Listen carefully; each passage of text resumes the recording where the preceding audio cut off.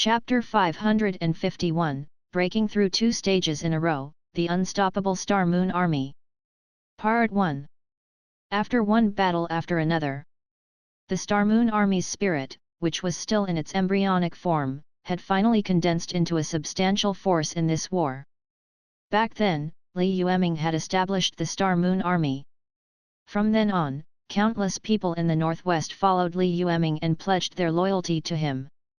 Before the assassination, Li Yueming, who had been stationed in North Glacier Town all year round, had already become the spiritual totem of the Star Moon Army. More than half of the entire Star Moon Army's spirit was supported by Li Yueming alone. And now, Li Ruyu had been assassinated, and it was still unknown whether she was dead or alive. This caused the soldiers of the Star Moon Army, who regarded Li Yueming as their spiritual totem, to panic. They had lost the core soul that had led them to follow him regardless of life and death. They felt that the sky was about to collapse. They were all at a loss about their future. Such a troop that did not have a strong will and had all their ideals handed over to the general would not be able to obtain the blessing of heaven and earth to give birth to a military soul under normal circumstances. However, after the assassination, Li Ruyu, Ding Yi, Wang Biao and the other outstanding Star Moon Army generals had different reactions. Not only did the entire Star Moon troop not collapse, but they also stood up again at an extremely fast speed. Under their leadership, they fought alongside the army. The soldiers couldn't help but think of a question. What were they fighting for? When Li Yueming was still in North Glacier Town, the purpose of the Star Moon Army was undoubtedly to fight for Li Yueming. Li Yueming was absolutely right in their hearts. Similarly, Li Yueming was also their spiritual pillar. Now that Li Yueming was no longer standing there like a lighthouse in the darkness, how could they overcome the confusion and illuminate the road ahead? No one knew. But as the war continued, everything seemed to become less important. Li Yueming's life and death were unknown. The Star Moon Army needed to make the Great Zhou pay the price of blood and bones in order to announce to the world that the commander of the Star Moon Army could not be violated by anyone. Similarly, only when the Great Zhou paid a bloody price again could they protect the people of the Northwest and North Glacier Town from the invasion of the war, and protect the foundation of Li Yueming's hard work. Not long ago, Li Yueming had told them about it. The purpose of the Star Moon troops' existence wasn't for any of them, but to save the millions of people who had suffered in the Six Nations' chaotic war. They did not know how to save the millions of people who had suffered in the war between the 6 countries. However, they knew that they should protect the people in the Northwest. To the Star Moon Army, they were not just a group of people. It could also be their uncles, aunts, parents, wives, and children. Therefore, after a short period of confusion, the Star Moon troop was still unable to see through the foggy road ahead. However, they all knew what they should do now. It was a lesson that Zhou would never forget. They would also protect the people in the Northwest from being disturbed by the flames of war. They would be able to build their own homes happily and safely in this paradise protected by the Star Moon troop. If only tens of thousands or hundreds of thousands of people had such thoughts, it would be fine. However, the hundreds of thousands of people in the Star Moon troop had the same goal and ideology in their hearts. Under such circumstances, it was only natural that the army spirit was officially born. At this moment, the entire Northwest was trembling. Countless spiritual energy surged continuously and began to gather towards the Star Moon Army that was scattered all over the place. The stronger the willpower of the Star Moon Army soldiers, the more heaven and earth power they could receive. The weaker the willpower of the soldiers, the more heaven and earth power they could receive. The higher the morale and fighting power of the army, the more terrifying the support of the will of heaven and earth would be. On the contrary, the lower their fighting strength and morale, the weaker the support of the will of heaven and earth on the army. However, as long as there was still a group of people in the Star Moon troop who had not forgotten their ideals and were willing to pass on the spirit of their predecessors, the soul of the Star Moon troop would never be extinguished. For so many years, there were very few soul troops that could maintain a strong combat strength. The vast majority of armies with military spirits would only become weaker and weaker over time. They might even lose their spiritual inheritance and completely become an ordinary and mediocre army. After all, the predecessors planted the trees and the descendants enjoyed the shade. Other than the first batch of core soldiers who had powerful bonuses, most of the soldiers who were added later had no way to understand the determination of the previous generation when they started their business. Thus, it was naturally difficult to obtain a complete military soul enhancement. This was also the main reason why troops with military souls could not go against powerful chi refiners under normal circumstances. After all, most of the soldiers who had inherited the military spirit were born many years ago. After being diluted by generations, the military spirit was very thin. And now, as the first batch of soldiers who had the soul of an army born, the Star Moon troops' combat strength was obvious. The infusion of countless spiritual energy directly caused the Star Moon troops' combat strength to soar to an extremely terrifying level. On top of Tiger Subdue Pass, countless soldiers guarding the city were so scared that they almost peed their pants when they saw this scene below the city. Chapter 552, Breaking Through 2 Stages in a Row, The Unstoppable Star Moon Army. Part 2. Above the Star Moon troop, a giant monster that was ready to devour anyone was formed. It was the product of the materialization of the army's soul. Not only did it have an invincible aura, but it also had superhuman strength. The soul of the army could materialize. This meant that this army of unknown origin was even stronger than 90% of the 6 nations' soul troops. They were the ultimate elites of the soul troops. However, it was impossible for such an army to descend from the sky without any fame. Where did they come from? However, at this moment, all of this did not seem to matter. Back then, the Star Moon Army was still able to break through the defense of Dragon Crouching Pass without awakening their military spirit. Now that they had the military spirit, the combat power of the 100,000 Star Moon Army had increased exponentially. Even if there were no spies to open the gates of Tiger Subdue Pass, the Star Moon Army already had the power to attack Tiger Subdue Pass head-on. With the spy opening the city gate, it was naturally easier to break through the defense of Tiger Subdue Pass. Li Yueming's style was as simple and crude as ever. As a woman, in order to protect her younger brother with all her might, Li Yueming threw aside all the unspoken rules and order that had been observed for many years. She wasn't afraid of being criticized by thousands of people, nor was she afraid of being despised by thousands of people. They weren't even afraid of breaking the rules and being crushed into pieces. Therefore, she did not show any mercy this time. After charging into Tiger Subdue Pass, she first surrounded the garrison on the city wall without attacking. Then, she set the entire Dragon Subdue Pass on fire. In order to prevent future troubles, they even used siege vehicles to blast open several parts of the city wall. After doing all this, Li Yueming did not stop. Without any hesitation, he charged toward the last strong city in the northwest of the Great Zhou Dynasty, Fushan Pass. The recent events in the northwest were too significant. Whether it was the Great Zhou Imperial Court or the other 6 dynasties, they all looked over. Many people were speculating about how the Star Moon Army and the Great Zhou would end up, and many people were curious about whether Northern Glacier Town would be destroyed or if the Great Zhou would suffer another huge loss. Judging from the previous signs, in fact, Northern Glacier Town was already at a complete disadvantage. After all, the battle hadn't even started and the commander had already been assassinated.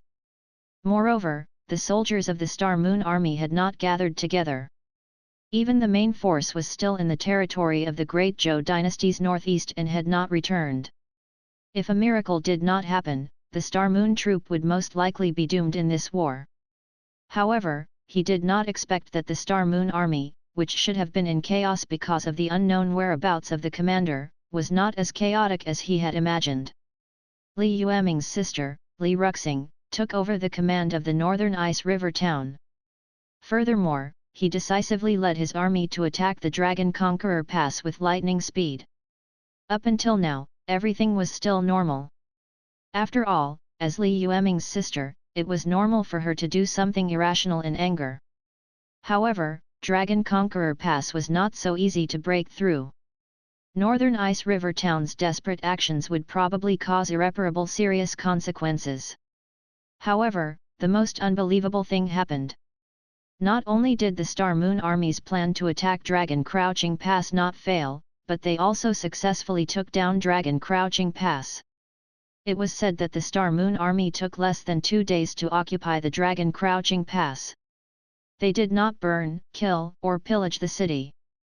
Instead, they set the entire city on fire. Even the city gate was blasted open with several large holes. The thick smoke mixed with the charred smell of the hundreds of thousands of Great Zhou soldiers' corpses. The towns in the southeast of Great Zhou hundreds of miles away could smell the pungent smell in the air. Thus, the entire world was in an uproar. One after another, the news spread like wildfire. The topics of conversation of the various countries were like ants frantically approaching the battlefield, wanting to obtain more in-depth information. What's going on? The Star Moon troops' main force is in the northeast, and we can only mobilize about 100,000 men, right? Back then, Great Qin had led hundreds of thousands of soldiers but had not been able to take down Dragon Crouching Pass. Now, how could the Star Moon Army take down Dragon Crouching Pass? Who knows? However, the Great Zhou Empire has already transferred the troops of the Dragon Conqueror Pass to the main battlefield. Compared to the past, the defense of the Dragon Conqueror Pass has been weakened by many times. Perhaps this is the root cause of the fall of the Dragon Conqueror Pass. Li Yueming was assassinated, but the Star Moon Army didn't fall into chaos. I have to admit that the Star Moon Army has become one of the most powerful armies in the entire continent. Anyone who dares to underestimate them will pay a bloody price. Who knows where the Star Moon Army led by Li Ru went after burning the Tiger Subdu Pass? The war between the Great Zhou and the Star Moon Army should have been settled since Li Yueming was assassinated by a qi refiner. However, the following messages were more and more shocking. Every time everyone thought that the dust had settled, the Star Moon troop would always display operations that no one could have imagined. In the beginning, many people were shocked, but now that they had experienced it so much, their nerves had become numb. Even if they heard other news, they would probably only sigh at the Star Moon troops' tenacity. I'm tired, I'm tired. Do whatever you want. Quickly destroy it. However, before they could make their guesses and predictions, more shocking news came again. After the scouts from the various countries had investigated in detail, they were able to find out more. Everyone was shocked to find that not long after Tiger Subdu Pass was breached, the Star Moon Army had once again attacked Dragon Subdu Pass. Moreover, before the soldiers guarding the city could resist, the city had already been breached by the Star Moon Army in the blink of an eye. Once upon a time, the strongest cities of the Great Zhou in the hearts of the 6 states were like naked little girls in front of the Star Moon Army, unable to resist at all. After this news spread, the various countries did not even have the time to exclaim in surprise. Instead, they were so scared that they broke out in cold sweat. If the Star Moon troop could easily break through the Dragon and Tiger Crouching Pass, then wouldn't the other passes be even more worthless in front of them? Moreover, the speed at which they attacked the city was too fast. Was this really the combat power of an army? All the countries were filled with doubt. There were too many suspicious points, and the scouts could only dig deeper, hoping to get more information from the shattered city. In the Great Zhou Imperial Court, the left and right prime ministers led the terrified courtiers into the meeting hall.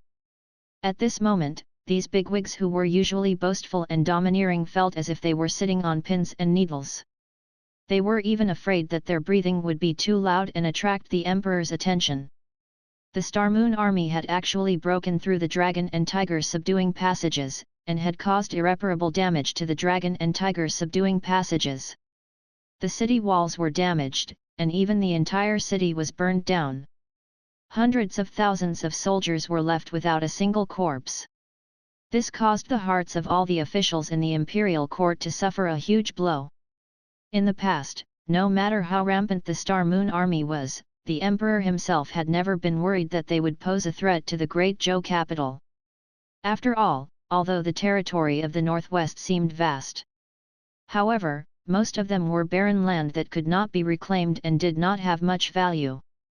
With the number of people in the northwest, the Star Moon Army could only serve as a small force that divided a territory. Compared to the rich Great Zhou, it was completely on a different level. But now, the Dragon Subdue Pass and Tiger Subdue Pass had been breached, giving everyone a wake-up call. The power of Northern Ice River Town had silently become so powerful that it was enough to threaten the Great Zhou dynasty. One had to know that if they lost the 3 passes, then the nearly 5,000 kilometers northwest of the Great Zhou dynasty would be defenseless. Not only would they lose large areas of territory and taxes, but they would even make Hejing fall into a defenseless situation. This was unacceptable to the Great Zhou. After all, whether it was the northern or western borders, or Northern Ice River Town and the Star Moon Army, they were all dogs that the Great Zhou could command at will. They ate the dog food given by the Great Zhou and defended the territory of the Great Zhou dynasty. But now, this group of dogs that had never been taken seriously in the past had suddenly transformed into an evil dragon and ruthlessly tore off a piece of meat from Great Zhou, putting aside the pain in his body for the time being. Even the damage to his soul was a real critical hit. Seeing that all the civil and military officials in the court were stammering and did not dare to say a word, in the end, it was the left Prime Minister Wang Fuyu who sighed and stood up. "Your Majesty, the Northwest Star Moon Army has already become a force to be reckoned with. Now that the chief villain, Li Yueming, has been killed, the Great Zhou might as well delay for a while and avoid the sharp edge of the Northern Ice River Town and the Star Moon Army." Chapter 553, A Miracle in the History of the Six Nations War. 1. Under the Emperor's cold gaze, all the officials lowered their eyes and did not dare to make a sound. Only the left Prime Minister, Wang Fuyu, stood up to explain his views on the current situation to the Emperor. In his opinion, the Great Zhou Empire was currently in a troubled period, and 80% of its rations and soldiers were focused on the war between Great Qin and Great Qi. And if they wanted to destroy Northern Glacier Town, it would be very difficult with the current strength that the Great Zhou could mobilize.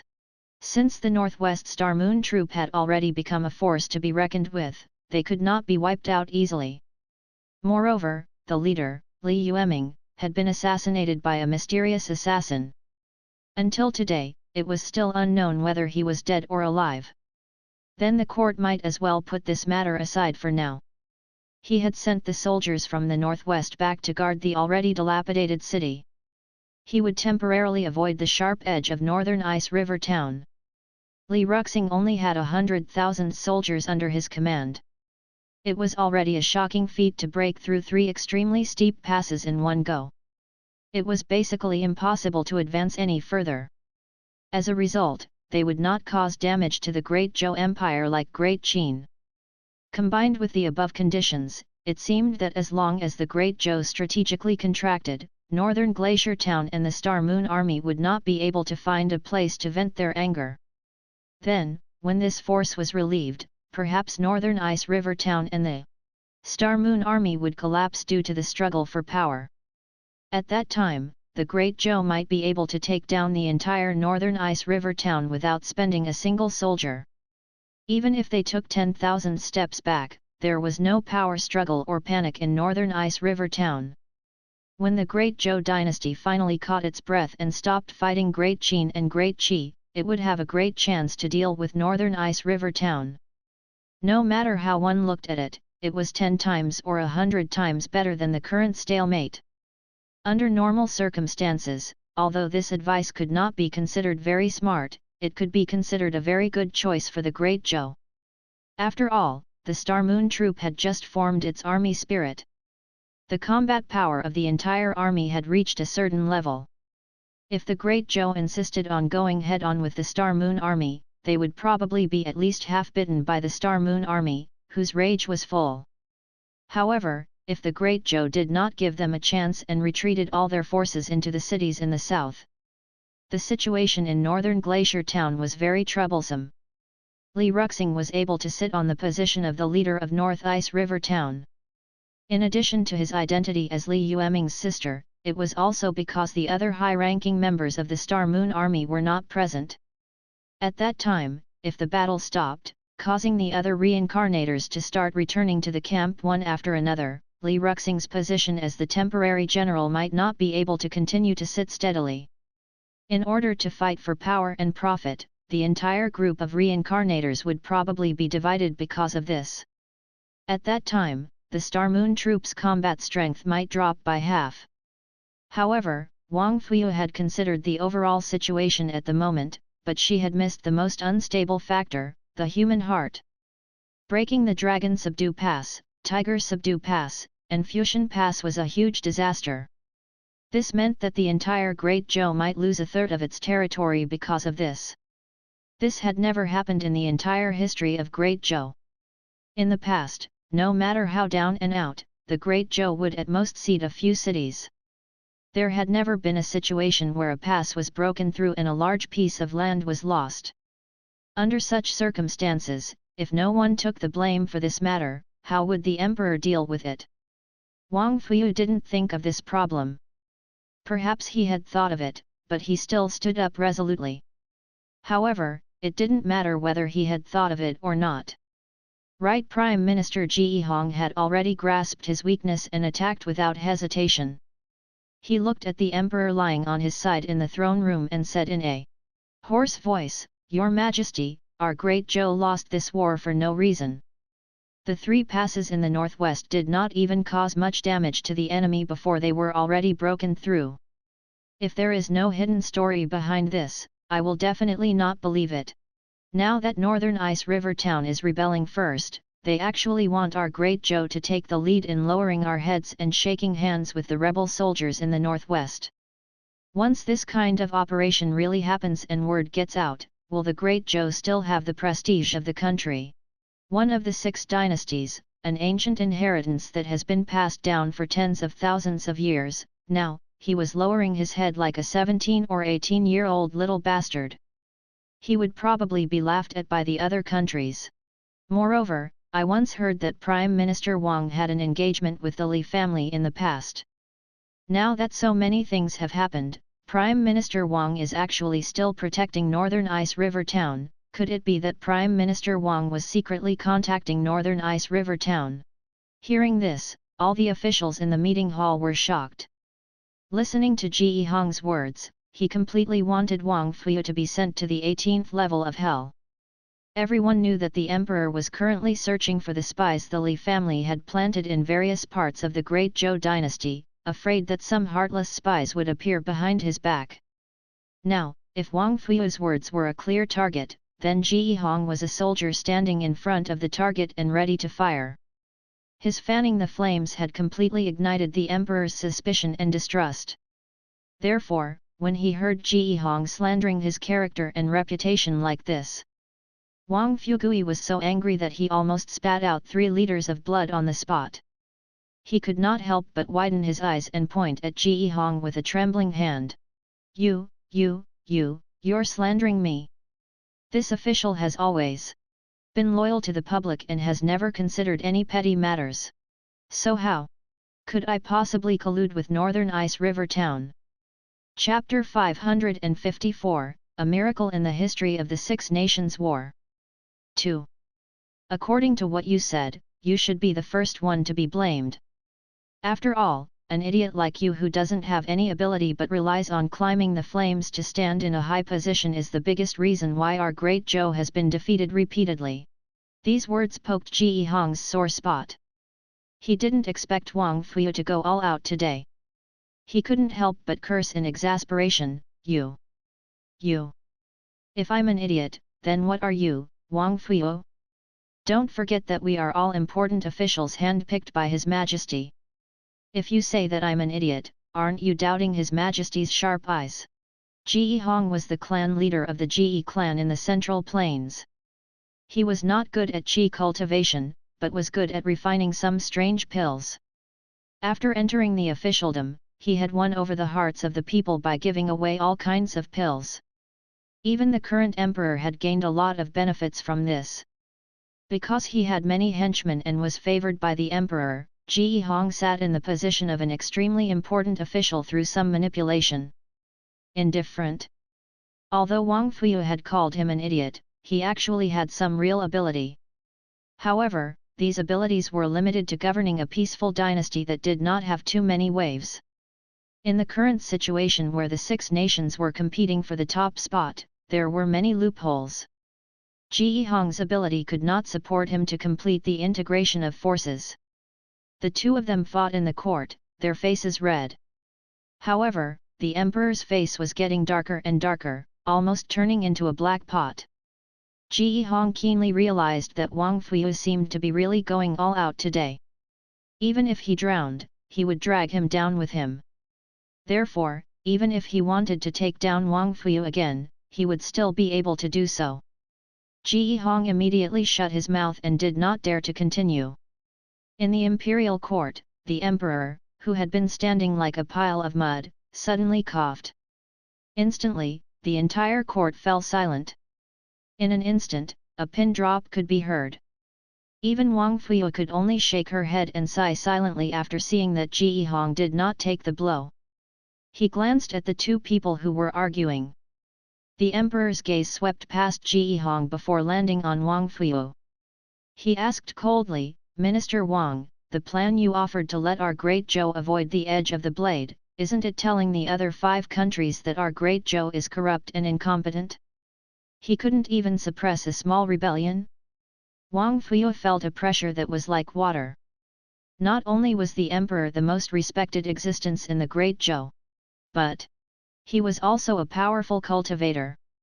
Now, under his gaze, Wang Fuyu, whose cultivation was not very high, naturally could not withstand it.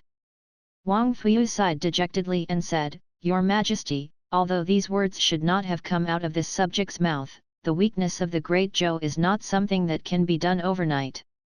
Now, this problem has only been completely exposed. What we need to do now is to immediately suspend unnecessary wars and give the people time to recuperate. We shouldn't burn the flames of war even more vigorously and cause the entire great Zhou to be burned to ashes in the raging flames." As soon as he said this, instantly, the originally quiet court exploded. Ji Hong didn't dare to speak, but his political ally behind him naturally wouldn't let go of such a good opportunity. He shouted angrily, "Wang Fuyu, you old fart! Our great Zhou is in good order under the governance of the current emperor. In the past few years, our taxes have been rising year after year. It's the time when we are strong, so why do you call it a weak country? Could it be that Prime Minister Wang really had some inexplicable connection with Northern Ice River Town?" Wang Fuyu didn't say anything when she heard that. She just closed her eyes silently. When he and Ji Hong were scolding each other just now, no one stood up and said anything.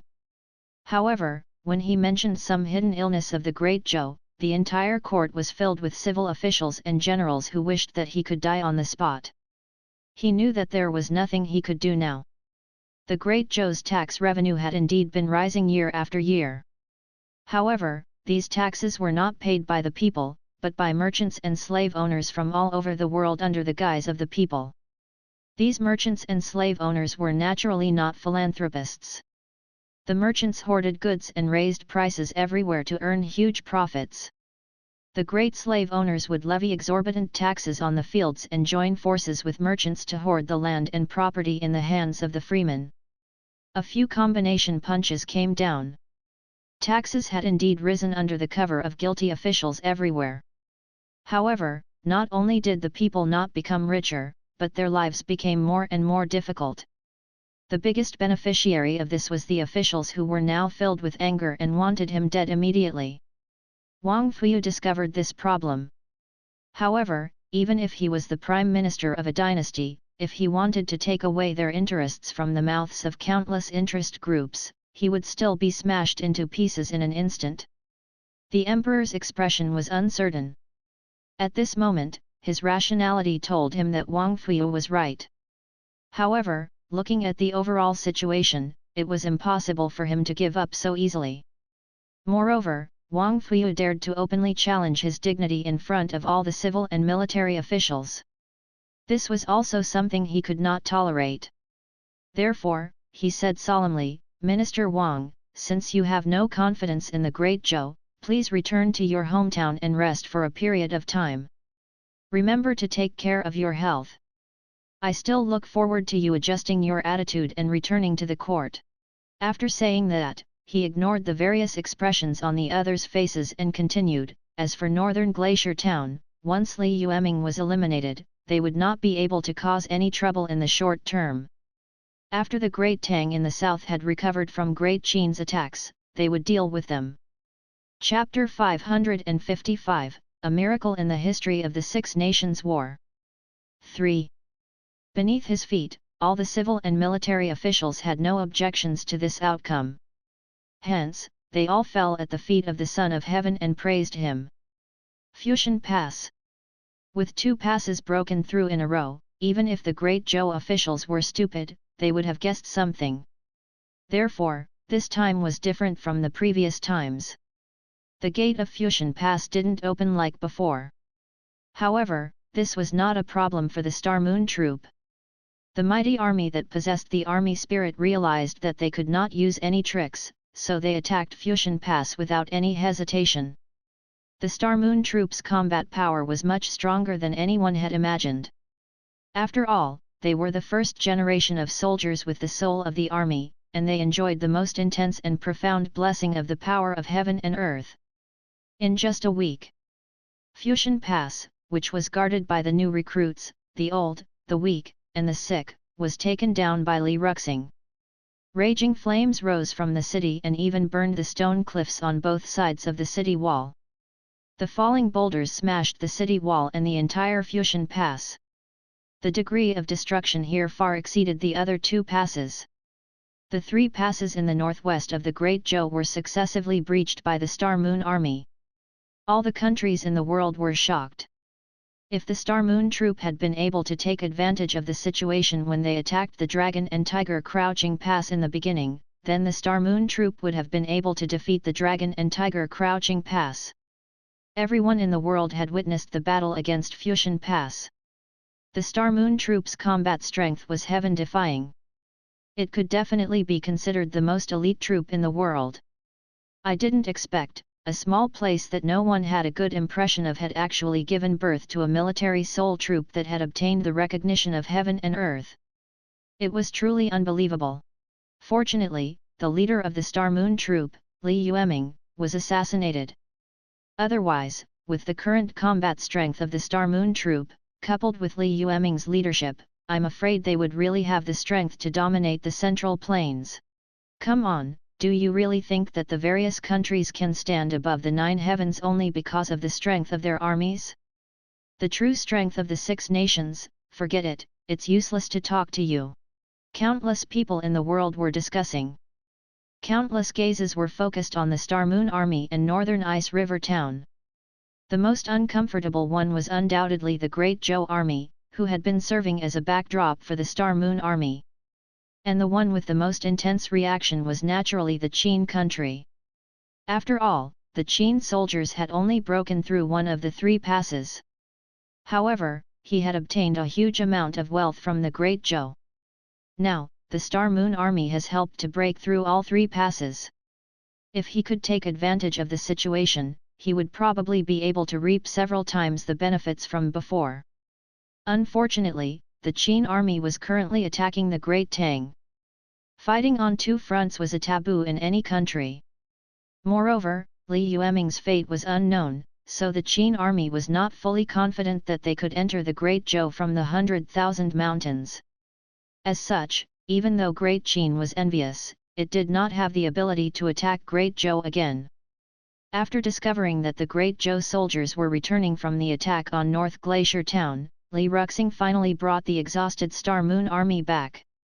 When they came out, Li Yueming's 120,000 Star Moon troops were all in the army. When he returned, Li Yueming still had 90,000 Star Moon troops under his command. With the lives of 30,000 soldiers, this earth-shattering military miracle had never been recorded in the history books of various countries.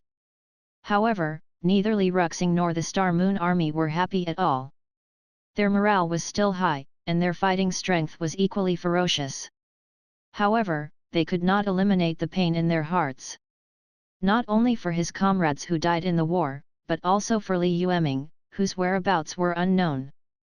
In the past, Li Yueming was the light of the Star Moon Army and North Ice River Town.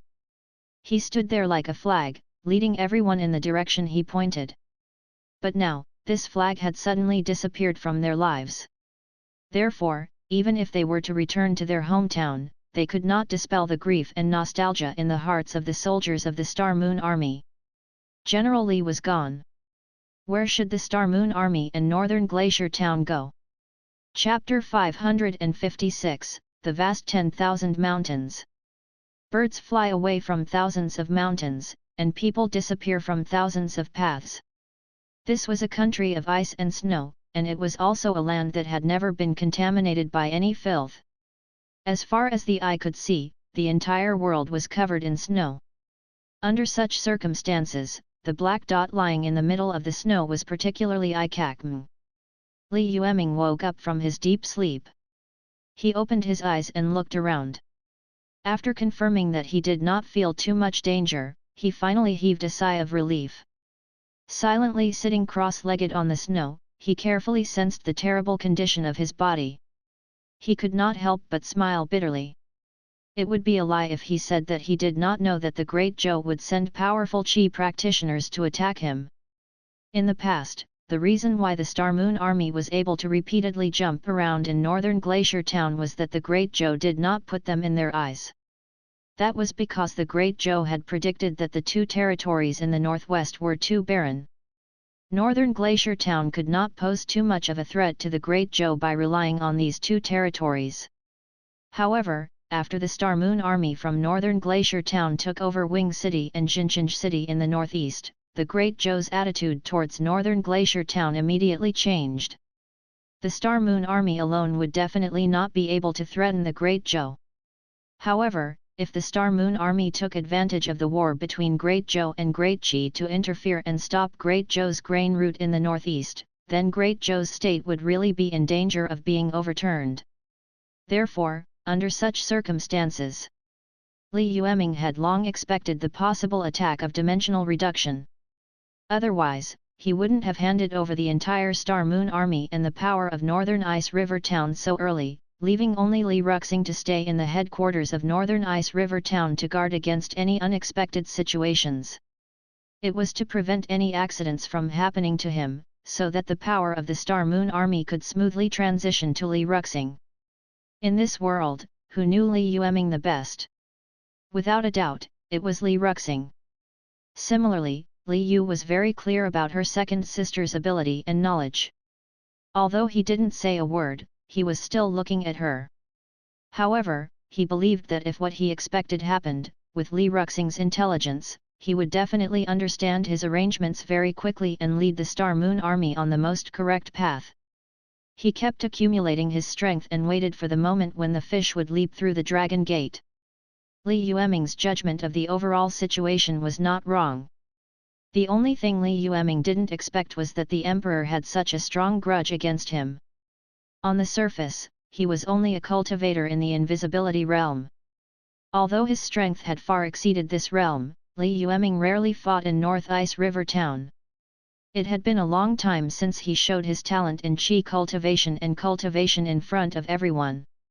Logically speaking, even if the Li family still had secret guards to protect Li Yueming's safety, it should be more than enough for the Great Zhou to send 2 or 3 Qi refinement realm cultivators with divine apertures to kill him. However, the Great Zhou did not do so. Instead, they directly found a Qi refiner in the heavenly tribulation realm to kill him. The 12th tribulation of ascension. The heavenly tribulation realm was just at the 10th tribulation. Ever since the establishment of the Tiandu dynasty, there was a saying among the Qi practitioners in this world: after the heavenly tribulation, the human and celestial separated. It meant that once a Qi refinement person passed the heavenly tribulation, then, he would immediately obtain power far beyond the imagination of ordinary Qi refiners. Every move he made contained traces of heavenly might, and it was as if the heavens were crushing ants when they destroyed ordinary cultivators. Similarly, such an existence was unique even in this fantasy world. For example, according to the records in the ancient books of the Li family, the ancestor of the Li family should have been a chi refiner in the heavenly tribulation realm thousands of years ago. If he had not died due to the problem of longevity, he would probably be one of the best among the chi refiners in the heavenly tribulation realm. In order to deal with a small cultivator like him, the great Zhou dynasty had sent out a cultivator at the heavenly tribulation realm. It had to be said that this was definitely a huge move that far exceeded the imagination of ordinary people. One had to know that there were two major realms between the continuous realm and the heavenly tribulation, the origin returning realm and the divine aperture realm. The gap was even greater than the gap between adults and children. Naturally, Li Yueming was also tortured. Even with the help of the Li family, Li Yueming would still have a slim chance of survival. If he didn't have a perfect Geno body to continuously repair his injuries and increase his physical resistance, he would have been able to push his health and defense to the limit. Li Yueming would have been turned into a pile of meat paste by now. In the end, he had to put in all his effort to escape to the depths of the 100,000 mountains and finally escape the pursuit of the mysterious chi refiner from the great Zhou royal family. But now, his entire body was dried up. Although the perfect genetic body was powerful, it came with a price. Altering the gene sequence might not only cause the gene to collapse, but it would also squeeze out all the nutrients in the cells. Therefore, Li Yueming's cells had withered. Although he looked to be in his 40s or 50s and was still at the peak of a cultivator's body, the actual degree of cell fission and aging in his body was almost no different from that of an old man who was at the end of his life. He was still alive, but not that alive. All the functions in his body were severely damaged. As a cultivator, his powerful strength had fallen like a cliff. Even the treasures in his body had lost their original power. Only the spiritual energy absorbed by the heaven and earth could barely support the power of the void refinement realm. The only thing worth rejoicing about was that he had finally escaped from the pursuit. Chapter 557, Vast 100,000 Mountains, 2. He didn't have to worry about dying on the spot. Li Yueming finally stood up shakily and looked at the rising sun in the sky. He wanted to roughly determine the direction and head towards the extremely cold snow mountain. According to his previous plan, if he was really assassinated by a powerful chi refiner, he would naturally cut off his connection with the Star Moon Army. In the past, the Star Moon Army was Li Yueming's weakness. After all, Li Yueming wanted to build an army that could sweep the world and complete all the missions he wanted to complete in this world. But now, the Star Moon troop had already taken shape, and even the soul of the army had been born. At this time, Li Yueming was the Star Moon Army's weakness. As an army, as long as the spirit of the army could be fully cultivated, the Star Moon troop would definitely leap from an unknown ordinary army to one of the most powerful armies in the world. Under such circumstances, Li Yueming, who was only at the void refinement realm, was no different from a child in front of the powerful cultivators of the 6 dynasties. A child whose claws and teeth were not sharp enough held a sharp knife that could stab the world. What would the other countries think? In any case, as neighbors, the Great Zhou would definitely not be able to tolerate it. After all, be it the Great Tang or Great Ming, the Great Qin or Great Qi, or the Great Song or Great Zhou, they were all feudal lords that had existed since the time of the ancient human emperor, the Tiandu clan. Other than themselves, they were probably the only ones who knew each other's background. Li Yueming wanted to use his weapon next door, but they couldn't destroy the Star Moon Army's sharp blade. They could only settle for the next best thing, which was to directly deal with the person wielding the sword. And now, Li Yueming had separated from the Star Moon Army. Wasn't this also protecting the Star Moon Army? At least Li Yueming wasn't in North Glacier Town, so the Great Zhou Empire and the other countries weren't as afraid of the Star Moon Army. Before the outcome of this battle was decided, if it was not necessary, the various countries would not go head-on against the Star Moon Army. This way, the Star Moon troop could secretly develop again. Li Yueming could also take this opportunity to escape the fate of being hung in North Glacier Town as a clay statue of Buddha, and disappear under the eyes of all countries with a justified fake death. When his strength increased by a few realms and was enough to settle everything, he would return to Northern Ice River Town and use his adult body to wield this sharp blade that could tear everything apart. This plan was very perfect. It was natural to follow the light and dark lines, even though there was an accident at the critical stage. However, in Li Yueming's opinion, the overall impact was not big. Even if he really could not continue to cultivate the treasure of the human body, he could still sweep the world with just chi cultivation. With his situation at that time, being able to keep his life was already enough to burn incense. The only thing that worried him was that there was a problem with his lifespan. He didn't know if he could still hold on until the end of his life and finish everything he wanted to do. Facing the wind and snow, Li Yueming left footprints on the snow. When he was running for his life, he did not pay attention to the area he was in. By now, he estimated that he had probably fled to the northwest of the 100,000 mountains in a panic. It could be considered the core area of the entire 100,000 mountains. Under normal circumstances, this place should be a paradise for spirit beasts. Humans should not exist here. However, he saw two human tribes fighting in the wind and snow. The two tribes had about 1,000 to 2,000 people. Their bodies were full of strong muscles, and they wore clothes sewn from beast leather. They held the bones of various predators in their hands as weapons. In the beginning, apart from being surprised by the existence of humans here, Li Yueming did not feel anything unusual. After all, no one had stipulated that there could not be barbarians in the depths of the 100,000 mountains. However, as the distance got closer and closer, Li Yueming felt more and more frightened. There was nothing else, because he noticed that the fighting between the savages of these two tribes was so loud that it was frightening. If he was not careful, the mountain rocks would explode. This was considered a small movement. He even saw a savage waving a big stick and directly smashing a mountain peak with his physical strength. After sensing carefully, Li Yueming realized that the other party was at least a true form realm cultivator. The power in their bodies was very strange. What they waved was not only pure spiritual energy, but also some pure physical strength. The strongest among them was actually comparable to a chi refiner at the peak of the void refinement realm. Such a human tribe of 2,000 people could easily destroy an army of 100,000 people in the civilized world where the 6 nations were located. This made Li Yueming immediately alert. Only then did he remember that he was now in the 100,000 mountains, which was marked as a forbidden area by the civilized world. It was entirely possible for him to encounter something beyond his understanding. To be safe, Li Yueming did not approach them rashly. After all, his current physical condition was not particularly good. It was best not to make a move if he could. After the two tribes fought with each other for a while, one of the men holding the tiger bone chip smashed into the chest of the other barbarian leader holding the serrated blade, causing the barbarian leader to spit out blood and fly back. Seeing this, the barbarians under the leader of the barbarians were all stunned. They hurriedly rushed up and surrounded the leader. After carrying him down, they immediately dispersed and disappeared into the forest.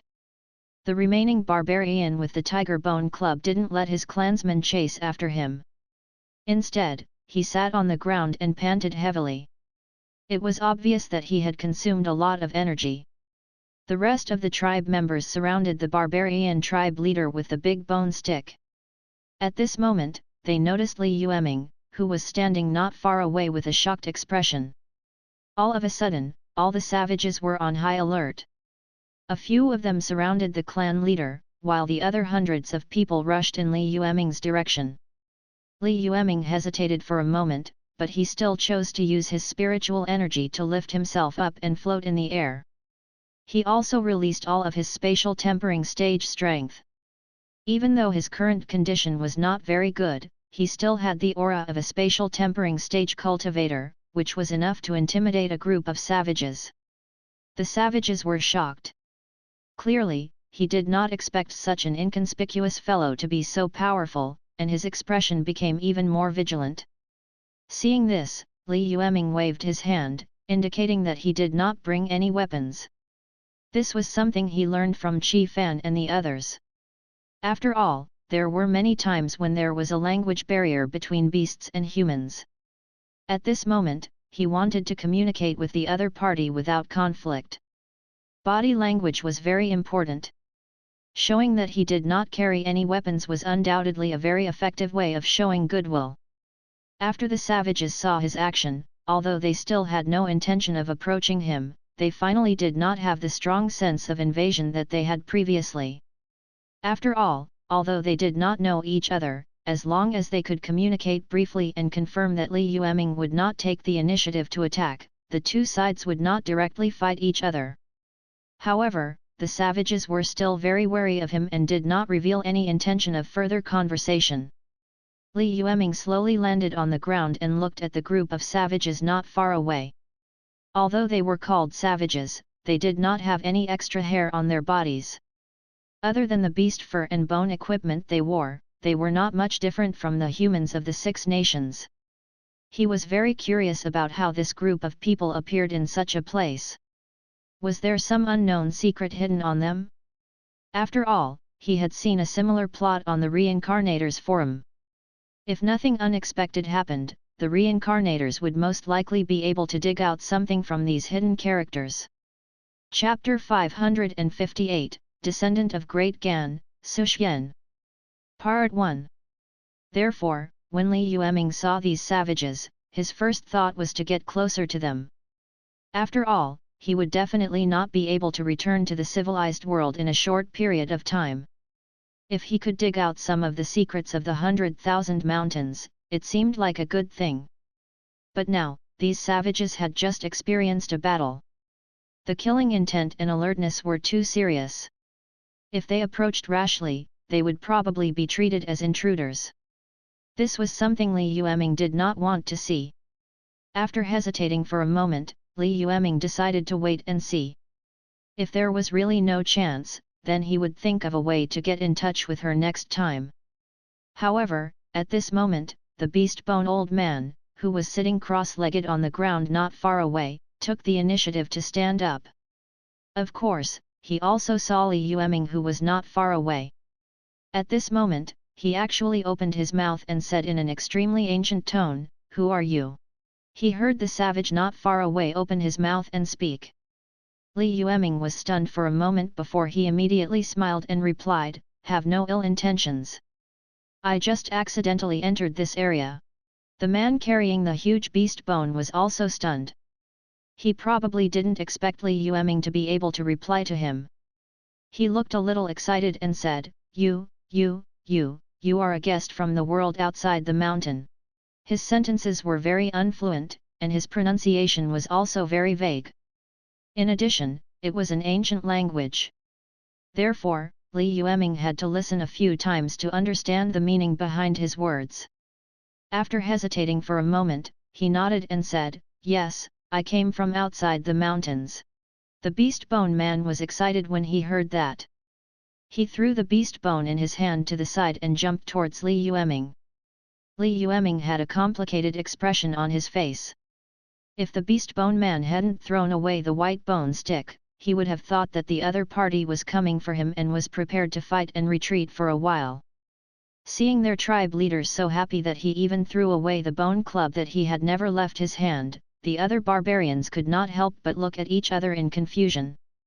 After rushing up to Li Yueming, the beast bone man was very familiar with him. He grabbed Li Yueming's hand and said with a smile, "Honored guest, what year is it in the outside world? Is Great Gan still around?" Hearing the beast bone man's question, Li Yueming was shocked. Good heavens, the Great Qian Empire had already been divided by the Great Zhou Empire and the other 6 countries over 5,000 years ago.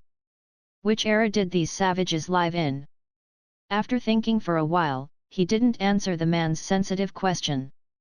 Instead, he asked, "Are you all citizens of Deqian?"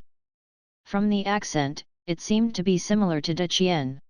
According to Li Yueming's records in the Li family's library, Deduction was an ancient country that had existed before the human sovereign Tiandu clan had conquered the world.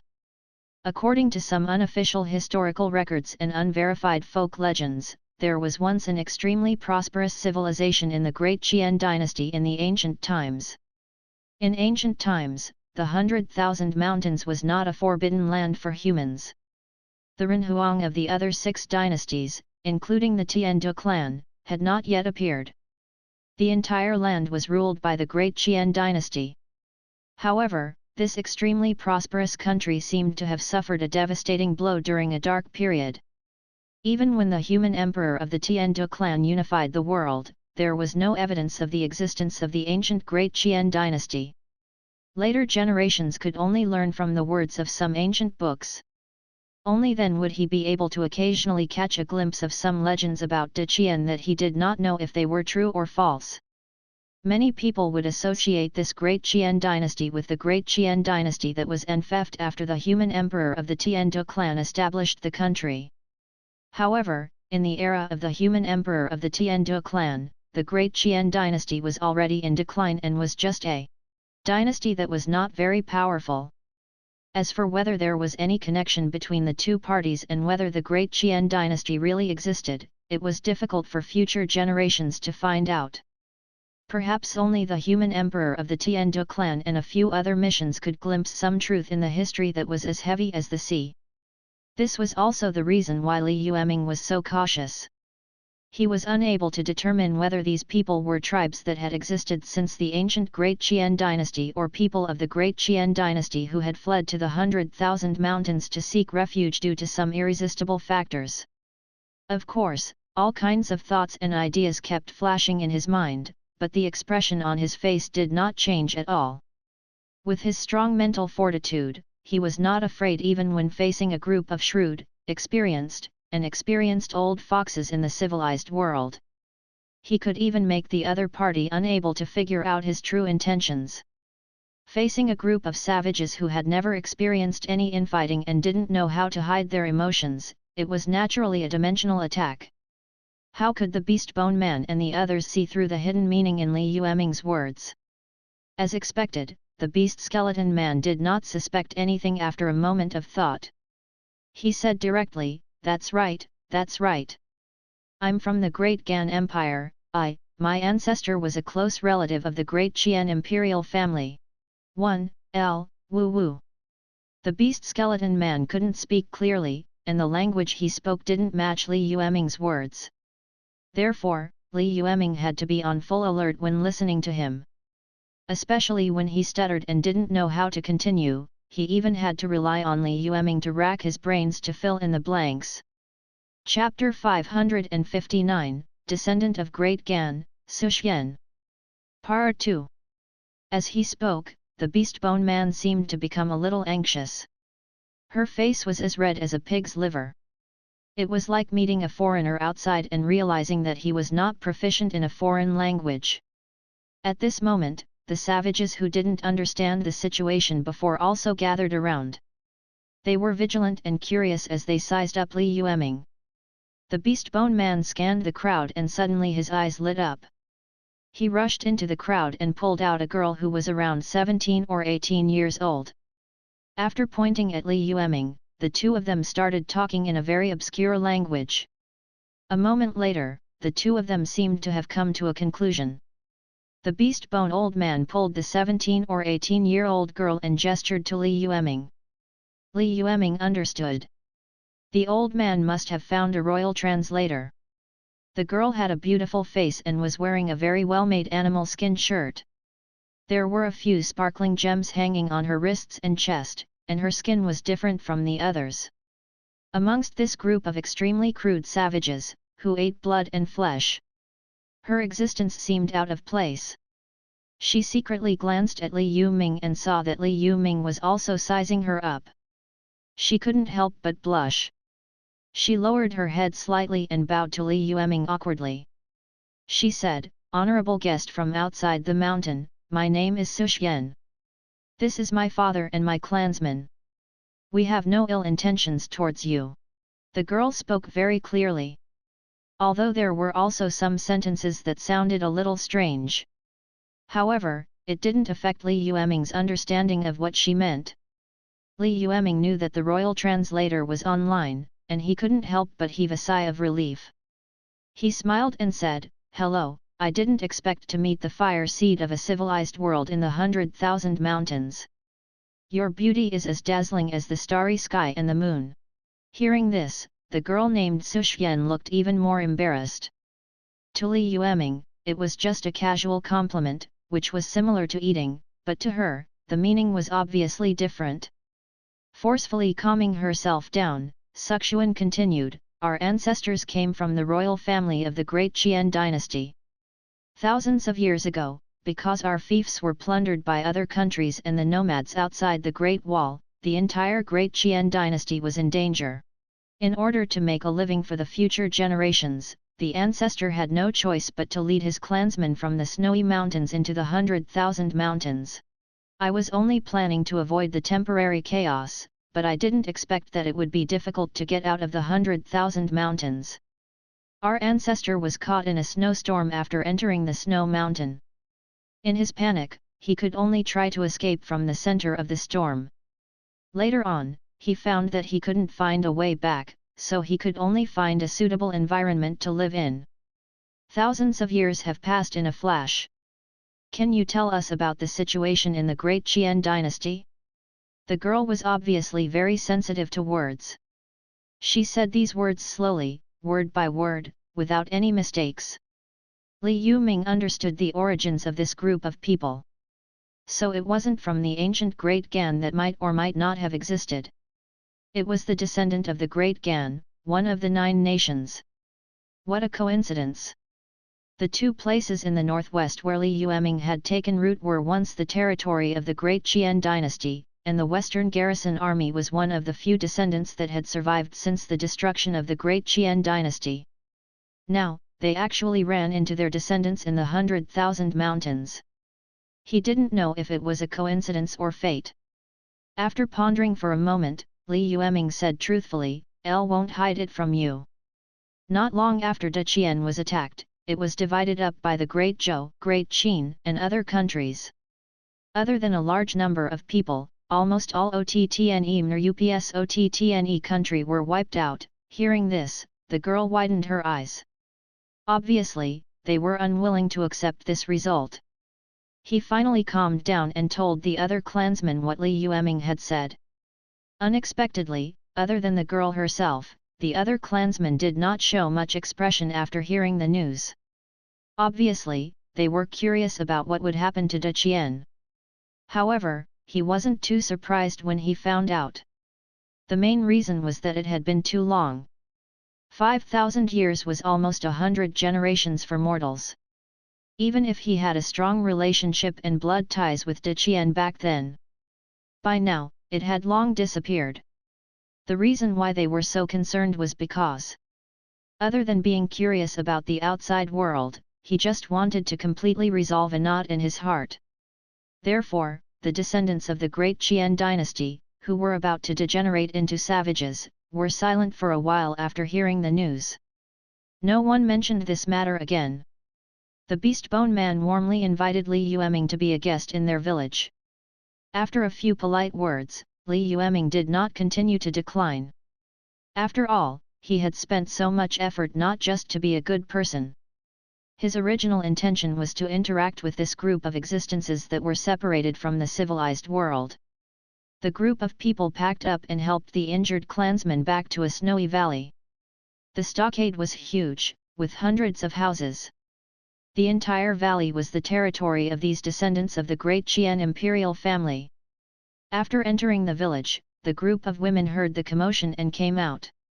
When they saw that their husbands were safe and sound, their faces revealed a happy expression. They came forward to help them remove the bone armor on their bodies and take away the heavy weapons in their hands. Chapter 560, Descendant of Great Gan, Suxian. The beast skeleton man was very enthusiastic. After entering the village, he loudly talked to the women and children who stayed behind. He was probably introducing Li Yueming's identity and background. Very soon, Li Yueming enjoyed the treatment of an alien. Many women and children looked at him with apprehension and curiosity. After the introduction, the village began to hold a welcoming ceremony. Li Yueming could feel a frank emotion from them. Therefore, Li Yueming let down his guard and chatted with them for a while. There was nothing he could do about it. After all, the city had many tricks up its sleeve. Only in this kind of place where civilization was not comprehensive could humans maintain the truth, goodness, and beauty. After the wine and food were served, Li Yueming asked, saw you guys fighting with another group of people earlier. What was the reason? The beast bone man raised a simple tool and took a sip of fruit wine. He wiped his mouth and replied, they're a branch of our Su clan that was split off a long time ago. After so many years of development, they've gradually grown stronger. Now, they want to snatch the earth vein spring that our ancestor left behind for us. Earth vein spring? Li Yueming looked confused. This term was still unfamiliar to him. However, although the beast skeleton man was very honest in other aspects, he clearly valued the earth vein spring. Therefore, he did not explain to Li Yueming and only insisted that Li Yueming drink. Li Yueming took a few sips of wine, but his thoughts did not stop. As a reincarnator, he was actually not interested in ordinary natural treasures. Even if there were any top-grade treasures, if they could not be brought out of the reincarnation world, they would be empty.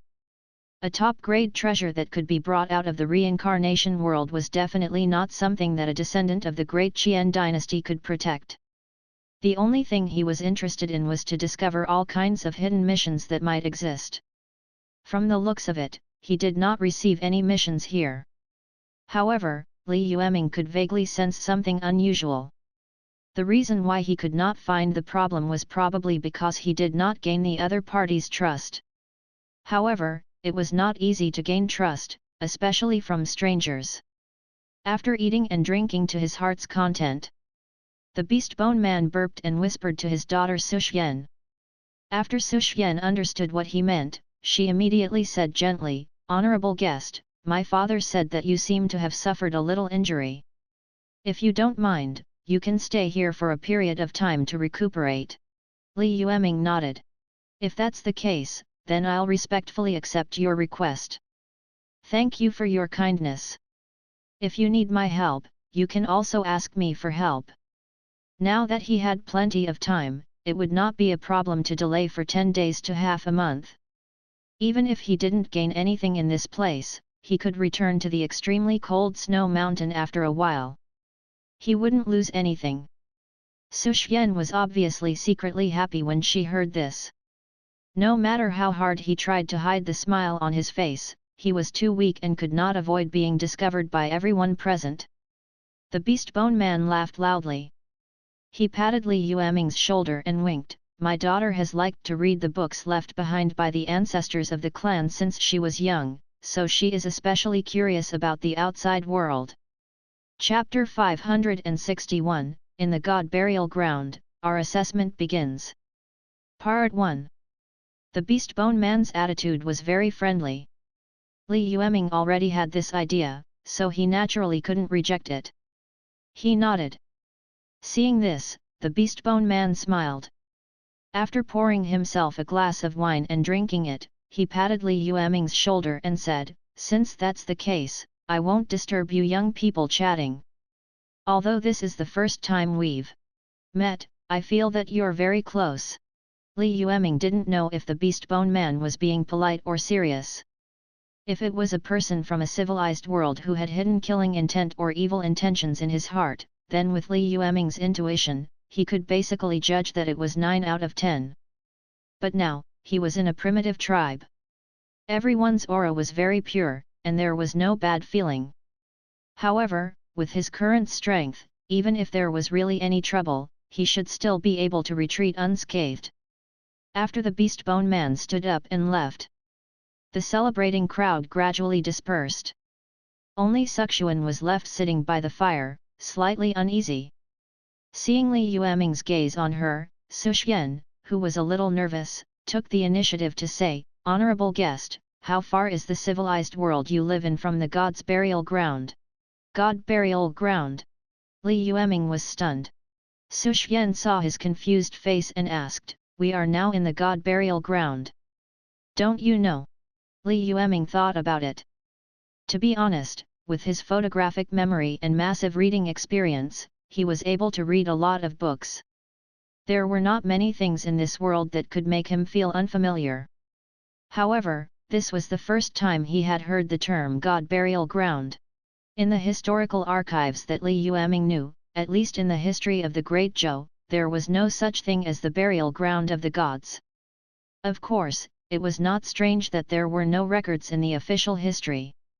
After all, although the official history was fair and rigorous, it was recorded by the country. If someone really wanted to tamper with something, they only needed to snatch the official history and change it once. However, it was fine if there were no records in the official history. Even some messy unofficial history had never heard of this term. It's so strange to be in a state of disbelief. Now that Su Xian was able to speak the words God burial ground so fluently and naturally, it was definitely not something that was randomly made up without any historical origins. In other words, the history of the outside world must have been erased by an invisible hand. Of course, this wasn't anything rare. There were too many unexplainable parts of the Six Nations' history. According to Li Yueming's rough estimation, the history of this world had been erased and buried for at least one era. It had to be said that the things contained in it would be very shocking if they were excavated. Thinking of this, Li Yueming felt that his decision to stay in the tribe was correct. No matter what world it was, if one wanted to dig deeper, they had to go to some inconspicuous places. At least at this moment. Li Yueming had a premonition that he might dig up an incredible past in this tribe. Li Yueming finally came back to his senses and looked at Su Xian. He replied, to tell you the truth, I was wanted by the civilized world and had no choice but to escape here. Therefore, I don't know how far this place is from the civilized world. MSO, you don't have to address me as an honored guest. Just call me Llumeng. The god burial ground you mentioned, is it the area where your tribe lives, or is it some other place? Suxuan rarely talked to boys, so when Li Yueming looked at her, she always avoided his gaze. Hearing his question, Suxuan regained some of her calmness. She blushed and said, the east and west are thousands of miles long, and the north and south are also thousands of miles long. In short, all the mountains and rivers that you can see are part of the god burial ground. This land was where the gods were buried, and the entire land was their graveyard.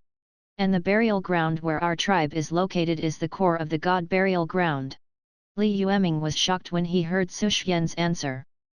How did you know all this? She asked involuntarily. Perhaps his emotions were a little exaggerated. Suxuan was shocked and only said after a while, These were all things that the ancestor had said. The spring that my father had mentioned was the divine spring that the descendants of Deduction had to worship every year. According to the ancestor's explanation, the divine spring was the essence that leaked out after the death of a god. Li Yueming's scalp was on the verge of exploding. Even if what Suxuan said was exaggerated, this so-called god burial ground was still beyond his estimation. When they were in the West Garrison Pass, Li Yueming had heard a story that was passed down by the people of the West Border. According to the legend, the entire 100,000 mountains was formed from the corpse of the supreme being of the insect race that was killed by the human emperor Tian Du clan. At that time, Li Yueming had actually paid attention to it. However, due to his lack of strength, he did not dare to rashly design such an extreme mission. Now, he believed that his strength could be considered one of the best in the known system of this fantasy world. However, when he looked back at this secret that he had seen some clues about back then, he felt an even more terrifying pressure. Chapter 562, In the God Burial Ground, our assessment begins. Part 2.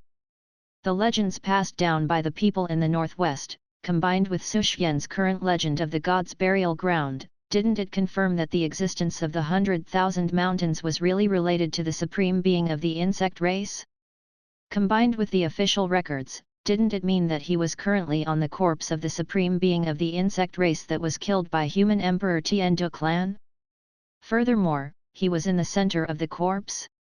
However, after looking around, Li Yueming didn't sense any traces of Zergs in this place. At this moment, Li Yueming's mind was in a mess. He thought of many things. However, at this moment, the reincarnation mark that had been hidden for a long time suddenly erupted with a scorching light. At the same time, a message appeared in Li Yueming's mind. A hidden mission has been detected. Please take a look. Hidden mission: find the truth, touch the truth, and unravel the truth. As for what the truth is, I believe you will make the most accurate judgment. Warm reminder: after touching the truth, the dungeon you are in will be forcefully leveled up. After leveling up, everyone, including the reincarnators, may truly die. Reincarnators, please think carefully and choose carefully. Beep, beep, beep, you have received a new email. The mail is being forcibly opened. The email has been successfully expanded.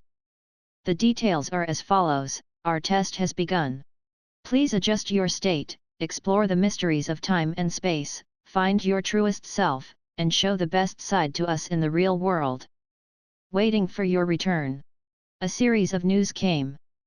Li Yueming's entire body was numb from the shock. As expected, this so-called public instance dungeon was not as simple as he had imagined. Whether it was the supreme insect or the existence that defeated the supreme insect, they were all giants that Li Yueming could not reach at this stage. It was very abnormal for such a high-level power to appear in a level 5 world. So what exactly was this we that had been hiding? It had set up all this, so what ulterior motive did it have? Li Yueming couldn't figure out the answers to these questions when the letter suddenly appeared in his private mailbox. Now, at this moment, he already had some guesses.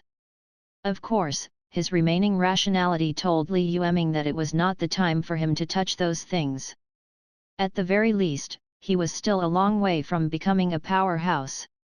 However, such a good opportunity was right in front of him. Li Yueming couldn't pretend that he didn't see it.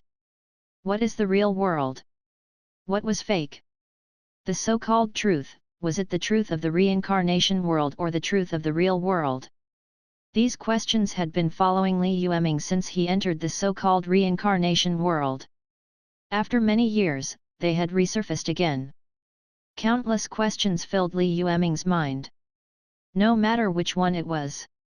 It was an untouchable pain in Li Yueming's heart. Now that he finally had a vague direction, he had no reason to give up without even trying. Thinking of this, Li Yueming's gaze gradually became determined. However, he had asked too many questions today and had already caused a lot of trouble for Suxuan. If he continued to ask like this, not only would he not be able to obtain more information, but he might even make things worse. Li Yueming knew what it meant to go beyond the limit. He also knew what it meant to be unable to become fat in one go. Therefore, no matter how itchy his heart was, he rationally stopped asking and relaxed. He told Su Xian some interesting stories about the civilized world, and soon, Su Xian's face was filled with yearning. In the next few days, besides resting his body, Li Yueming kept increasing Suxuan's favorability. Of course, in order not to reveal his purpose too obviously, he would also walk around the village. All in all, the people in the village were very good. There was no shortage of food in the 100,000 mountains. Back then, the descendants of Deduction established their tribe here. Rather than asking for a living, it was more like living in seclusion. After eating and drinking to their fill, their basic desires could be satisfied. Therefore, although they did not know etiquette in this desolate place, they were still very polite to Li Yueming. They did not feel that they had any unspeakable bad intentions. Just like that, half a month passed. Through the infinite deduction system, Li Yueming quickly learned the language that the Su clan used to communicate. It was called the ancient language of Deduction. Even without Su Xian, Li Yueming could still communicate with the people of the Su tribe through the ancient language of Deduction. The entire Su clan tribe was shocked by his strong learning ability. After finally accepting the fact that Li Yueming was a genius, the relationship between the two parties naturally went up a level. Just as Li Yueming was about to make his presence known as usual, he realized that all the men in the Su clan tribe had gone out. Li Yueming found a woman who stayed in the tribe and asked.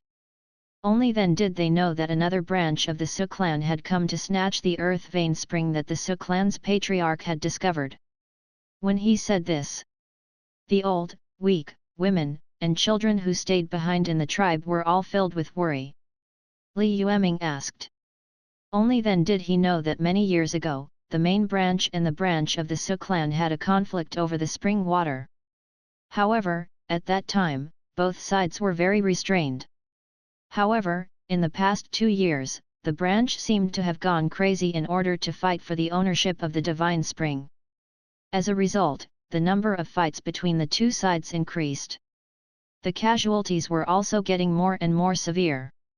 The last time Li Yueming saw it, the level of the fight had already reached a very bloody level. Both tribes had lost nearly 100 able-bodied men. Even the Beastbone man who was the clan leader had suffered considerable injuries in that battle. To a tribe that only had 2,000 to 3,000 people, this was already a terrifying number of casualties. He had thought that after teaching them a lesson, the branch would obediently recuperate for a year and a half. He did not expect that less than half a month had passed and they had actually come looking for trouble again. This abnormal behavior had obviously attracted the attention of the entire main branch of the Su clan. It was also because of this that the old, weak, women, and children in the clan were so worried. After understanding the ins and outs, Li Yueming took the initiative to say that he wanted to go over and take a look. The women and children naturally refused at first. However, seeing Li Yueming's firm attitude, he pointed in the general direction. Just like that, Li Yueming went through the wind and snow. They walked for about 3 hours. From afar, Li Yueming could smell blood. As an executioner who killed without blinking, Li Yueming had taken countless lives. Therefore, even if they were far away, Li Yueming could still tell that it was human blood from the smell in the air. He increased his speed. Soon, Li Yueming saw an empty field littered with corpses. Hundreds of corpses were piled up in the narrow valley, and fresh blood flowed down like a small stream. The battle between the main and the branch of the Su clan continued.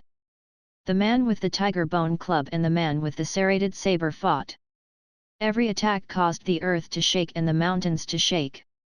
The beasts around them who were not of high enough levels all fled when they heard the wind. After repelling the saw-toothed blade, the beastbone man panted heavily.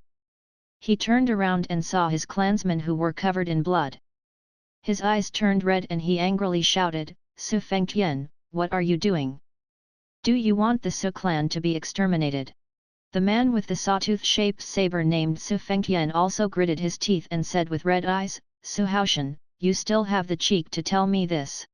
Back then, the ancestors searched hard and finally found the burial ground of the gods that the great Qian dynasty had been worshipping since the ancient times. His purpose was not to let the unfilial descendants of ours waste our time in the vast mountains and eventually become shameless barbarians like savages. They want us to obtain the treasures left behind by the gods and return to carry the banner of the great Gan dynasty. What are you trying to do now that you've occupied the treasure of the gods and refused to let go? Chapter 563, The Battle Between the Two Clans, the Location of the God Burial Ground. In the middle of the battlefield, the beastbone man Su Haoshan and the saw-toothed man Su Fengtian were both excited. As the last descendant of the great Gan dynasty, although the ancestor of the Su clan didn't dare to bring any treasures with him when he fled, he still left something for the Su clan. Otherwise, the Su clan wouldn't have traveled thousands of miles to settle down in the depths of the 100,000 mountains. It was also because the branch and the main branch had a dispute over the disposal of the treasures left behind by the Su clan's ancestor that the branch broke away from the Su clan and no longer obeyed the main branch. In this generation, the conflict between the two sides was already irreparable. The branch of the Su clan wanted to return to human society and was unwilling to continue wasting time in the 100,000 mountains. However, with the current strength of the branch of the Su clan, even if they really found a civilized world, they would not be able to restore the glory of the Su clan. Thus, as the branch leader, Su Fengtian had already made up his mind to seize the god's treasure.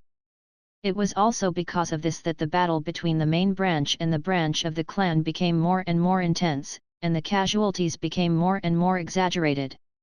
However, at this moment, he was more furious than ever. He roared, "Su Fengtian, you unfilial descendant! If the ancestor wanted us to protect the god's treasure so that we could open it by ourselves, he had already opened it when he was still alive. The purpose of the ancestor bringing us here is not to let us return to the civilized world and re-establish the glory of Deduction. Instead, he wants us to behave ourselves and focus on worshipping the god who has done great kindness to our Su clan. He wants us to guard his mausoleum and leave a final mark on this world." Hearing Su Haoshan's words, Su Fengtian was similarly enraged. His veins bulged as he said, 5,000 years, LT spin 5,000 years. Our Su clan has stayed in this god-forsaken place for 5,000 years. Even if the god we worship is really a god, it's just a god that has long died. Even stones can be weathered, so how can life last for 5,000 years? Moreover, the ancestor isn't particularly clear about the origin of this god, right? According to the information I obtained from some lost ancient books, this place was actually a sacrificial ground in the ancient era of Deqian.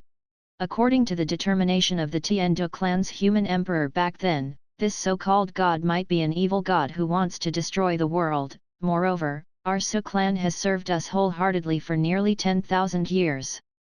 Even if the gods really knew about it and just took away some things, they wouldn't blame us. Hearing this treasonous statement, Su Haoshan was so angry that his entire body was trembling.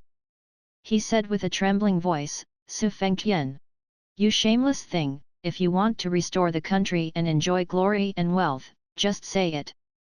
My Su clan doesn't have a scum like you who forgets his roots." Su Fengtian was not angry. Instead, he laughed. "I can't talk things out with you, you stubborn old man. I'm borrowing the words left behind by our ancestor. Summer cicada and silent ice. If you don't hand over the location of the god burial ground today, I'll step over your corpse and find it myself." As he spoke, Su Fengtian signaled from nearby. After receiving the signal, a few archers immediately shot a few flaming arrows into the sky. Before the others could react, a group of apemen with snow-white fur suddenly appeared on the mountain ridges on both sides of the battlefield. Each of them bared their fangs and brandished their claws as they jumped down from the trees. They waved their fists and pounced towards Su Haoshan and the people of the main Su clan branch. Seeing this situation, Su Haoshan could not help but widen his eyes, his face full of disbelief as he said, You. This is a family matter of my Su clan, and you actually called the Snow Ape clan over? Aren't you afraid of getting yourself burned?" Su Haoshan smiled, his face ferocious. "Hee, you don't have to worry about this. You'd better go to hell in peace." After a group of Yeti with thick skin and claws appeared, the battlefield, which was originally evenly matched and had casualties, suddenly had a one-sided outcome. In just a few short breaths, the group of people from the main Su clan that followed behind Su Fengtian had suffered heavy casualties. The scene of blood flowing like a river was particularly cruel. When Li Yueming arrived, the main branch of the Su clan led by Su Haoshan had already suffered heavy casualties. Even Su Haoshan himself was heavily injured under the siege of Su Fengtian and a snow ape leader. The entire battle was in danger. When he saw Li Yueming, Su Haoshan's eyes lit up at first, but they quickly dimmed. From the first time he saw Li Yueming, Su Haoshan knew that Li Yueming's strength was not simple. However, because of his curiosity about the outside world and an inexplicable good impression, Su Haoshan eventually chose to take the initiative to contact Li Yueming and even invited him to the tribe as a guest. At that time, Li Yueming had also promised him, if there was a need, he could help as much as he could. However, the current situation was too one-sided. Even if Li Yueming was very strong, it would be difficult to turn the situation around. Not to mention that Li Yueming himself seemed to have suffered serious injuries. It was impossible for him to be a match for Su Fengtian and the Snow Ape clan. Therefore, after seeing Li Yueming, Su Fengtian immediately chose to ask Li Yueming for help. Instead, he said, "Honorable guest, you don't need to intervene in the war between the Su clan. Please return to the tribe immediately and tell them the news of our defeat on account of our short friendship. Also, tell all the old, weak, women, and children in the tribe to hide in the god burial ground." Chapter 564, The Battle Between the Two Clans, the Location of the God Burial Ground, 2. As expected, Li Yueming had also heard the term God Burial Ground from Su Fengtian. One had to know that Su Fengtian didn't say a single word to him earlier. Of course, this was actually normal.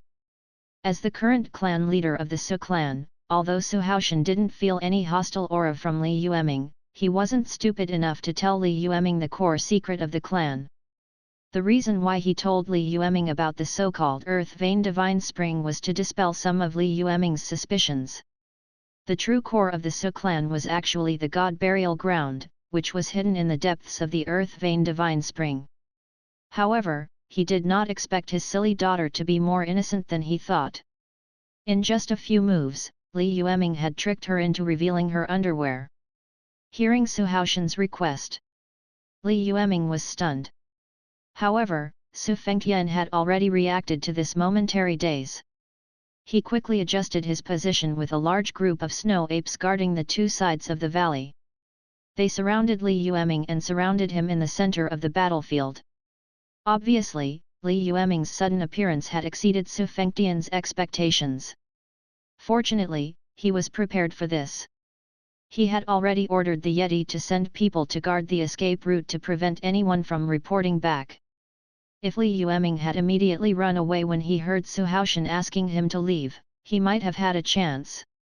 But now, the snow apes guarding the two sides of the road had already recovered and guarded the way out. Li Yueming could not escape even if he had wings. Li Yueming obviously noticed this and could only show a helpless look. He spread his hands and said, "I'm sorry. It looks like I won't be able to fulfill your wish." Seeing this situation, Su Haoshan's face turned ashen. In the Su clan, conflicts between the main branch and the branch were common. 1,000 years ago, the two sides had already split into two factions because of their differences. In the past 1,000 years, the main branch and the branch had been fighting each other. The two sides were actually more in love and killing each other. No one could do anything to the other. He was already very familiar with it. However, what Su Haoshan never expected was that the civil war this time was completely different. Su Fengtian actually talked about martial arts virtue like this. After several conflicts, they realized that the power of the branch alone was unable to completely suppress the main branch. They actually joined forces with the Yeti tribe living nearby to launch an attack at the same time, giving the main branch a head-on blow. And now, the situation was even worse. The main branch of the Su clan, which had proliferated on this land for nearly 5,000 years, was actually wiped out by a branch of the Su clan. This was something that Su Haoshan and the previous sect masters of the Su family could never have dreamed of. Seeing his ashen face, Su Fengtian laughed out loud and said, "Su Haoshan, you didn't think of this outcome, did you?" "Actually, I didn't think about it either. In the beginning, I only wanted to advise you, but you turned a deaf ear to it. Now that you've fallen into this state, you deserve it." Su Haoshan didn't say anything. He closed his eyes and thought for a moment before sighing, "I can take you to the god burial ground, but you have to promise me to let the people of the main branch live. As for the sacrifices needed to open the god burial ground, you can use my blood to sacrifice to your ancestors and gods." Su Fengtian couldn't hear the sarcasm in his words at all and directly nodded. "Wouldn't it have been better if this had happened earlier? Why do you have to kill until blood flows like a river?" Although he said that, he did not look too sad when he looked at his clansmen who were still bleeding. Su Haoshan obviously didn't want to talk anymore. He took off his armor and walked towards the deep mountains. Su Fengtian looked at the remaining Su family members and revealed an inexplicable smile. He also did not say anything, but when he looked at Li Yueming, he revealed a strong killing intent. Now that the main branch was completely under his control, Li Yueming was the only unstable factor left. Seeing his expression, Li Yueming thought for a moment and stood up. As an outsider, I won't get involved in these messy things between the two of you. Let me go, and I can promise not to interfere in anything between the two of you. Hearing this, Su Fengtian's expression became even darker. Actually, Su Fengtian's first reaction was to kill Li Yueming first. After all, although he did not know the relationship between Li Yueming and concubine Su, he could vaguely feel the surging aura in Li Yueming's body. Obviously, this unknown foreigner was also a master. If he stayed here, he might become an invisible bomb that would explode at any time. However, the problem was that he did not have an overwhelming advantage.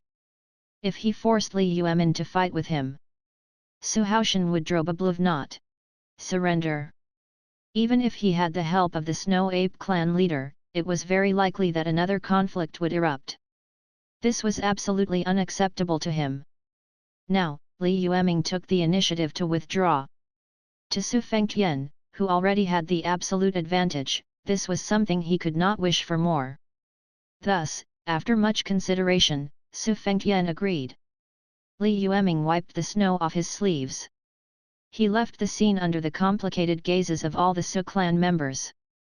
In the crowd, looking at Li Yueming's cold face, Suxuan wanted to speak several times, but she didn't know what to say. When Li Yueming was in his line of sight when he was young, Su Fengtian still felt that it was inappropriate. Chapter 565, The Battle Between the Two Clans, The Location of the Gods' Burial Ground, 3.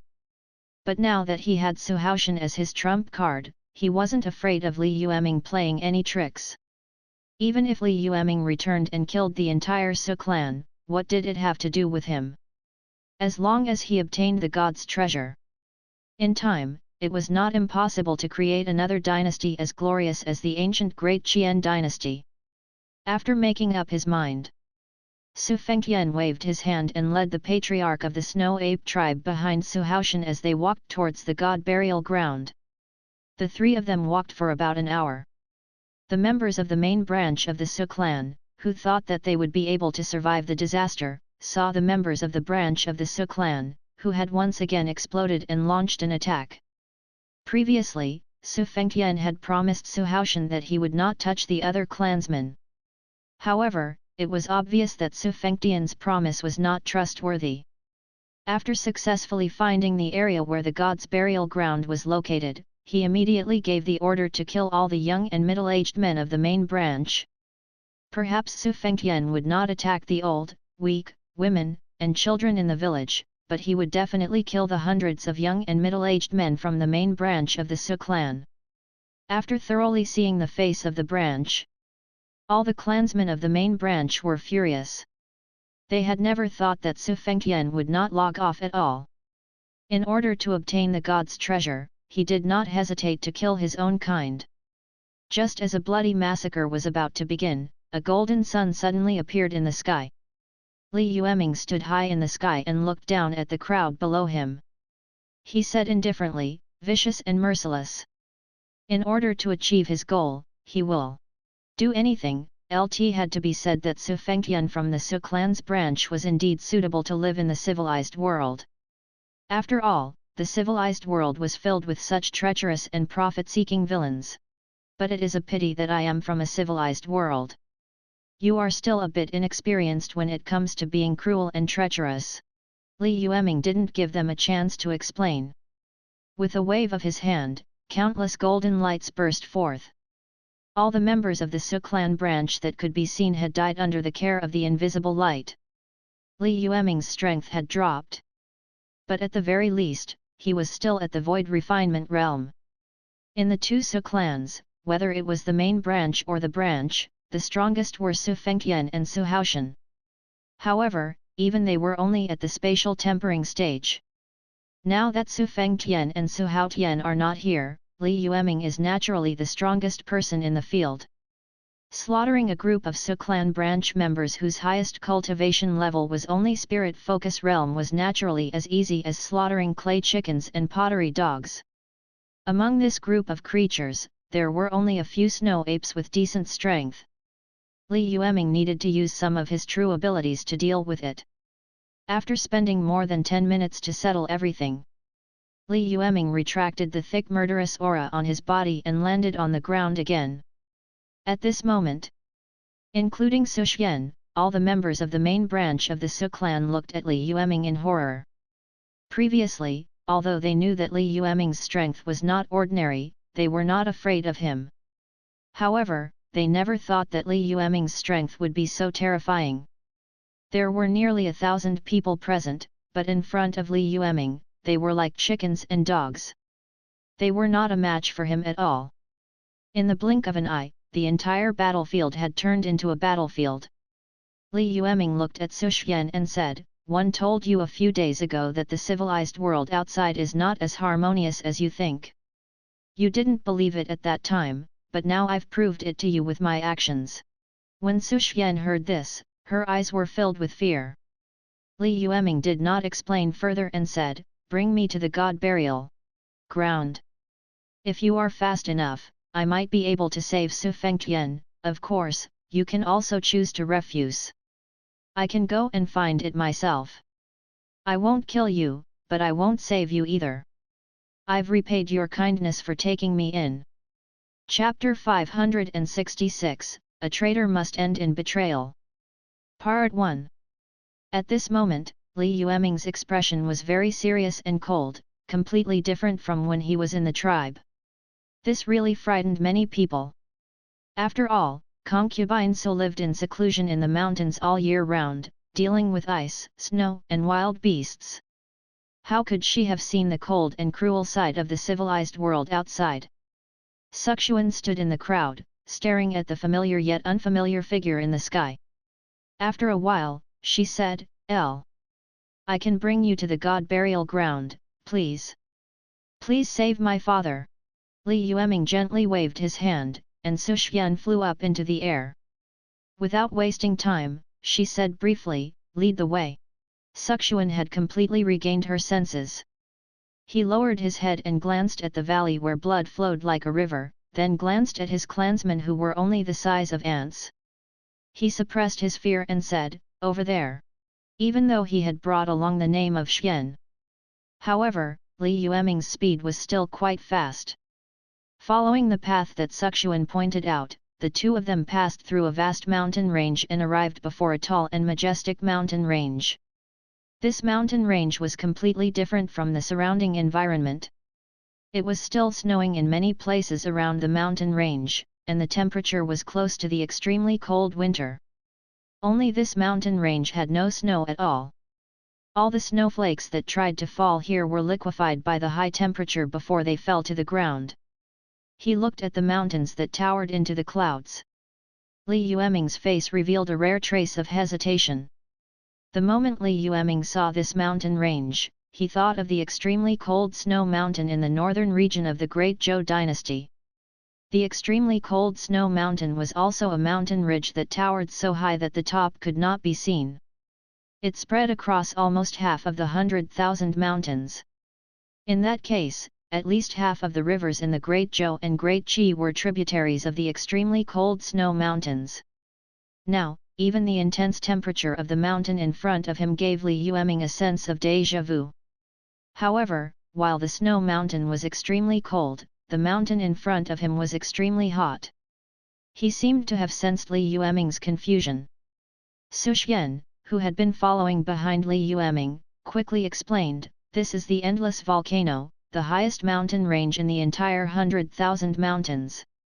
In terms of width and height, it is much higher than the extremely cold snow mountain in the northeast."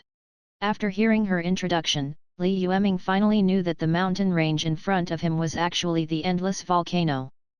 Immediately, a lot of information about the Endless Volcano appeared in his mind. The endless volcanoes were the most crucial reason for the formation of the many deserts in the southwest of the Qin land and the northwest of the Great Zhou. It was because the volcanoes here would erupt every once in a while, just like the cold waves in the extremely cold snow mountains. Every eruption would form thick smoke, causing devastating damage to the surrounding life. The boiling lava would devour everything that could be touched. The endless volcanoes that erupted from time to time caused the entire northwest of the Great Zhou dynasty and the southwest of the Great Qin dynasty to be dry and rainless all year round. As time passed, these two regions became extreme environments. Of course, these were not the most important things. Most importantly, there had never been any books that clearly stated that the endless volcano was higher than the extremely cold snow mountain. Why was Suxuan so certain now? Although he did not ask, the way he looked at Suxuan told him everything. Su Xian did not hide anything. After all, the entire Su clan was in a life and death crisis. There were some secrets that were better told than hidden and brought to the underworld. Because this is the real burial ground of the gods, she said. The one in the extremely cold snow mountain is not a god. Li Yueming was stunned by this statement. He said with a face full of doubt, "So you won't tell me, the god burial ground was at the top of this endless volcano, right?" Since ancient times, countless people had been curious about the secrets of the 100,000 mountains. Perhaps 99% of them were just ordinary people. However, even if the number of geniuses among them was only 1%, that was a terrifying number. However, so many people had rushed into the 100,000 mountains in an attempt to find the buried secret. In the end, not many of them could leave in one piece. Countless heroes who stood at the top and looked down at the entire era did not even manage to climb up the extremely cold snow mountain.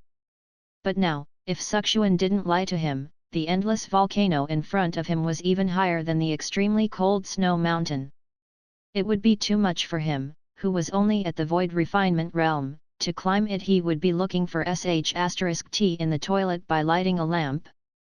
If the so-called god burial ground was really in the depths of the endless volcano, Li Yueming would definitely not rush forward.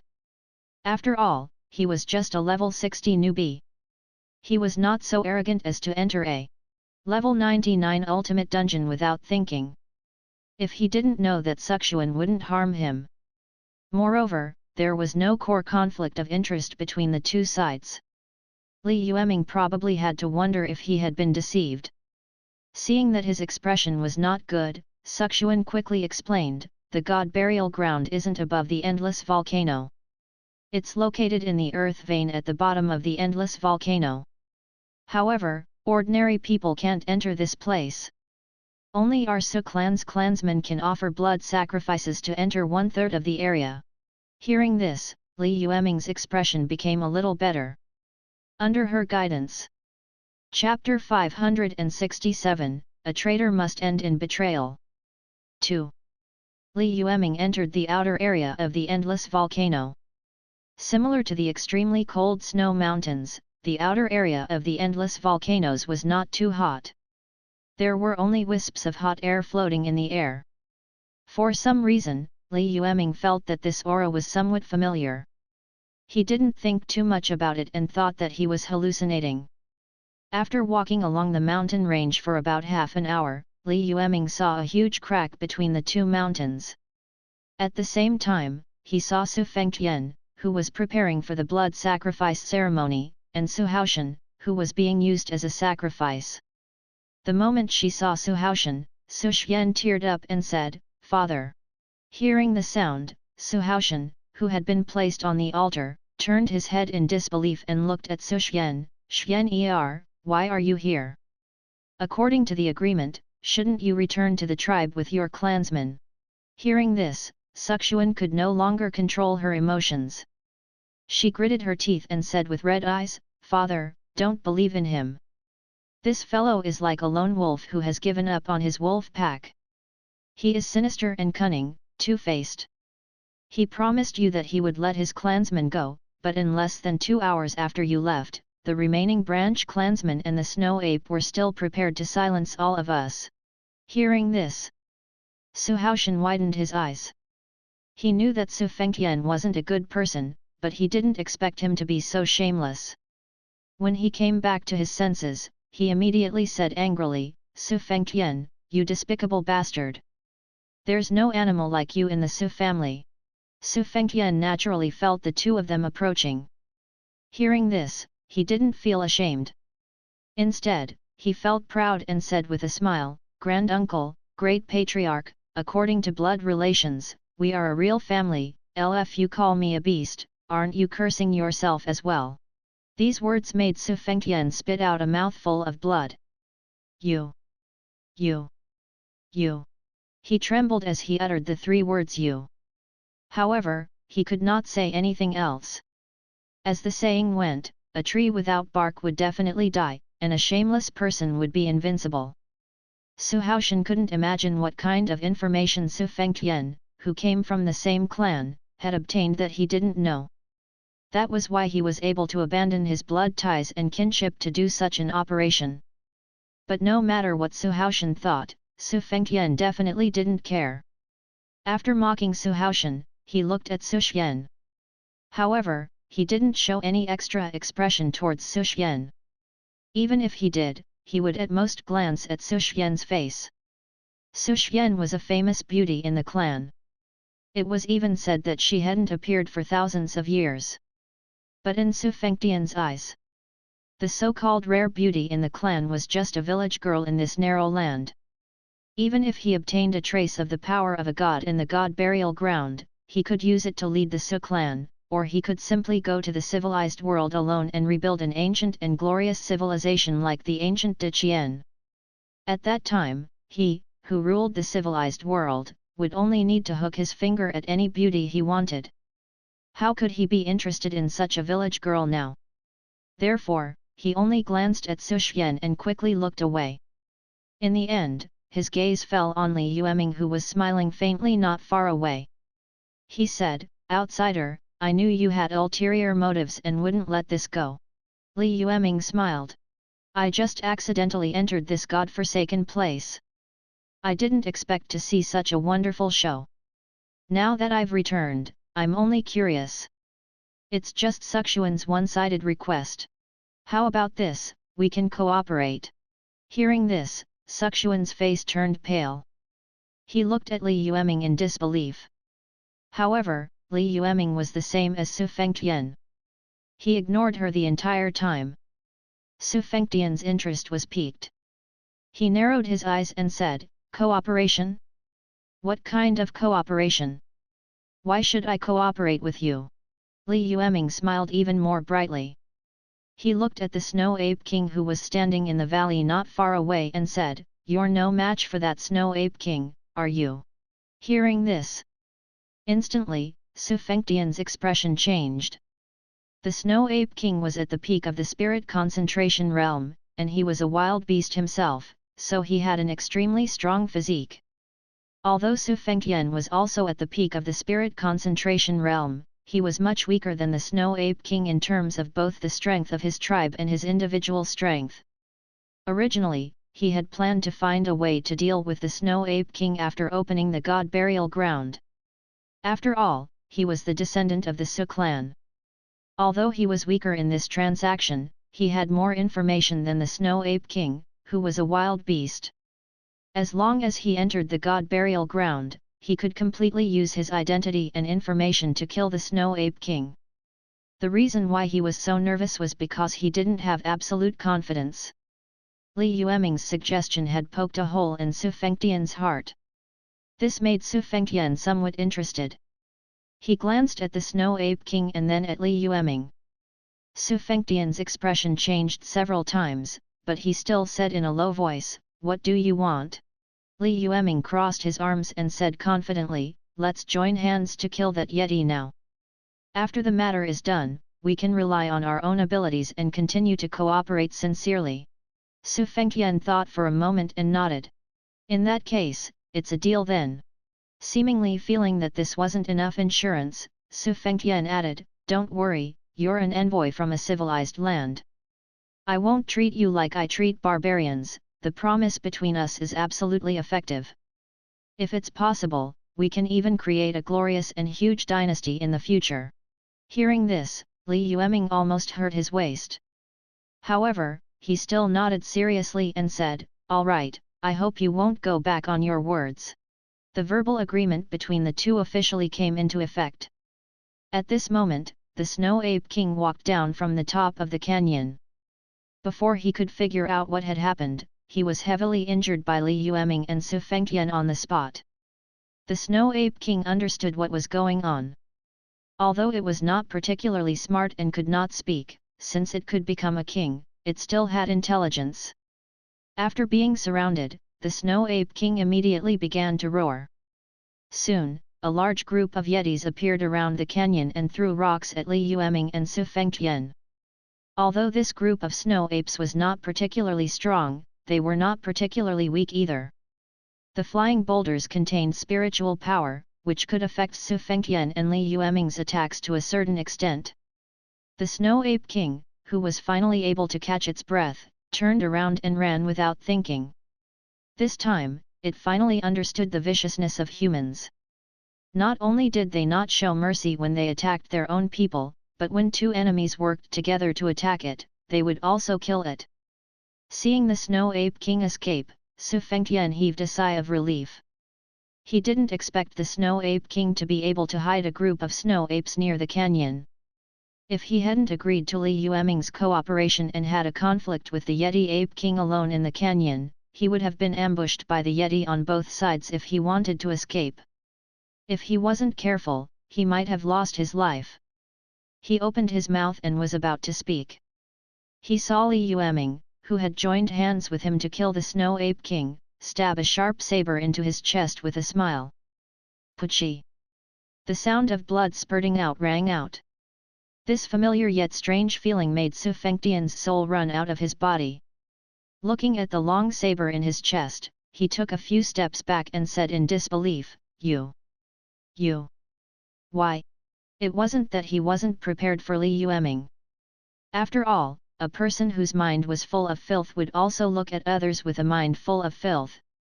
However, he had never thought that while the two of them were fighting, Li Yueming would stab him in the chest. Of course, the most important thing was that Su Fengtian had always thought that the people of the civilized world would not do such shameful things as betrayal. This was also one of the fundamental prerequisites for him to choose to cooperate with Li Yueming. However, reality shattered all his fantasies. Do you think that only you can betray others and others can't betray you?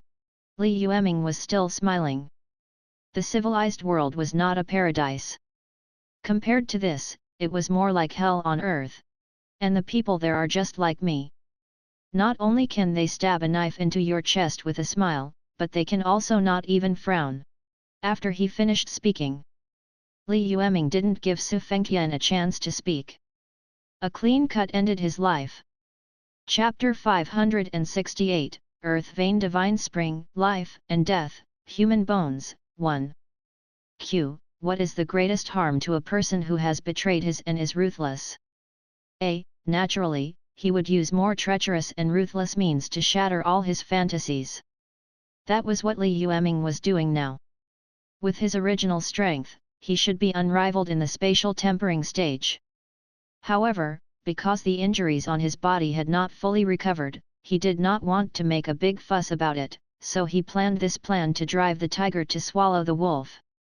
First, they would join forces to deal with the Snow Ape King, who was more powerful and troublesome. Then, he would deal with the weaker Su Fengtian. He did not put in much effort throughout the entire process, but he easily obtained the best results. Surrounding, witnessed this all Su Xian and Su Haotian people are silly. Previously, both Su Fengtian and Su Xian had chatted and laughed with Li Yueming. Now that he thought about it again, he couldn't help but break out in cold sweat. How was this a foreigner of unknown origin? He was clearly a god of death who could kill without blinking. At her killing Su Fengtian, Li Yueming picked up Su Fengtian's corpse and glanced at Su Xian who was on the altar. How do I open the god burial ground? Su Xian was scared silly. When he came back to his senses, he looked at Li Yueming with reverence and replied, throw the corpse onto the altar. Blood will stain the altar, and the god burial ground will be opened. Hearing this, Li Yueming didn't hesitate and threw Su Fengtian's corpse onto the altar beside Su Haoshan. Su Haoshan looked at the corpse on the ground and then at Li Yueming, who was not far away. He opened his mouth to say something, but in the end, he just sighed and did not stop him. Instantly, the altar shone brightly. A crack suddenly appeared in the middle of the canyon, and a gust of hot and cold wind blew up from the depths of the crack. Seeing the altar open, Su Xian quickly went forward and removed the restriction on Su Haoshan. Li Yueming saw it and did not stop it. After walking down from the altar, Su Haoshan looked at Li Yueming and said, "You must have a motive, right? Back then, he told us that he was being hunted down and escaped here. Was that also a lie?" Li Yueming smiled and spread his hands. "Would you believe me if I told you that I really entered by mistake?" Su Haoshan didn't say anything, but the look in his eyes had already explained everything. Li Yueming didn't explain. After all, everything else was no longer important. What he wanted to know the most now was whether this god burial ground was as awesome as he had imagined. Obviously, Su Haoshan knew that he couldn't stop Li Yueming. Therefore, he said decisively, "This secret has been guarded by our Su clan for so many years. Now that you know about it and have opened it, I feel that our Su clan has fulfilled our responsibility. Since you were going to be discovered by the outside world sooner or later, it can only be said that it's fate that you've found it.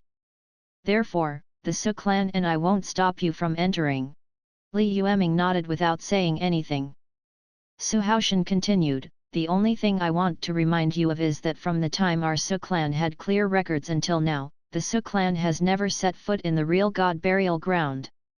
At most, they have only entered the periphery of the god burial ground. I can only remind you not to enter the real god burial ground. That place is not something you and I can understand. If you just want to obtain power, then stay in the first 2 levels. Perhaps you want to bring me in, but there must be someone guarding the altar outside. Otherwise, once the array is destroyed when it is activated, the door to the god burial ground will be closed forever. I will guard the exit for you. You can take Suxuan in and act as a guide. She is my most beloved daughter and also the candidate for the next clan leader of the Su clan. With her, even if the god burial ground closes, you will be able to escape." After he finished speaking, Su Haoshan didn't say anything more and took the initiative to make way. Li Yueming glanced at the two of them. It was impossible for him to have such great trust in Su Haoshan. However, the problem was that the path to the unknown was now open to him. He had no reason to give up. Thus, after pondering for a moment, Li Yueming decided to bring Su Xian in.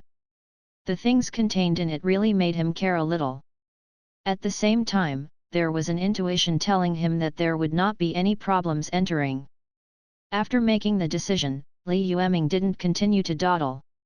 He brought Su Xian into the crack in the valley below the altar. The moment he stepped into the crack, Li Yueming felt the world spin. This feeling was similar to when he first entered the fragment world, but it was not as intense. After a few breaths, Li Yueming finally felt his control over his body. He opened his eyes and realized that he had arrived at a desolate Gobi desert. At this moment, the ground of the Gobi desert was covered in dark brown volcanic rocks. These were all formed by the condensation of lava at thousands of degrees. Under normal circumstances, they would only appear next to volcanoes, but now they were everywhere Li Yu could see. He looked around. Only then did he realize that Suxuan was staring at him with widened eyes. Li Yueming was puzzled and asked, "Is this the place where the gods are buried? Is there something wrong with you looking at me like that?" Chapter 569, Earth Vein Divine Spring, Life and Death, Human Bones, 2. As an outsider, Li Yueming actually knew very little about the burial ground of the gods, so he had always maintained the highest level of vigilance. Even though Su Haoshan and Su Xian were relatively worthy of recognition in his eyes, as long as Su Xian dared to hide anything from her, Li Yueming would not hesitate to attack first. Luckily, Suxuan answered quickly, "I'll feel very strange, God buried in the ground, outside the ground, inside the ground, inside the ground,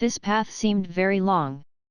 However, in reality, under Suxuan's leadership, they moved very quickly. In less than 5 minutes, Li Yueming arrived at the middle of the lava lake. The first thing she saw was a mouthful of hot spring water. Suxuan stopped and said, "The earth vein divine spring is what our Su clan calls it. As long as you go in and absorb the power of the divine spring, you can temper your body and increase your strength. Our Su clan has been able to survive in the 100,000 mountains without having to worry about the surrounding wild beasts threatening the safety of our tribe because of this divine spring." Li Yueming closed his eyes and sensed it. He didn't feel anything bad in the divine spring, so he nodded and said, "So this is the so-called God burial ground? If it was just this, it would be too boring. Whatever you think, it has nothing to do with me anyway. I remember Father said that you were injured, right? The earth vein divine spring was very effective in healing injuries. As long as one didn't lose an arm or a leg, they couldn't even find it. No matter how serious the other injuries were, they could recover in the earth vein divine spring." Hearing this, Li Yueming was a little tempted. The injuries on his body were indeed very serious. In order to escape from the Qi refiner of the Great Zhou dynasty, not only did he injure his body, but his origin foundation was also injured. Even his lifespan was affected. Chapter 570, Earth Vein Divine Spring, Life and Death, Human Bones, 3. Originally, he thought that he would not be able to continue walking the path of human body treasures in this life. He could only walk the path of Qi cultivation alone. But now, he heard that this earth vein divine spring had such a magical effect. He just didn't know if it was true. Thinking of this, he carefully sensed the earth vein divine spring again. After confirming that he did not feel any danger, he immediately took off his clothes and jumped into it. Before Li Yueming could take the initiative to absorb the energy from the earth vein divine spring, he could already feel a hot and scorching power rushing into his body from the divine spring. The boiling heat was like a savage dragon. Not only did it widen the meridians in his body, but it also removed countless side effects caused by the extraction of potential in his body.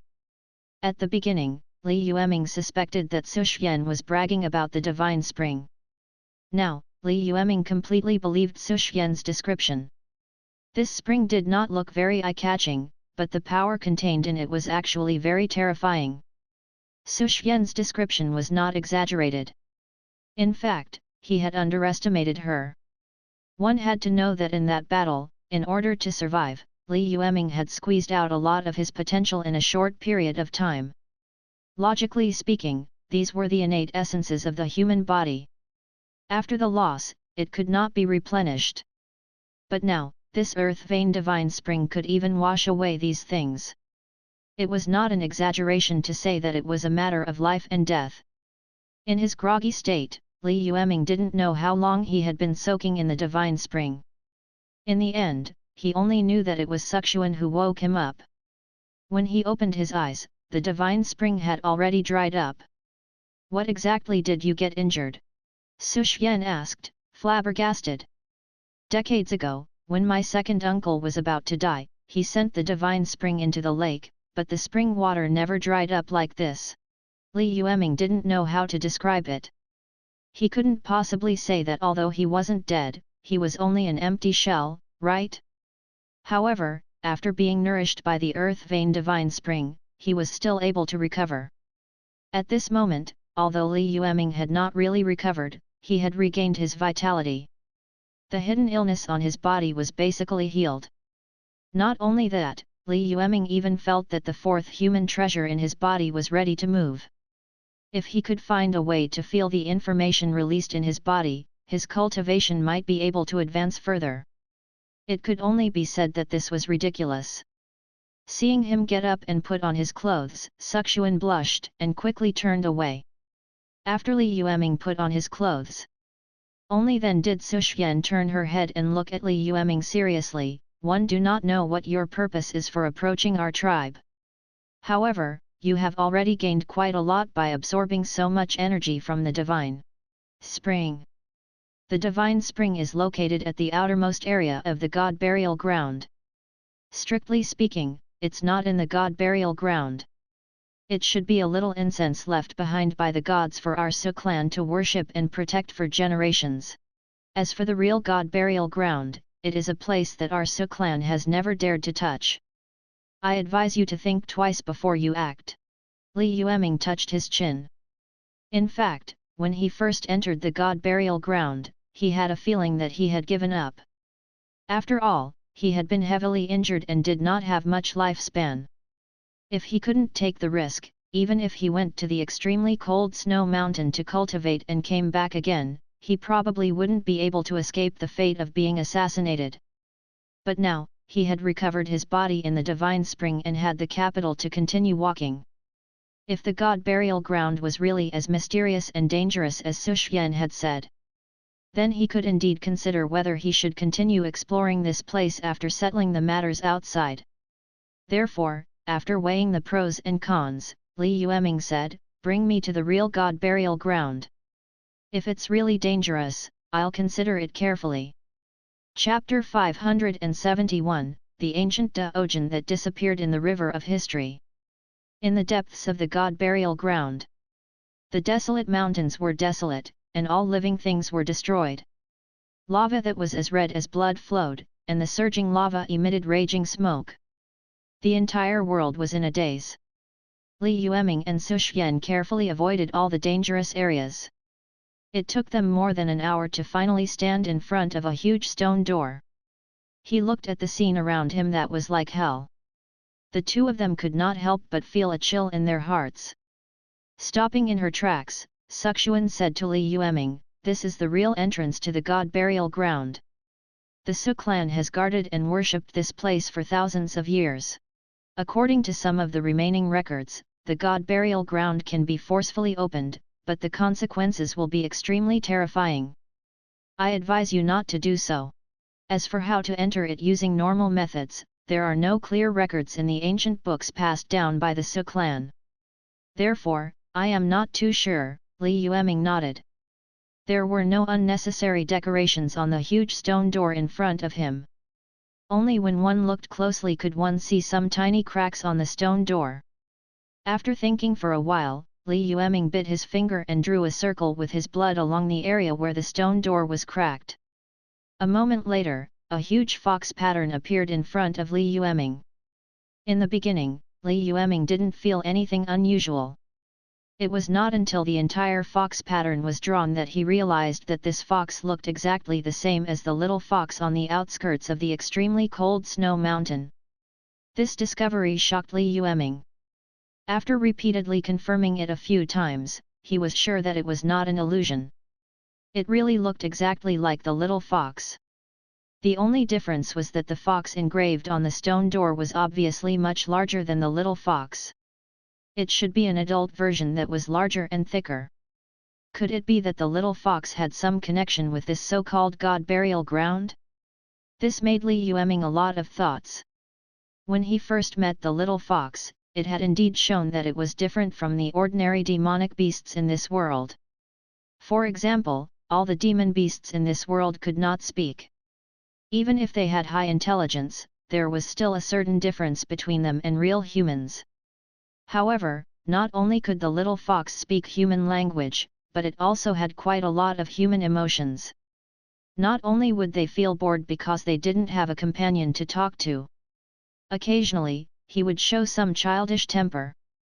Moreover, the little fox had a fatal attraction to Chi Fan, who was a beast tamer. In order to be able to come into contact with little fox often, Chi Fan, a veteran reincarnator, did not hesitate to throw away his face and endure the humiliation to join the Star Moon Army. In fact, at that time, Li Yueming already knew that the little fox must have hidden some secrets that he did not understand. It was just that due to the time and strength, he did not delve into the true situation.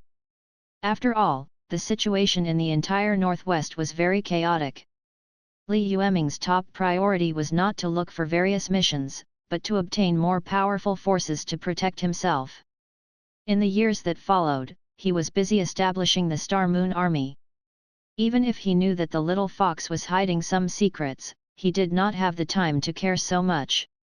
Now, the sudden appearance of the fox pattern confirmed his guess. Li Yueming did not expect the little fox to have such a powerful background. It was actually related to the god burial ground under the endless volcano. After drawing the outline of the fox with blood, the giant stone door suddenly flickered, but it quickly darkened again. Seeing this, Li Yueming had vaguely guessed the way to open the door. If the gate outside the god burial ground was guarded by concubine Su, in that case, the real wall of the god burial grounds might need the little fox to open it. Li Yueming suddenly fell into deep thought. Su Xian couldn't help but remind her, "What do you think? If we don't go back now, the passageway outside the altar might be closed. At that time, although I have a way to get out, it will be very troublesome." Li Yueming knew that she was urging him. When he came here earlier, he had only passed through a few regions, but he was already surrounded by danger. At this moment, he was naturally not stupid enough to use brute force to open the door of this ruin. Now that it was blocked by this gate, there was naturally no need to continue exploring. However, Li Yueming was not without gains. At least he had guessed the correct way to open the stone door. When he was ready, he might be able to enter and explore. Thinking of this, Li Yueming did not linger and turned around to return with Suxuan. On the way, Li Yueming still had some doubts in his heart. He asked, "Is the Great Gan dynasty founded by your Su clan related to the ancient Great Gan dynasty?" Hearing his question, Suxuan opened her mouth, obviously not knowing how to answer. However, when he thought about how Li Yueming already knew the secrets of the god burial ground, some of the taboos and secrets of the Su clan did not seem so unspeakable. Therefore, she sorted out her thoughts and said, "The history of our Su clan? The only thing I can be sure of is that the Su clan is the only remnant of the Great Gan Lord dynasty." Hearing this, Li Yueming raised his eyebrows and said, "0h?" This statement was really interesting. The current mainstream of the history of the civilized world did not admit that the ancient Great Qian dynasty really existed, but now you are saying that the Su clan is the descendant of the ancient Great Qian dynasty. Chapter 572, The Ancient De Qian that Disappeared in the River of History, 2. Su Xian was surprised and said in disbelief, "How is that possible? The human emperor of the Tiandu clan had collected so many ancient books. Even if the Tiandu dynasty was destroyed, the other vassal states had divided up so many of the Tiandu clan's legacies. There should be many traces of the ancient Great Qian dynasty recorded in them." Li Yueming shrugged and denied, "No, the current 6 nations do not have any official history that acknowledges the existence of the Great Gan." Su Xian thought for a moment and sighed. Perhaps that's the case. After all, with the demise of the Great Qian dynasty, all other records that could prove the existence of the Great Qian dynasty in the ancient times have been erased. If the Su clan were to perish, then the Great Qian dynasty in the ancient times would really cease to exist. At this point, even Su Xian, who had always been kind and gentle, felt indignant for De Qian and then revealed more secrets. Back then, the ancient Great Gan was once extremely prosperous. It was the only country that existed in this world and possessed an almost infinitely vast land. Moreover, according to some unreliable records, the Great Gan back then had even prospered to the point where it began to explore other worlds. About 15,000 years ago, due to an unknown disaster that could not be found in history, and that even the Su clan did not have any written records, the ancient Great Qian dynasty, which had been prosperous to the extreme, suddenly disappeared from this world. During the disaster, the Su clan received the protection of the deity in the current god burial ground, which allowed them to safely survive the disaster that engulfed the entire world. Without the protection of this deity, the Su clan would have been swept into the grave of history along with the Great Qian dynasty. This is also the reason why the Su clan has been worshipping the gods for generations and guarding their mausoleums. These statements involved very core things. There were still some myths and legends about De Qian in the outside world, but there was not a single word about these historical records. Even Li Yueming had come into contact with so much information about the ancient Great Gan for the first time. Before this, he was still skeptical about the existence of the Great Gan. After surviving that unspeakable disaster, the Su clan, who was the only survivor of the Great Qian dynasty, began to investigate the real reason for the Great Qian dynasty's destruction.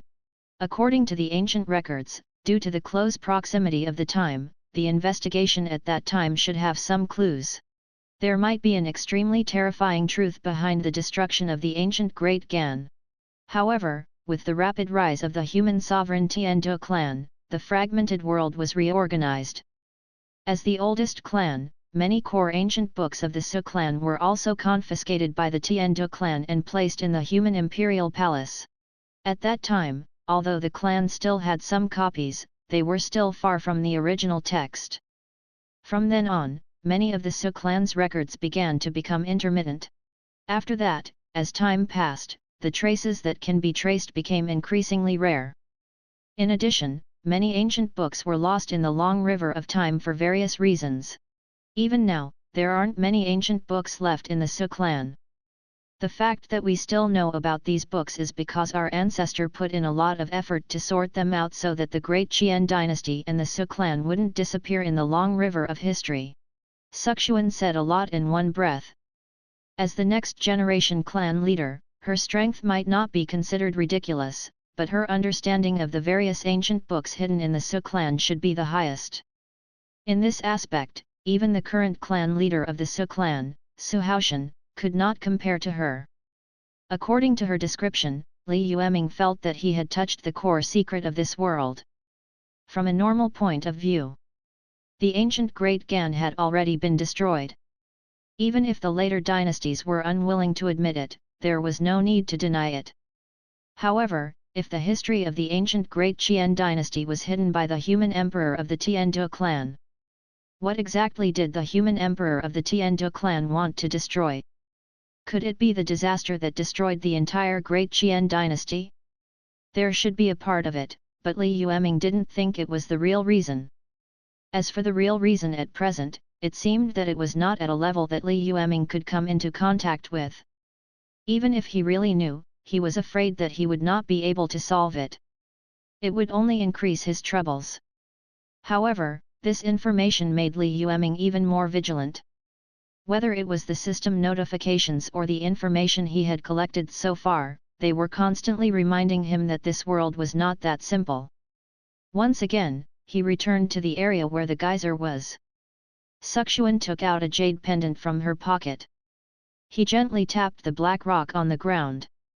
In an instant, a sense of weightlessness struck him. Li Yueming felt dizzy again. When he opened his eyes again, he found that he had appeared outside the altar. Looking back, the cracked ground had disappeared. The entire canyon returned to its original state. Su Haoshan stood on the high altar. Seeing the two of them come out safely, he couldn't help but let out a sigh of relief. He looked at Li Yueming and said, "Since the honored guest has already obtained what you want, can you keep your promise and leave this land to keep your mouth shut about what happened here?" Concubine Su had lived in seclusion here for a long time and had long lost her sense of vigilance against her own kind.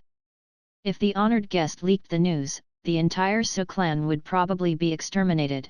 Li Yueming nodded and said, "One might come here again in the future. At that time, I might need your help. Naturally, I can't reveal the news here." Su Haoshan thought for a while. It wasn't bad news to hear that Li Yueming would come back in the future. After all, as he had said, as long as he had something to ask of the God Burial Ground, he would not easily reveal the news of the God Burial Ground. This was not good for him either. Therefore, Su Haoshan nodded and said, "Since that's the case, our Su clan welcomes our distinguished guests to visit again." His attitude surprised Li Yueming. He asked, "I lied to all of you this time, and you still welcome me?"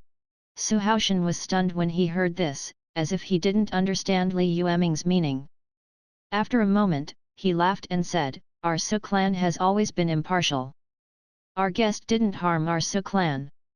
On the contrary, he even helped us resolve the crisis of extermination." The god burial ground doesn't belong to our Su clan. Since you were able to enter the god burial ground and come back alive, it means that the god has approved of you. Since the god has approved of you, how can our Su clan not welcome you? These words were completely different from Su Haoshan's previous rough personality. Obviously, Su Fengtian's betrayal had taught this man how to be rough and subtle. Li Yueming opened his mouth and didn't know how to answer. Fortunately, Su Haoshan didn't mind. He smiled and said, "Since you have absorbed the energy of the earth vein divine spring, you should find a place to digest it, right? Why don't you come back to the Su clan with me and wait for your body to recuperate before deciding to stay or go?" Li Yueming nodded. The three of them stood up and returned to the Su clan. After returning to the Su clan tribe, Li Yueming did not waste any time. He immediately sat up and went into seclusion. The effect of the earth vein divine spring was more powerful than he had imagined. Not only could it make up for the depletion of qi and blood and lifespan, but it also loosened Li Yueming's body treasure that had been stagnant for a long time. If he could take this opportunity to develop the fourth human treasure, perhaps Li Yueming could really welcome a complete rebirth. During the retreat, Su Xian must have exchanged some information with Su Haoshan. One night, Su Haoshan approached Li Yueming's retreat. He seemed to have something to say to him, but he saw Li Yueming leave after the retreat. Li Yueming was naturally aware of this. However, because he was in seclusion, his consciousness sank into his body. He did not feel any hostility, so he did not forcefully wake up. It couldn't be helped. The more he felt that this world wasn't simple, the more urgently Yueming's need for strength became. As long as it wasn't a life and death crisis, strength would be the priority. Chapter 573, If you rise because of this, you will die because of this. Northwest of Great Zhou, North Glacier Town. As the headquarters of the Star Moon Troop, which had been the focus of the world for a long time, Northern Glacier Town had now transformed from a remote tidal town into a hot gathering place for intelligence. It was no exaggeration to say that. Ever since Li Yueming was assassinated, Li Ruya had led the Star Moon Troop's core elites to break through the Dragon Subdue Pass, Tiger Subdue Pass, and Fusion Pass, the three most wanted passes in the Northwest. In just a short month, the Northwest had gathered 80% of the spies that the Six Nations could mobilize. At this moment, countless pairs of eyes were focused on Northern Ice River Town.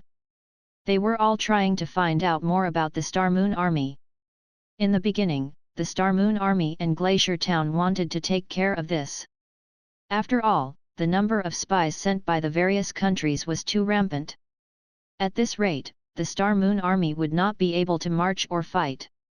Even a fart in the camp would be spread by the spies. Therefore, it was necessary to deal with it. However, as the number of intelligence agents increased, even Northern Glacier Town could not cope with them. To put it simply, the prison was filled with spies, and there were still more spies pouring into Northern Glacier Town. At the most exaggerated moment, as long as they were outsiders, they would be able to find out that 8 out of 10 of them were intelligence spies. Intelligence scouts from all directions gathered together.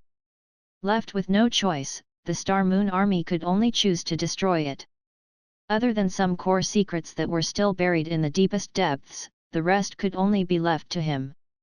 After all, things like population numbers and army numbers were hard to keep.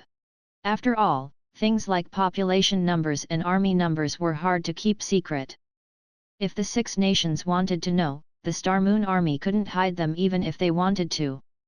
Rather than wasting their energy by hiding it, it was better to put this card on the table so that everyone could have a clear understanding of the Star Moon Army's strength. Thus, as spies from various countries conducted in-depth investigations in the Northwest, the various countries' understanding of Northern Glacier Town and the Star Moon Army was also becoming more and more complete. At the very beginning, the Star Moon Army declared their rebellion, and the Great Zhou Empire mobilized hundreds of thousands of soldiers to attack Northern Glacier Town. In the end, they were defeated by the Star Moon Army. It even allowed the Qin Army to break through Fusion Pass, causing the Great Zhou to suffer heavy losses. This was the first time the Star Moon Troop had appeared in the intelligence system of each country. As the saying went, if you didn't make a move, it would be fine. Once you made a move, it would be a heavy bomb. The 6 states were somewhat amazed by the powerful combat strength displayed by the Star Moon Army in that battle. They had actually relied on the strength of 2 places to forcefully resist the attack of the Great Zhou's nearly 1 million troops. At that time, the Star Moon Army had just emerged. Through this battle, it attracted the attention of some countries. However, at that time, no one really cared about the Star Moon Army. There was no other way. To the other countries at that time, the so-called Star Moon Army was just a slightly larger ant.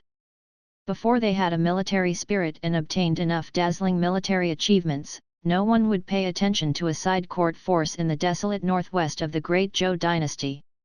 However, what the various countries did not expect was, not only was the overall strength of the Star Moon Army not limited by the poor northwest region, but it was also rising steadily. At its peak, the Star Moon Army won 3 battles and burned down the 3 world-famous passes on the Great Zhou's northwest defense line, the Crouching Dragon Pass, Crouching Tiger Pass, and Fusion Pass. Even though there was some exaggeration in it. But no matter what, this was enough to shake the world. Even if no one wanted to admit it, at this moment, the combat power displayed by the Star Moon Troop was enough to move anyone. As a powerful army that had just awakened its military soul, the Star Moon Army had completely separated itself from the miscellaneous armies in the past. It had become a 7th force independent of the other 6 dukes. Although the Star Moon Army's foundation was still a little thin compared to other countries, its sharpness was so strong that even the Great Zhou, which was a vassal state, could not temporarily retreat. Therefore, after discovering that the Star Moon Troop was becoming stronger and stronger, the various countries finally became completely vigilant. And now, the fact that all the countries in the world had sent out so many scout legions was enough to explain many problems.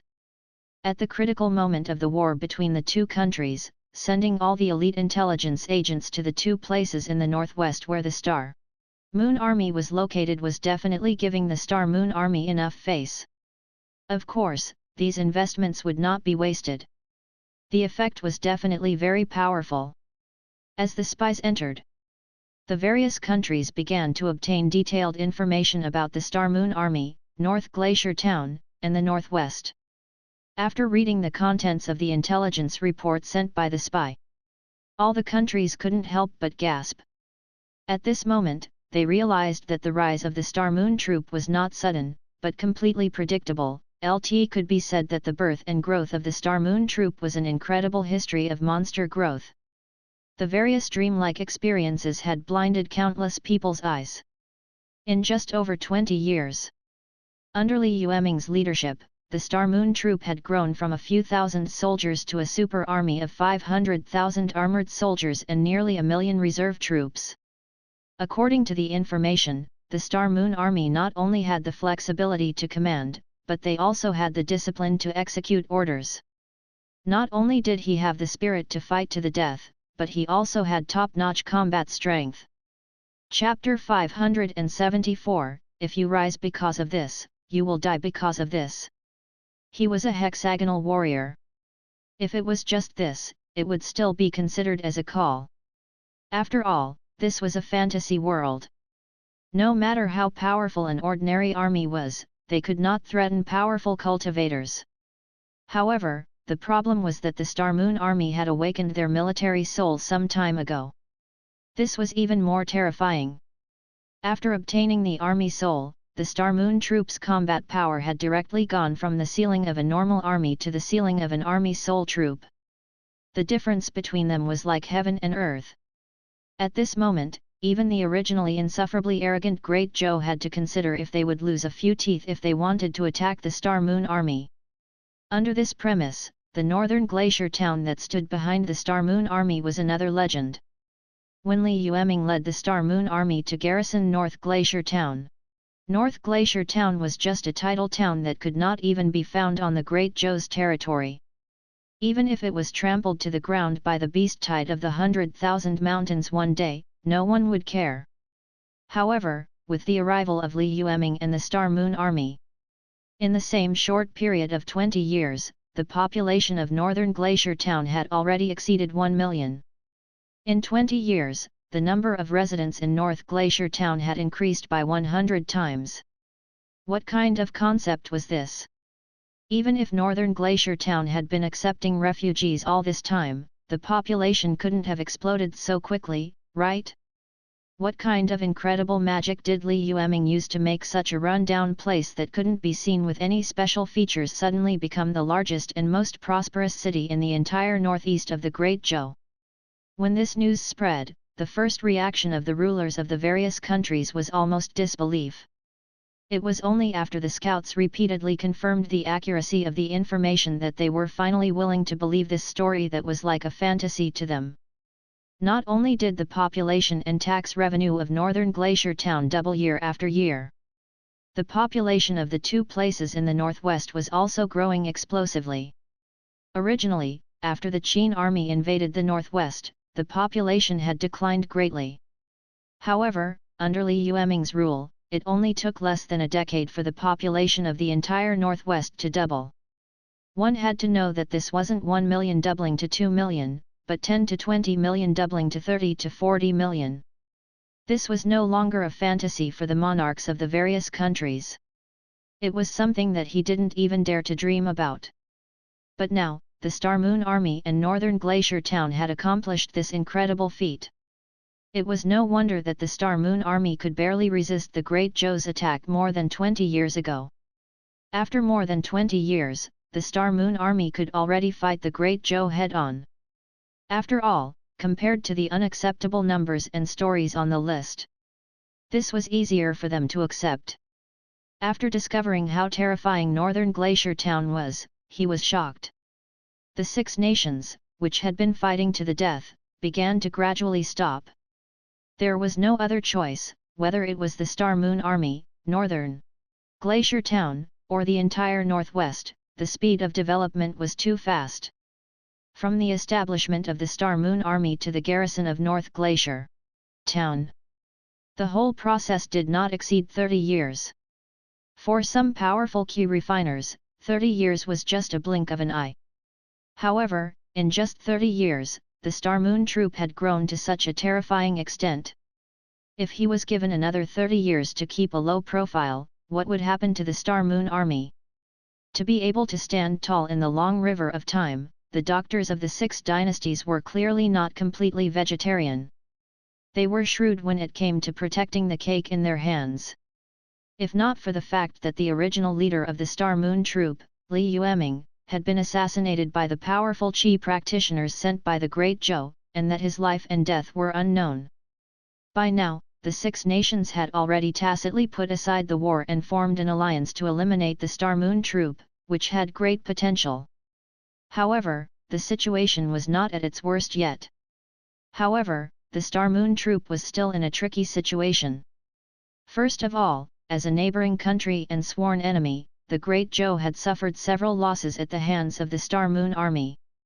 Now, due to the war with the Great Qi, they did not have the energy to teach the Star Moon Army a lesson. But now, Big Qi, who was still fighting with their dog brains, was slowly retreating. It seemed that they wanted to wait for the Great Zhou and the Star Moon Army to fight to the death before taking advantage of it. Not only that, but the Qin army outside the Human Emperor Pass in the northwest was also restless. According to the news from outside the pass, the Qin army seemed to be contacting the nomads in the grassland outside the border, preparing to repeat the scene when they annihilated the Great Qian dynasty 5,000 years ago. They would use this opportunity to annex the entire northwest territory of the Great Zhou dynasty. Currently, although these 3 countries had not openly discussed it, a large net targeting Northern Glacier Town had already quietly taken shape. If these countries felt that there was a profit to be gained from casting the net, the entire northwest region and the Star Moon Army would probably be divided up by them. The enemy was right in front of them. However, the internal affairs of the Star Moon troop were not as calm as they appeared on the surface. After taking down the 3 impregnable passes of Fulong, Fuhu, and Futian, Li Yueming immediately transferred the main force of the Star Moon Army led by Ding Yi and Huang Li Er back from the northeast region. After all, Li Yueming, who was the core of the entire team, was no longer in the camp. If the main force of the Star Moon Army was still not in the camp, there might be some trouble in the northwest. It was not easy to stabilize the chaotic situation. However, the problem of the internal factions of the Star Moon Army had become a hurdle that Li Yueming could not bypass. If it was half a year ago, Li Yueming would have no problem becoming the temporary leader of the Star Moon troop. Half a year had already passed. Li Yueming did not have the official authorization of Li Yueming, and he did not have enough support internally. How could he continue to be the leader of Northern Ice River Town and the Star Moon Army? Whether it was Ding Yi or Wang Biao, their experience and background in the Star Moon Army and Northern Ice River Town were much deeper than Li Yueming. Ding Yi didn't say anything. When Li Yueming first established the Star Moon Army, Ding Yi was the instructor of the Star Moon Army. He was a well-deserved veteran. He also had Huang Li Er and the other reincarnators as his hardcore support. Even Wang Biao and Qi Fan's influence in Northern Ice River Town was greater than Li Yueming's. If Li Yueming was here, as the well-deserved boss of the Star Moon Army, he would naturally be able to consolidate these resources and suppress all those who were dissatisfied. However, Li Yueming's life and death were still unknown. How could Li Yueming command this group of people with insufficient qualifications? The reincarnators had already done their duty and did not cause too much trouble because of the power struggle. Even when Li Yueming took over Northern Ice River Town, although they were a little unhappy, they still pinched their noses and reluctantly accepted it. They worked together to get through the most dangerous phase of the power transfer. Now, the situation had stabilized a little. The thoughts of the reincarnators naturally could not be avoided. The Star Moon troops' internal forces began to make their own plans. After all, the Star Moon troop was no longer the same as before. Not only did it have powerful combat strength, but it also had an indestructible army spirit. It was one of the strongest armies in the entire world. If he could take over the Star Moon Army, then he could become the strongest existence among the reincarnators. Although the reincarnators still had a certain degree of loyalty to the Star Moon Army, after Li Yueming left, they began to calculate their own interests. As the saying goes, if you rise with this, you will perish with this. The growth of the Star Moon Army was the result of a group of reincarnators working hard to shape it. The current decline of the Star Moon Army also began with the separation of the reincarnators. Li Yueming was very smart. However, as a woman, she was not Li Yueming. Although she knew that the Star Moon Army was facing a catastrophe, she was powerless to solve it. She could only manage to mediate and maintain the balance on the surface. At this moment, Li Yueming was sitting in the big tent where Li Yueming once lived. He lowered his eyes and said, "Still no news." Standing in front of her was a Li family secret guard dressed in black. Ever since Li Yueming's whereabouts were unknown after the assassination attempt, the people of the Northwest, the soldiers of the Star Moon Army, and the secret guards of the Li family were all looking for him. But now, half a year had almost passed, but there was still no news of Li Yueming. This made Li Yueming, who was already restless, even more worried. His willow-like eyebrows were raised, and his entire forehead was furrowed into a ball. She didn't know how long she could last. But at least before her brother came back, she had to help Li Yueming hold on to the empire that he had fought so hard to build. Chapter 575, I don't want to become a peerless hero, I only want your safety. Part 1. The Great Zhou Dynasty, year 772. It was another early winter that was no different from a normal day. There were snowflakes floating in the sky. The light snow fell into the river, but it didn't cause any ripples. In the white northwest, the rolling North Ice River was like a wild horse that had lost its reins, brimming with a boiling hot breath.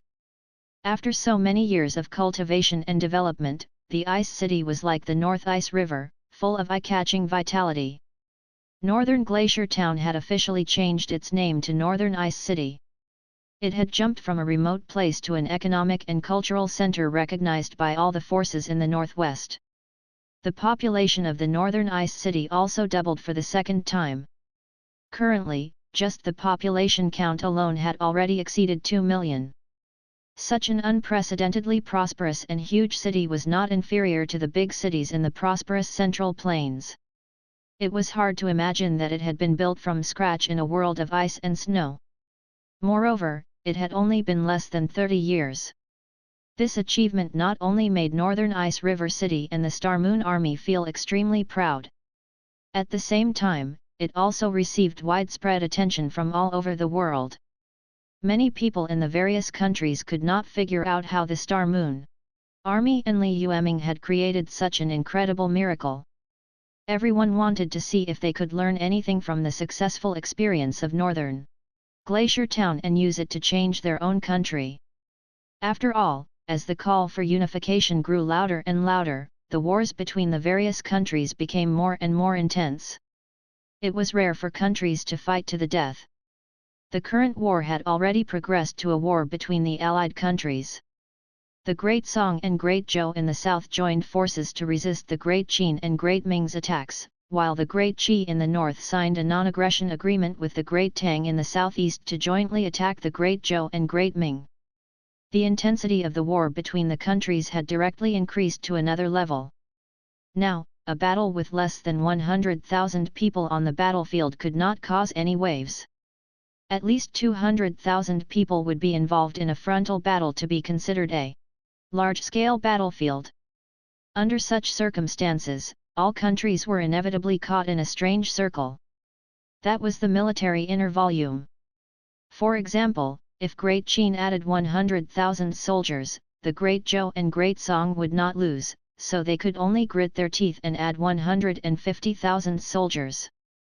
The Great Tang had increased its army by 100,000, and Great Ming could only grit his teeth and increase it by 100,000. In this cruel arms race, no one dared to be timid. Even if they could not withstand the pressure, they had to forcefully withstand it. Otherwise, there was the risk of being attacked by the other countries. Every country was under tremendous pressure, whether it was the economy or the people's livelihood. Some people of insight naturally began to think of ways to strengthen the strength of their countries in order to become the final winner in this arms race that swept across the world. In the beginning, each country did not have a clear learning goal. Now, with the rapid rise of Northern Glacier Town and the Star Moon Army, they had found a very good teacher. The various countries naturally wouldn't miss such a good opportunity. Because of this, the various countries had never relaxed their surveillance of Northern Glacier Town and the Star Moon Troop. Countless spies had been trying their best to find out what was so special about this place. As a result, the spies reported all sorts of strange phenomena in Northern Glacier Town and the Northwest. For example, not only did Northern Ice River City have a high yield of wheat, but it was also particularly cold resistant. For the same 1 mu of land, the wheat planted in the area of Northern Ice River City could produce more than 2 mu of land in other places. Another example was the same mu of land. The farmers of Northern Ice River City could produce more than 2 acres of land from other regions. Damn it! They all had 1 shoulder and 2 heads. Could it be that the peasants of Northern Ice River City were smarter than the peasants of other regions? Other than that, the citizens of Northern Ice River City were particularly orderly. Not only were the streets swept clean, but every household was also regularly inspected for hygiene. They also had food and clothes to wear, and they were willing to pay taxes every year. They were all the same people. WHV was it that under the governance of Northern Ice River City, the citizens were all law-abiding and even willing to voluntarily hand over money and food. As for the territories under their command, just sending some soldiers to the battlefield was more miserable than taking their lives? Of course, these were not the most ridiculous things. The most ridiculous thing is that everyone in the area ruled by North Ice River City can accept learning. That's right.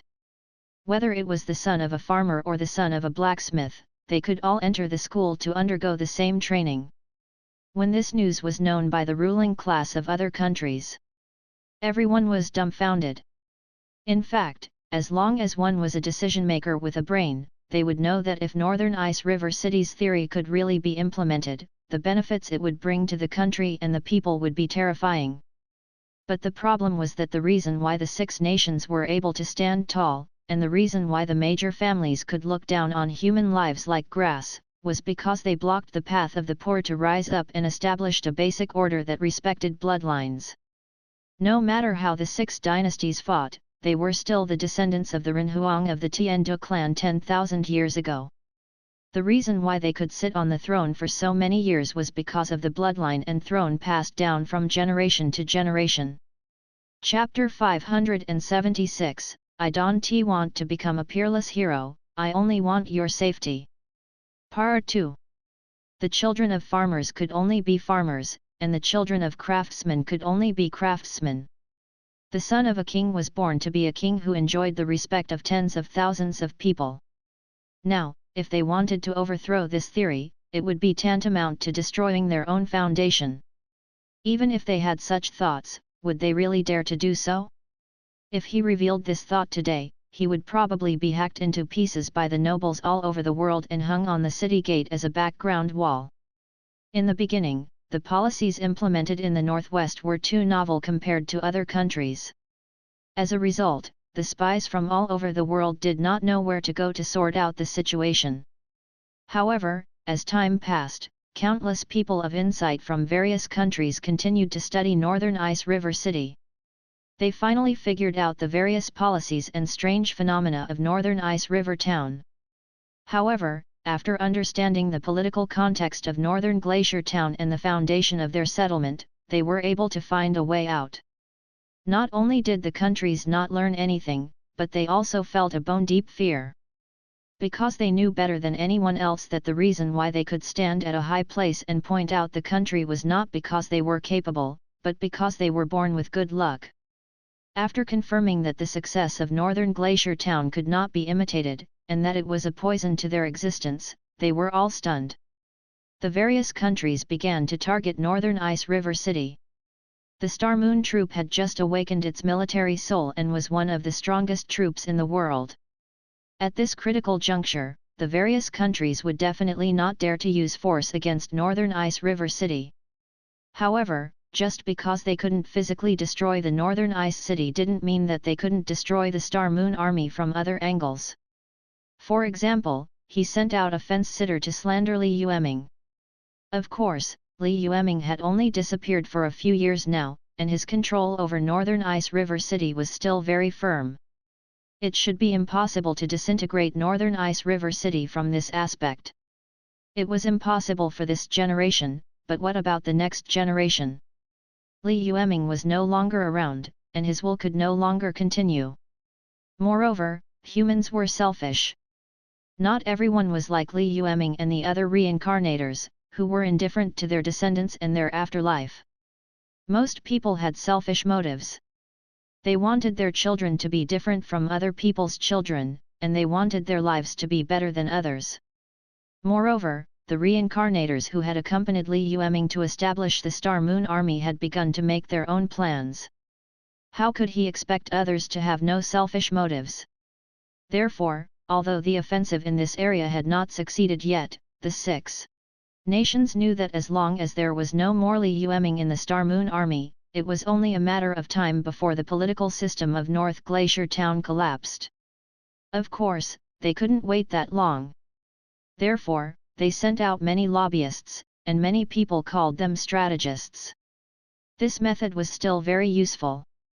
Under the temptation of all kinds of benefits, many people of insight in the Northwest left their homeland and went to other countries to implement reforms. This was naturally a critical blow to the Star Moon Troop, which was already in a precarious situation. After all, it would take 10 to 20 years to nurture a talent. However, it only took 3 days for each country to poach a talent. Judging from this efficiency, the entire Northwest region would be dug into an empty shell in a few days. Some people sensed the sinister intentions behind it. Therefore, he went to North Glacier Town overnight to report to the current nominal leader, Li Yueming. However, Li Yueming didn't seem to care about this at all. He just waved his hand and said, "LF, the sky wants to rain, the mother wants to get married. Let them be. The Star Moon Army can't keep such people, and the Northwest doesn't need them either."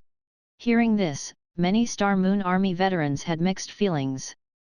Not long ago, when the leader of the Star Moon Army was still Li Yueming, how could there be a situation where the Star Moon Army was indifferent when someone tried to poach him? Now that Li Yueming had left and Li Yueming had taken over, the Star Moon Army's power had dropped by more than one level. Of course, they did not despise Li Yueming. As the core members of the Star Moon Troop, they were the veterans who had joined the Star Moon Troop since they were in North City. They were one of the few people who had abandoned their own interests and only considered the future of the Star Moon Troop. Because they were the same as Li Yueming, they were the creators of this army. They didn't want to see the Star Moon Army weaken and fall after losing Li Yueming. It was because of this that they knew how much pressure Li Yueming was carrying on his shoulders. As a woman, she was not the founder of this army. To be able to maintain the stability of the Star Moon Troop on the surface under the covetous gaze of the other countries, balance the contradictions of the major interest groups, and maintain the normal operation of the entire Northwest region was already a very remarkable thing. Moreover, under Li Xingye's rule, North Glacier Town was no longer as glorious as it was when Li Yueming was still around. However, it was still rising steadily and did not show much weakness. This was a god among gods. Even though Li Yueming had already made a rough plan for the Star Moon Army and the Northwest for the next few decades or even nearly 100 years, he was still in the dark. However, just advancing according to Li Yueming's plan was not something that an ordinary person could do. Chapter 577, I don't want to become a peerless hero, I only want your safety. Part 3. Li Yueming was able to achieve a comprehensive balance in such a complicated political environment. It had to be said that he had exhausted all his energy. The reason why the group of elders were feeling emotional was because their previous leader was Li Yueming. That was all. Year 7825 of the Great Zhou Royal Calendar. It had been 15 years since Li Yueming was assassinated. It was another midwinter with heavy snow. At 3 o'clock in the morning, the cold wind outside the window howled.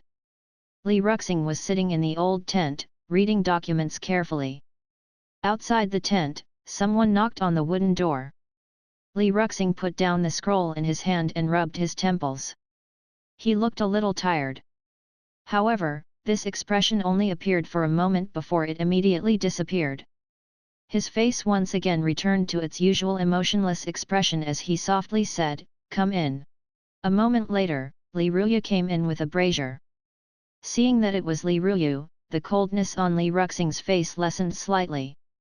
He said softly, "Sister, why are you here so late at night?"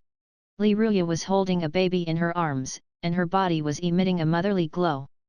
However, when she looked at Li Yueming's increasingly thin figure, her face was full of worry. She said, "Seeing take a rest." Li Yueming's expression stiffened for a moment, and she subconsciously pulled a long face.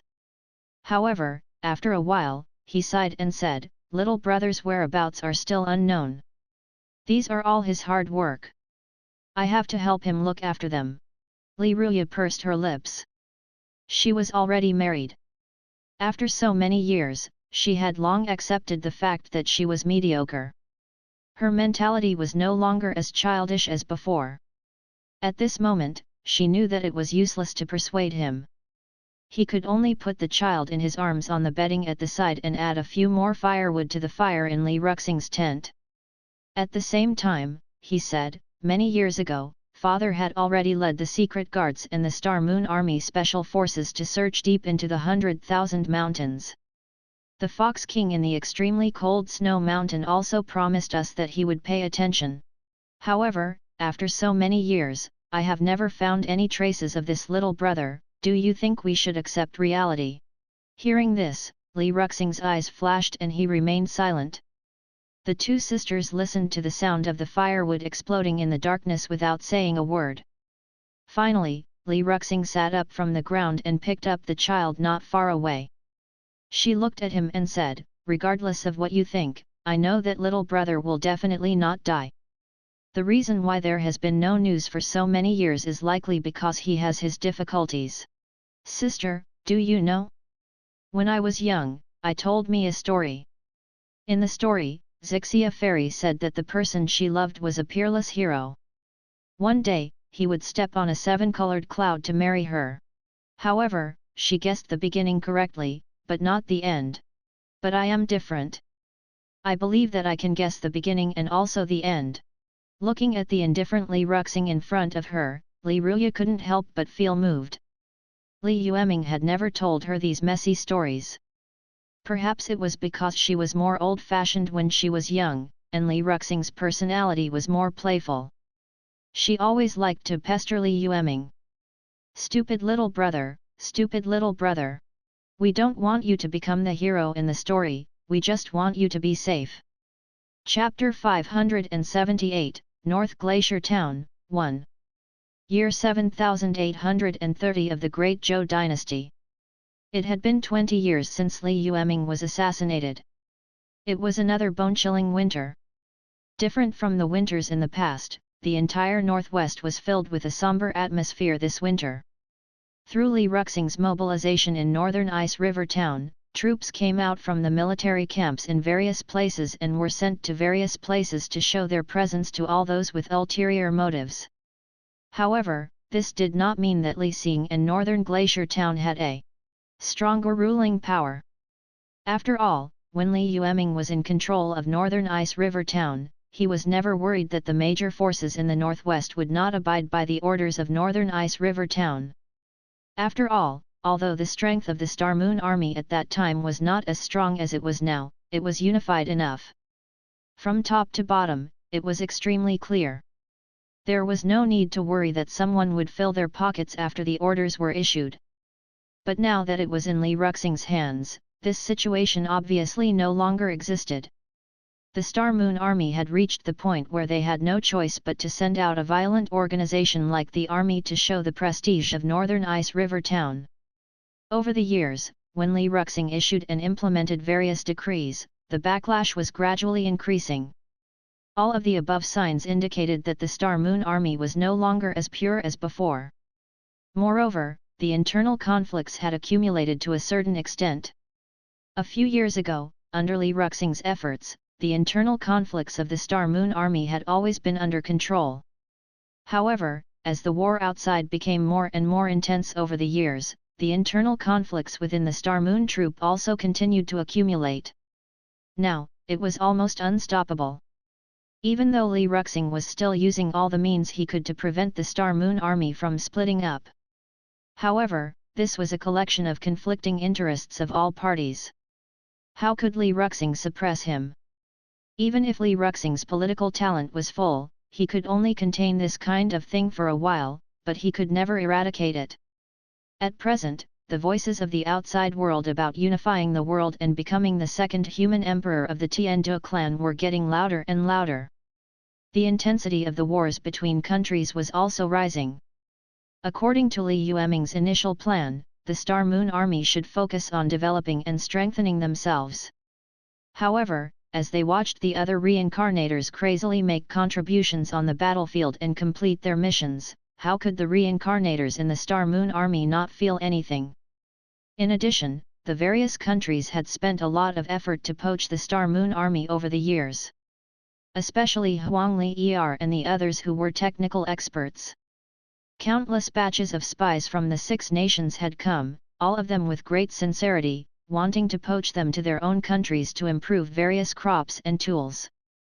Although only a small number of the middle and lower levels who joined later could not resist the temptation, no core reincarnators of the Star Moon Army had left yet.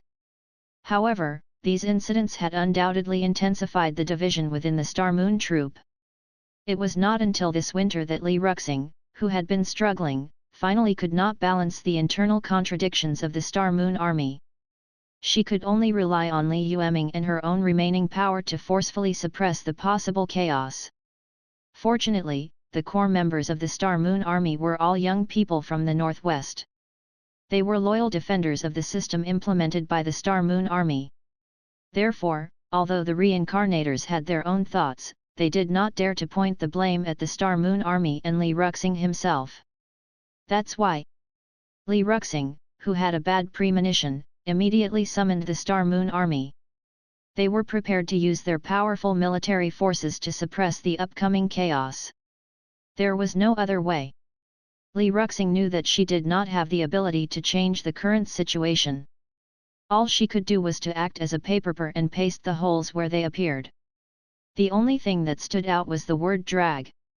Now that the Star Moon Army was showing signs of splitting up, Li Yueming was naturally the first to stand up and organize it. However, Li Yueming still underestimated the seriousness of the situation. Even though she had already dispatched the Star Moon Army to various places, there was still a huge commotion within the Star Moon Army. Qi Fan led his fellow disciples and gathered thousands of members of the Star Moon Army's horse-raising department. They caused a commotion in the stable and disturbed tens of thousands of horses. When the Star Moon Army came to check on the situation, they drove the well-built horses that they had prepared and left Northern Ice River Town overnight. They most likely wanted to leave the Star Moon Army and join Great Qin or Great Qi. Li Yueming broke out in a cold sweat when he heard the news.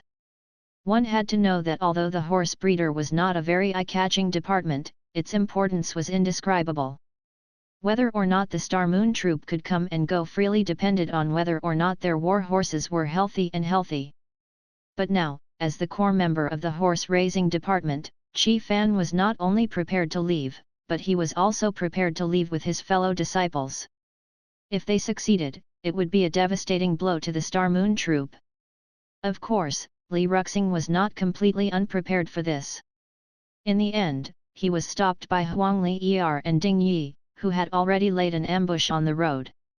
In the Gobi Desert of the northern lands, Qi Fan, who was galloping on his horse, led hundreds of riders and left without looking back. Suddenly, a group of people appeared on both sides of the road. After calming down, he realized that it was Ding Yi and Huang Li. Qi Fan was stunned for a moment before he couldn't help but smile. Li Yueming really has some skills. He was actually able to make you ambush him here. Chapter 579, 243, Where to go and where to go. Huang Li's expression was complicated. She walked up and said, "Are you really determined to leave? Is there a need to repeatedly confirm this? Could it be that in your eyes, I, Qi Fan, am someone who can't even make my own decisions?" As he spoke, Qi Fan smiled. Actually, he really wanted to be a little more carefree, but in the end, he couldn't. He sighed and said, "Although I am very unhappy with you, I really do not wish to fight with you on account of our past relationship. I can promise that in the future, I will not help the Qin country to attack Northern Ice River Town. Make way for me, I have sent you 1,000 miles, but in the end, we will part ways." Back then, the reason why Qi Fan was willing to stay in Northern Ice River Town and was willing to bring Great Qin's fellow disciples over was not only because he recognized Li Yueming's identity as the Chosen One, but also because he wanted to establish a master-servant relationship with Little Fox. But now, Li Yueming's life and death were unknown. He had disappeared for a full 20 years. The agreement between the two of them had long dissipated with the passage of time. Thus, Qi Fan's departure was unexpected, but also reasonable. Seeing the determination on his face, Huang Li knew that it would be very difficult to persuade her to come back. However, they had worked together under the same roof for decades. Even if they were only reincarnators and did not have true feelings, they still had a certain level of friendship. She lowered her head and thought for a moment before taking 2 steps back. "Since that's the case, you and your senior brothers can leave, but the other core members can't." This was already her biggest concession. If Qi Fan were to take away all the core members of the logistics department, then the Star Moon Army would definitely suffer a great loss. Qi Fan obviously knew this, so he did not hesitate and nodded. Sure. Actually, I don't want to take them away. I only want them to stay away from this vortex that is about to explode. Seeing that he agreed, Huang Li nodded and retreated to the side without saying anything else. Thus, Qi Fan's gaze fell on Ding Yi. Among the reincarnators of the entire Star Moon Army, only Huang Li, Ding Yi, and other core elders had not changed their minds. After all, they were the first to join and establish the Star Moon Army, and they had accumulated a lot of points in the subsequent growth of the Star Moon Army. If Qi Fan and the others were workers, then Ding Yi, Huang Li, and Tian Liang were equivalent to the major shareholders of the Star Moon Army. The interests of both sides were completely different. Now that he had settled Huang Li, he had not convinced Ding Yi to let him. Ding Yi's speech was as simple and direct as ever. Don't know what kind of agreement you've reached with General Li, but no matter what, you've already made so much effort in the Stars and Moon's army and gained a lot of things that you want. Are you sure you want to betray me at this critical moment and ruin your past efforts? These words could be said to be pointing to the source. In fact, if it was just because of the agreement with Li Yueming, then, when Li Yueming went missing, everything was already gone. However, after so many years, Qi Fan had never left. It was only in recent years that he had completely made up his mind. The reason why he went around in circles was also a kind of struggle for Qi Fan. Just like what Ding Yi had said, he had spent a lot of effort in the Star Moon Army. Of course, he had also gained a lot. Now that they were about to leave this place that they had painstakingly built, how could they not feel any fluctuations in their hearts? However, after a few struggles, he still made up his mind. He had no choice. If he didn't leave at this critical moment, he was afraid that he really wouldn't have the chance to leave. The war between the countries that had lasted for decades finally began to come to an end. In such a fantasy world where productivity was not very developed, decades of war had become a long-lasting and fierce war. Many of the young men in the various countries had been wiped out. The reason why he hadn't stopped and continued to fight was because he was holding his breath and unwilling to relax. It could be foreseen that after this war ended, just licking his wounds to recover his vitality would probably take decades. Under such circumstances, the Star Moon Army, as the place with the most intact military strength other than the Six Nations, would naturally become a thorn in the Six Nations' side. After all, the Six Nations were fighting this war to re-establish the world order. It would be better if they could unify the country. If they could not, they could also redistribute the cake by starting a war. Now, Great Qin and Great Ming had become the biggest victors of this war. As the main opponents of Great Qin and Great Ming, Great Song and Great Zhou naturally suffered the greatest losses. Not only did Great Qin break through the Great Zhou's Fusion Pass and plunder a large amount of treasures, but it also occupied 12 cities in Great Song. It used forceful methods to make Great Song sign the terms of ceding territory, acknowledging that these cities would become Great Qin's territory in the future. The Great Ming dynasty was not to be outdone. Not only did they sign an annual tribute agreement with the Great Song, but they also occupied 10 cities of the Great Song. They also made clear the ownership of these 10 cities through the terms. On the surface, the Great Song suffered the most. In fact, the Great Zhou did not fawn over him either. This was because Great Qin and Great Ming had joined forces to attack Great Song, and Great Song happened to be the buffer zone between Great Zhou and these two extremely aggressive neighboring countries. If the Great Zhou did not care about the Great Song, then after the two countries annexed the Great Song, the Great Zhou would definitely be the next to be annexed. In order not to face the Great Qin and Great Ming's army, the Great Zhou could only pinch its nose and continue to help the Great Song. Chapter 580, North Ice River Town, 3. Not to mention the aid in terms of various materials, money, and food, it was simply countless. At the most critical period, the Great Zhou had to grit their teeth and send troops to the Great Song. This kind of loss could not be seen on the surface, but it had indeed caused a huge impact on the Great Zhou. In just a few decades of war, the national treasury's thousands of years of reserves of grain and gold and silver had been mostly used up. Moreover, the Great Zhou was still at war with the Great Qi in the northeast. Although there was no winner between the two sides, the Great Qi had the advantage of sea trade. It was originally a rich country. If they fought with the Great Qi in terms of financial and material resources, the Great Zhou would inevitably be unable to support them alone. In addition, the Star Moon troop was still pestering them.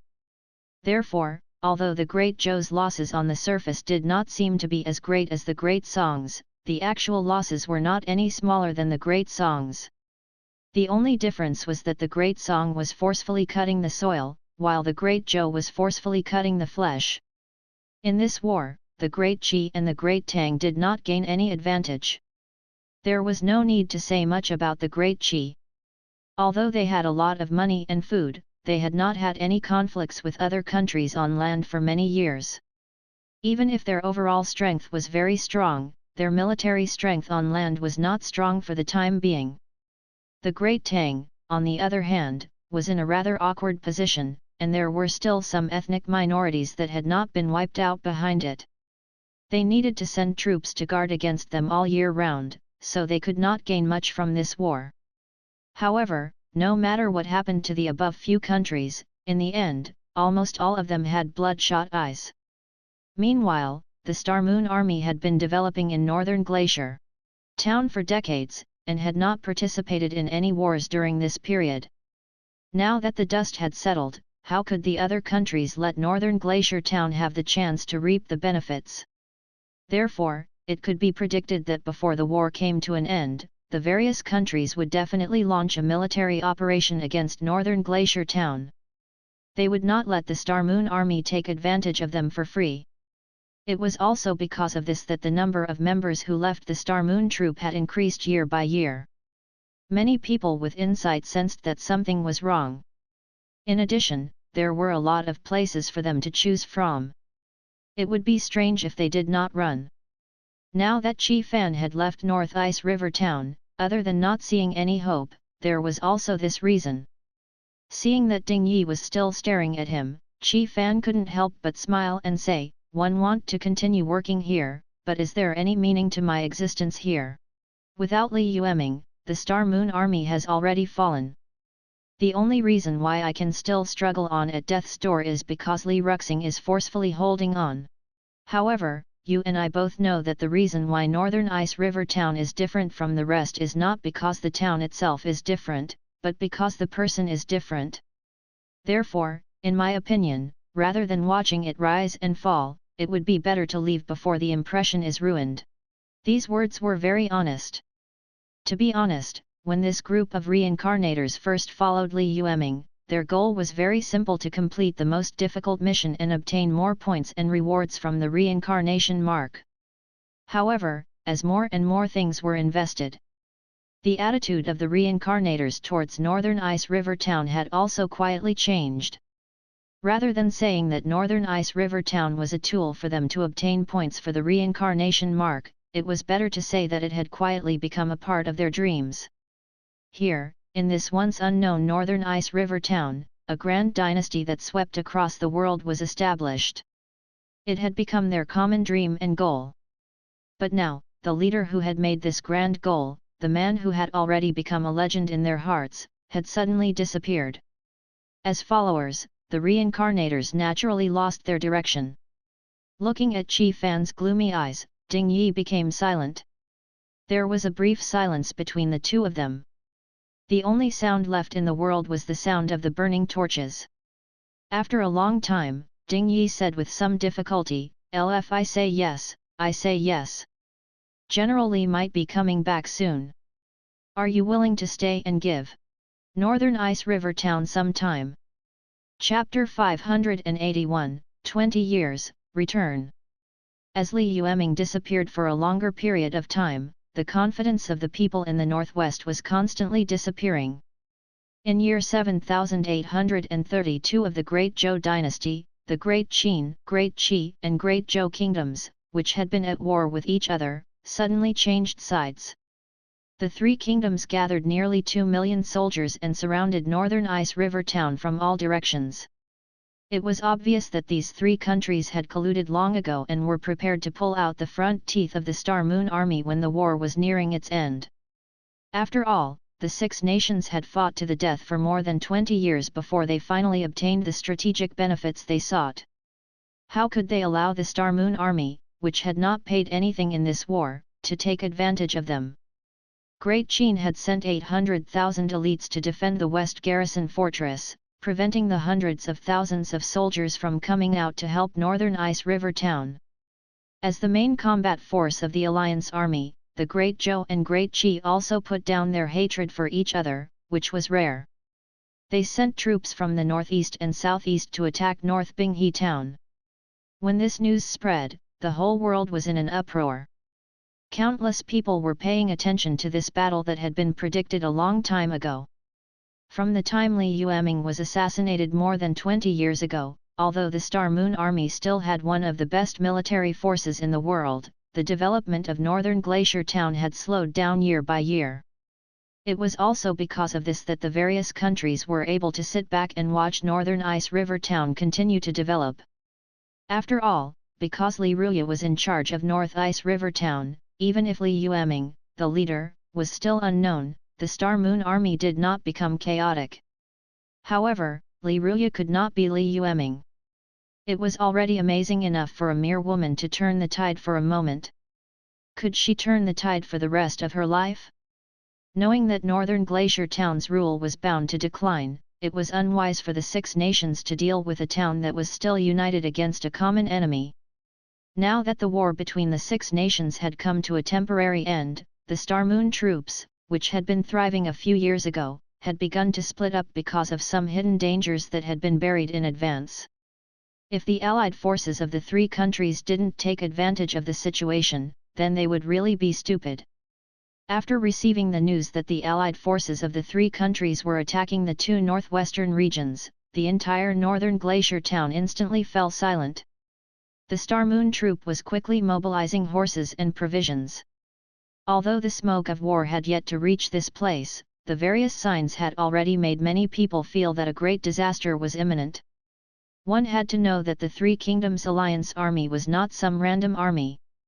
Instead, they were a group of elite warriors who had experienced the War of the Six Countries. They had just retreated from the battlefield of the Six Nations, which was as bloody and brutal as a meat grinder. Any one of the three troops was enough for the Star Moon troop to face a great enemy. And now, there were three of them. One could imagine how determined they were to eliminate the Star Moon troop. At the end of August of the same year, the autumn wind blew, and the entire northwest region was in a somber mood. The Star and Moon Army had gathered 500,000 troops to meet the enemy at the passes in the northeast and southeast. The mighty allied army of the three countries surged forward. Fortunately, the Star and Moon troop had awakened their military spirit, and their fighting capacity was completely different from before. Therefore, although the battlefield was covered in blood and gore in a short time, the Star and Moon troop did not show any obvious signs of decline. Li Ruya might not be able to balance the internal conflicts of the Star Moon army. Because she could not do anything to the people who had been reincarnated, nor was she willing to change the direction that Li Yueming had set before he left. However, this did not mean that she could not even resist external aggression. The allied army of the three countries seemed terrifying, but in reality, it was only ferocious on the surface. The people of the various countries had long since withered. Whether it was money, food, or the hearts of the people, they were no longer able to support them in a long-term battle. Thus, the Star Moon troop only needed to withstand the pressure and not let the Alliance army take advantage of the situation. The entire war was basically still under control. The worst-case scenario was that the Allied forces of the three countries would have to pay a certain price in exchange for the Star Moon Army and Northern Glacier Town to weaken at the same time, so that the post-war order would not be disrupted by the Star Moon Army. However, just as the war that affected the entire Northwest was in full swing, in the extremely cold snow mountain in the north, Li Yueming had already woken up from his deep cultivation. After obtaining the earth vein divine spring, he stayed in the Su clan for a while. Not only did he heal his injuries, he also flipped through some of the Su clan's remaining ancient books and obtained many ancient legends that were not circulated in the outside world. In the second year, Li Yueming, who already knew many secrets of the Su clan, was ready to leave. Su Haoshan hesitated for a long time and finally decided to let Su Xian follow him to the civilized world to see the situation. For many years, the Su clan's main sect had never had any thoughts of leaving the world. However, Su Fengtian's betrayal had a huge impact on Su Haoshan. Under the circumstances where almost all of the Su clan's branches had been destroyed, Su Haoshan began to think if it was inappropriate for the entire Su clan to hide in this wilderness. After all, the Su clan had a glorious history since the era of the Great Qian dynasty. It should have been a very large tribe. But in the end, due to some indescribable twists and turns in history, the entire clan was reduced to only a few thousand people. Chapter 582, 20 Years, Return. If the Su clan was still stuck in their old ways and kept all their eggs in one basket in the depths of the 100,000 mountains, he did not know if he would be caught in one fell swoop if he encountered any twists and turns. After comprehensive consideration, Su Fengtian decided to let Su Xian conceal her identity and split from the main sect to reconnect with the civilized world. This was to plan for the continuation of the Su bloodline. So, when Li Yueming left, Suxuan took the initiative to walk with him. At the same time, the Su clan also gave her a branch family of 300 blood relatives to ensure that she would suffer a great setback when she returned to the civilized world. Naturally, Li Yueming did not refuse. Therefore, 20 years ago, he had already brought Su Xian and the 300 Su clan warriors out of the 100,000 mountains. They had made a detour all the way to the outskirts of the extremely cold snow mountain to meet up with the little fox. Of course, in order not to be detected by the Six Nations, they sent assassins to assassinate him again. After Li Yueming returned to the extremely cold snow mountain, he only asked the little fox to help him inquire about the situation in the outside world. After discovering that everything was temporarily stable, he did not reveal his traces to anyone. At this moment, not to mention Li Ruxing and the others. Even the spirit beasts of the extreme cold snow mountain did not know that Li Yueming was in the valley where the little fox lived. Over the years, apart from inquiring about the situation in North Glacier Town every once in a while, Li Yueming had put almost all his energy into cultivation. 20 years ago, Li Yueming was already a spatial tempering stage cultivator. Now that he had been living in seclusion in the extremely cold snow mountain for so long, Li Yueming's realm naturally rose rapidly. After ascending to the 12th tribulation, Li Yueming had already stepped into the threshold of the 9th tribulation divine aperture. Of course, this was not what excited Li Yueming the most. What excited Li Yueming the most was the breakthrough in his body's treasure. Ever since the opening of the Komitani treasure trove, Li Yueming had not had any clue about the next human treasure trove for a long time. It was only after lying in the underground spring for half a day that he sensed the existence of the next human treasure and triggered a chain reaction. For 20 years, at least 70% of Li Yueming's energy was focused on developing this new human body treasure. After putting in so much effort, the rewards were naturally incomparably huge. Li Yueming called the fifth human body treasure essence. After activating this human body treasure, the side effects of Li Yueming's potential being squeezed out were basically washed away. If a cultivator who specialized in the human body saw Li Yueming now, he would be able to see how terrifying Li Yueming was. The endless human essence was running amok in Li Yueming's body, providing him with an almost endless supply of energy. In other words, before Li Yueming died, the essence in his body was almost limitless. If it was in a game, it would be like having unlimited mana. The activation of such a crucial treasure had greatly strengthened Li Yueming. After all, Li Yueming's physical fitness was already strong enough. Now, with the addition of this unlimited mana bar, the increase in combat power was not just a superficial concept of 1 + 1 = 2.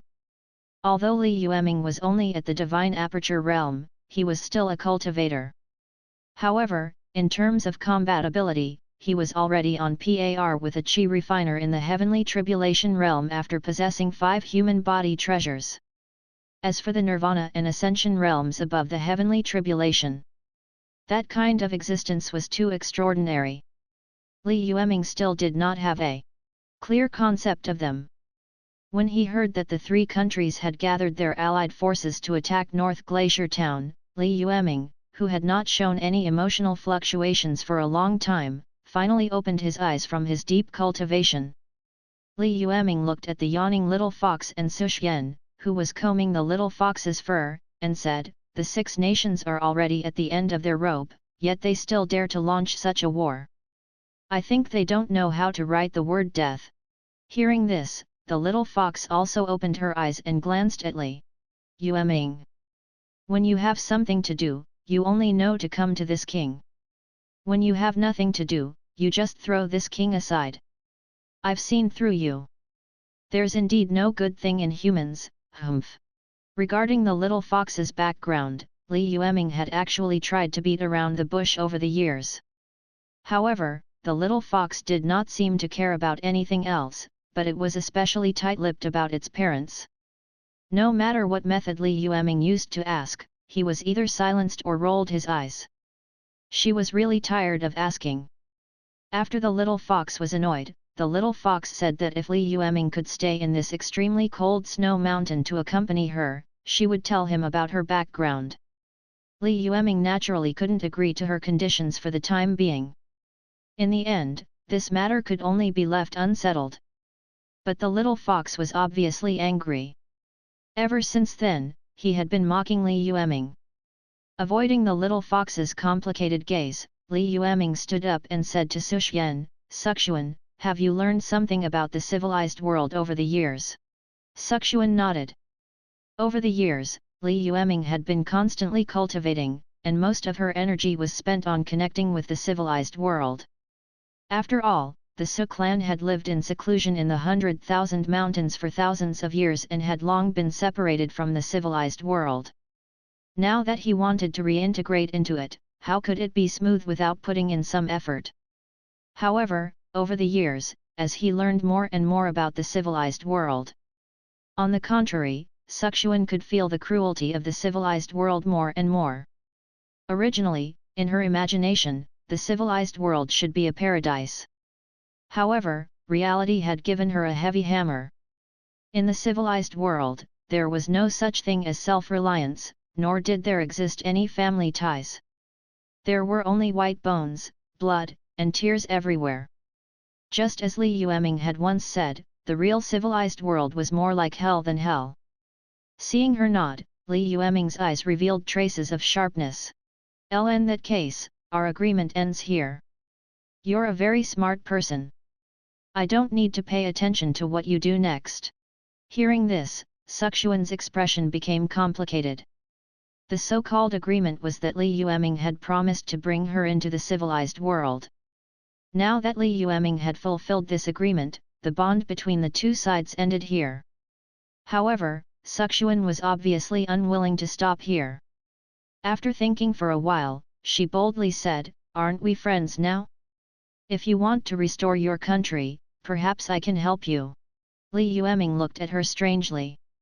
Su Xian's face was slightly red, but she continued, "What's wrong? Now that the world was in chaos, it would be very risky for concubine Su to go anywhere, right? Only the northwest region where you are can accept us.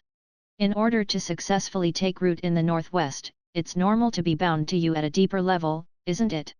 Her face was very red and her words were very messy. Li Yueming naturally understood the true emotions hidden beneath the surface. He repeatedly savored it for a long time before saying, "It's naturally not a problem for your Su clan to take root in the northwest, but let me tell you first, I already have a wife. Are you sure you still want to follow me?" Hearing this, Suxuan was stunned for a moment, and her expression darkened for a moment. However, Li Yueming had indeed mentioned this to her a long time ago. Now that she heard it again, although she felt a little depressed, she was still mentally prepared. She lowered her head and pondered for a long time. In the end, she gritted her teeth and raised her head. "I've thought it through." Li Yueming did not say anything. After a while, he nodded and said, "In that case, gather the troops and prepare to set off with me. After so many years, I wonder if anyone in this world still remembers me, Li Yueming. Second sister, just hold on for a while more. I will make everyone who dares to hurt you when I am not around pay the price in blood." Chapter 583, The Three Kingdoms Alliance Army, Li Yueming. Part 1. When the Allied forces of the three countries attacked Northern Ice River Town, they wanted to crush the morale of Northern Ice River Town before the war ended. They didn't want Northern Ice River Town to take advantage of the rest time after the Six Nations chaotic war to develop. After these few major countries stopped fighting, the other countries that did not join the coalition forces quickly went silent. The flames of war that had been burning for more than 20 years finally came to an end with the retreat of the armies of the few countries. After a short rest, almost the entire world's attention was focused on the Allied forces of the three countries and Northern Glacier Town. The outcome of the battle between the three countries and Northern Ice River would determine the future of the entire world. If Northern Glacier Town's combat power was average and was eventually defeated by the Allied forces of the three countries, then the current world order would have been completely stabilized. After each country defeated North Glacier, the cake of this free-for-all battle would be distributed according to the size of their fists. If the Northern Ice River Town's combat strength was not enough, or was far inferior to the three countries' Allied forces, then, the Allied forces of the three countries, who already had ulterior motives, would definitely not let this matter rest. At the very least, Big Chi and Big Joe would definitely think of ways to take a bite out of Northern Ice River Town. Putting aside Great Chi for now, let's talk about Great Joe. In this war that lasted for decades, the Great Joe had suffered heavy losses. Not only had they consumed more than half of their financial resources, material resources, and food, but they had also lost the impregnable pass in the northwest. If he wanted to rebuild Dragon Subdue Pass, Tiger Subdue Pass, and Fusion Pass, it would take at least a few decades. During this period of rebuilding the northwest defense line, the Great Joe, which had lost the protection of Fusion Pass, Tiger Subdue Pass, and Dragon Subdue Pass, had almost all the gates to the northwest region open. It could be said that he was extremely passive. If the Great Joe wanted to obtain enough autonomy, then they could only think of all ways to recover the northwest. This was because only by taking back the northwest could the Great Joe continue to send soldiers to form a strategic defense line along the many passes in the northwest. On the contrary, if the Allied forces of the three countries were unable to deal a heavy blow to Northern Ice River Town and the Star Moon Army, then the Great Joe, which had its doors wide open, would undoubtedly be one of the most nervous countries. After all, the current strength of Bibing River could not be underestimated, and the successive years of war had long caused the Great Joe to lose its former glory. Under this situation, the Great Joe might need to spend an unknown amount of effort to guard against the invasion of Northern Ice River Town. As for Erdaki, he did not gain much from the war with the Great Joe. Other than investing a lot of money, they only plundered some wilderness in the northeast of the Great Joe dynasty. Not only was this kind of land worthless in the short term, but it was also a loss. Big Chi, who had suffered heavy losses, was naturally unwilling to accept the fact that they had spent so much money but did not get the returns they deserved. Now, they had formed an alliance army with the Great Joe. Their real purpose was to eliminate the possible threats of the Star Moon Army. They wanted to gain some benefits from the northwest, where the Star Moon troop was located. At the very least, they wouldn't lose money in this war. In this situation, only Great Chi's soldiers were slightly lacking. After all, Great Qin had already been the undisputed victor of the Six Countries' War, and it had obtained many benefits. Now, the reason why the three countries' allied forces were gradually attacking the Star Moon Army. Their goal was to force the Star Moon Army to open up the path to the 100,000 Mountains. As long as they could take down the Star Moon Army and open up the path to the 100,000 Mountains, Great Qin could bypass the West Garrison Pass and invade the Great Zhou Empire. If they went southeast, they could also plunder the weak Great Song Empire. If he started from these two aspects, it would only take a little time for Great Qin to unify the world. Just like that, the Allied army formed by three countries with different intentions attacked northern Glacier Town. In the vicinity of the 12 northern cities, the war was almost on the verge of breaking out. The three countries had the absolute advantage in numbers. In terms of combat strength, although these were not the most elite troops of the various countries, they were still quite powerful troops that had experienced hundreds of battles. After all, the six nations had been fighting each other for more than 20 years. The armies that had survived until now were not idiots. However, after more than a month of repeated probing by the Allied forces of the three countries, they discovered that the strength of Northern Ice River Town and the Star Moon Army was even more terrifying than they had imagined. After the armies of the three kingdoms entered the 12 northern cities, they found themselves trapped in an invisible net. As far as the eye could see, all the villages and towns in the north looked at them with distrust. This feeling made the armies of the three countries very uncomfortable. They had a large army, and it was difficult for them to hide their strength in public. Now, almost all the people in the northwest were traitors. Without discovering the spies of the Star Moon Army, Northern Ice River Town was able to see through the deployment of the Allied forces of the three countries. One could imagine how powerful Northern Glacier Town was in the northwest. After discovering this, he was shocked. The Allied army of the three countries already had a bad feeling. In the beginning, they might have had all kinds of thoughts. For example, if Northern Ice River Town could not withstand a single blow, they could even annex the entire northwest of the Great Zhou dynasty and then further annex the Great Zhou dynasty. For example, if the Star Moon Army became incredibly powerful, they would think of waves to make Great Qin fist against the Star Moon Army and Destrove Great Qin's forces. Chapter 584, The Three Kingdoms Alliance Army, Li Yueming. Part 2. But now, the Alliance Army had yet to clash with the Star Moon Army. The deployment of the entire army had already been infiltrated by Northern Glacier Town. If they did not pay attention in the upcoming war, their millions of troops might suffer heavy losses because they underestimated the enemy.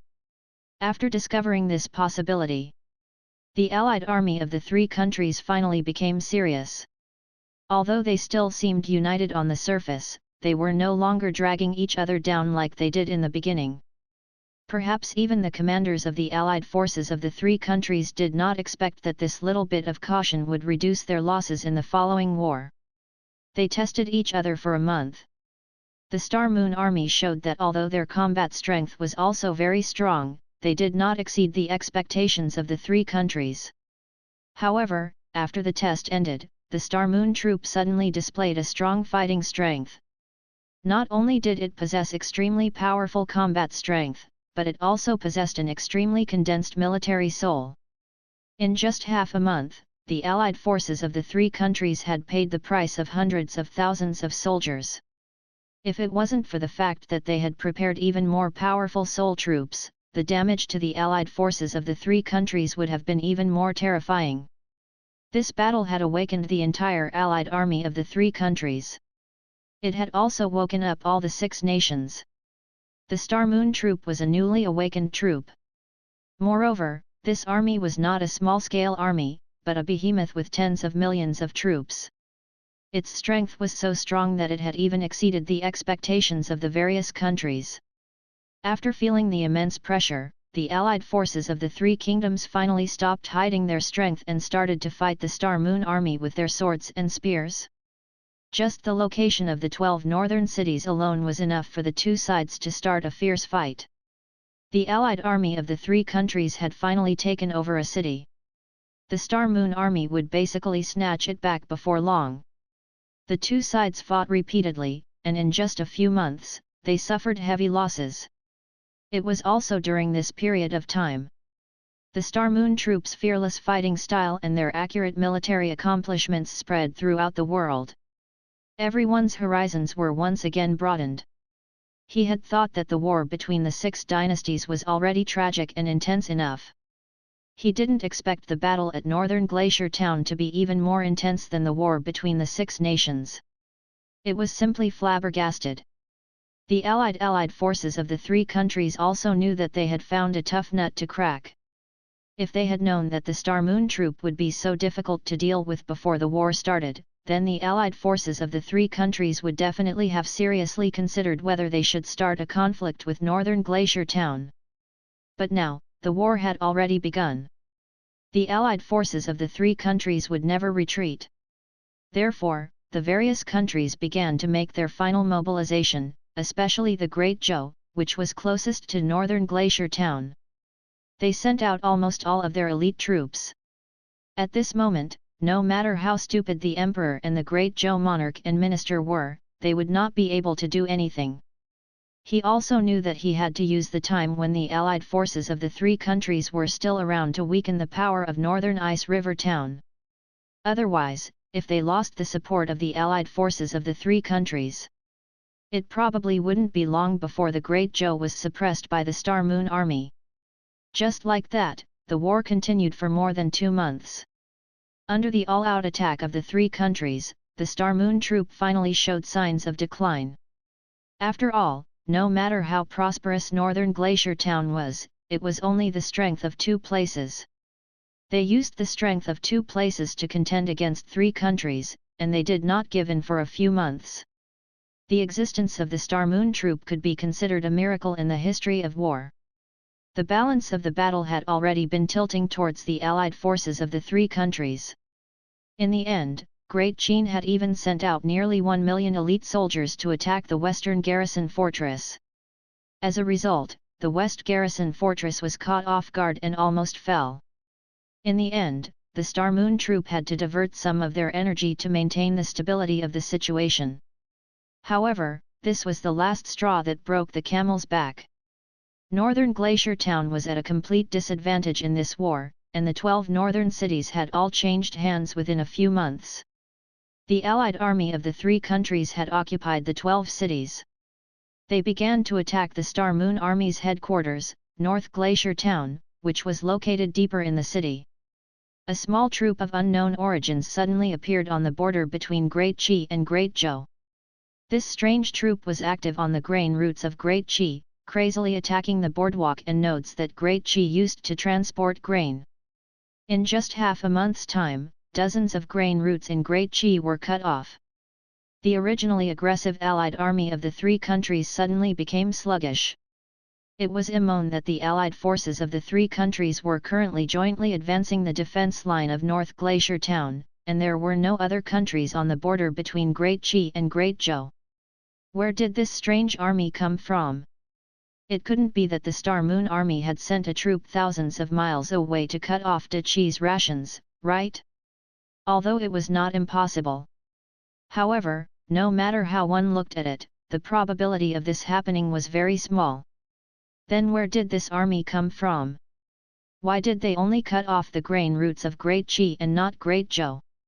Was it because the Star Moon troop was retreating and the Allied army of the 3 countries had won many battles? Did the Great Zhou want to monopolize this victory, so they specially sent people to secretly cut off the grain route of the Great Qi? The more the higher UPS of Great Qi thought about it, the more they felt that it was possible. Therefore, they began to subconsciously conserve their strength and immediately sent many experts to the border to see what the problem was.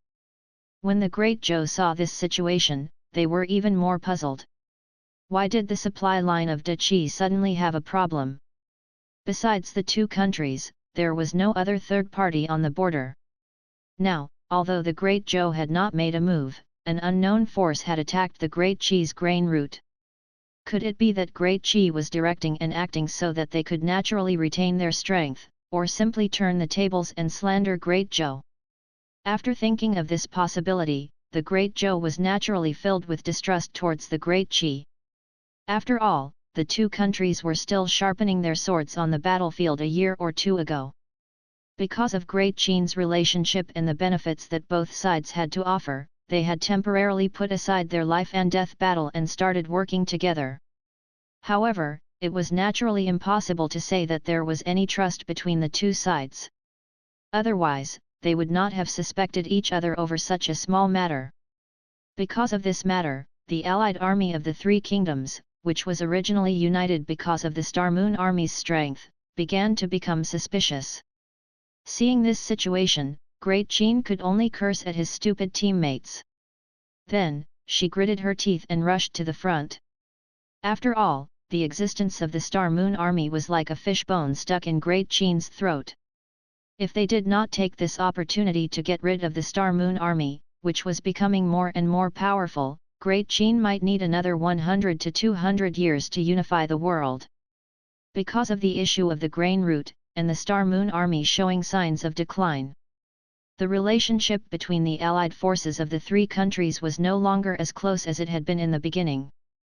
However, under Great Jean's powerful attacks, the balance of the battle was not affected.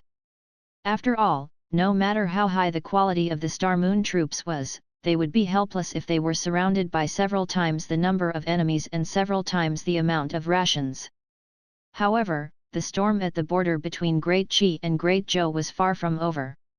After discovering that Great Qi had changed the grain transportation route, the unknown force at the border was extremely daring.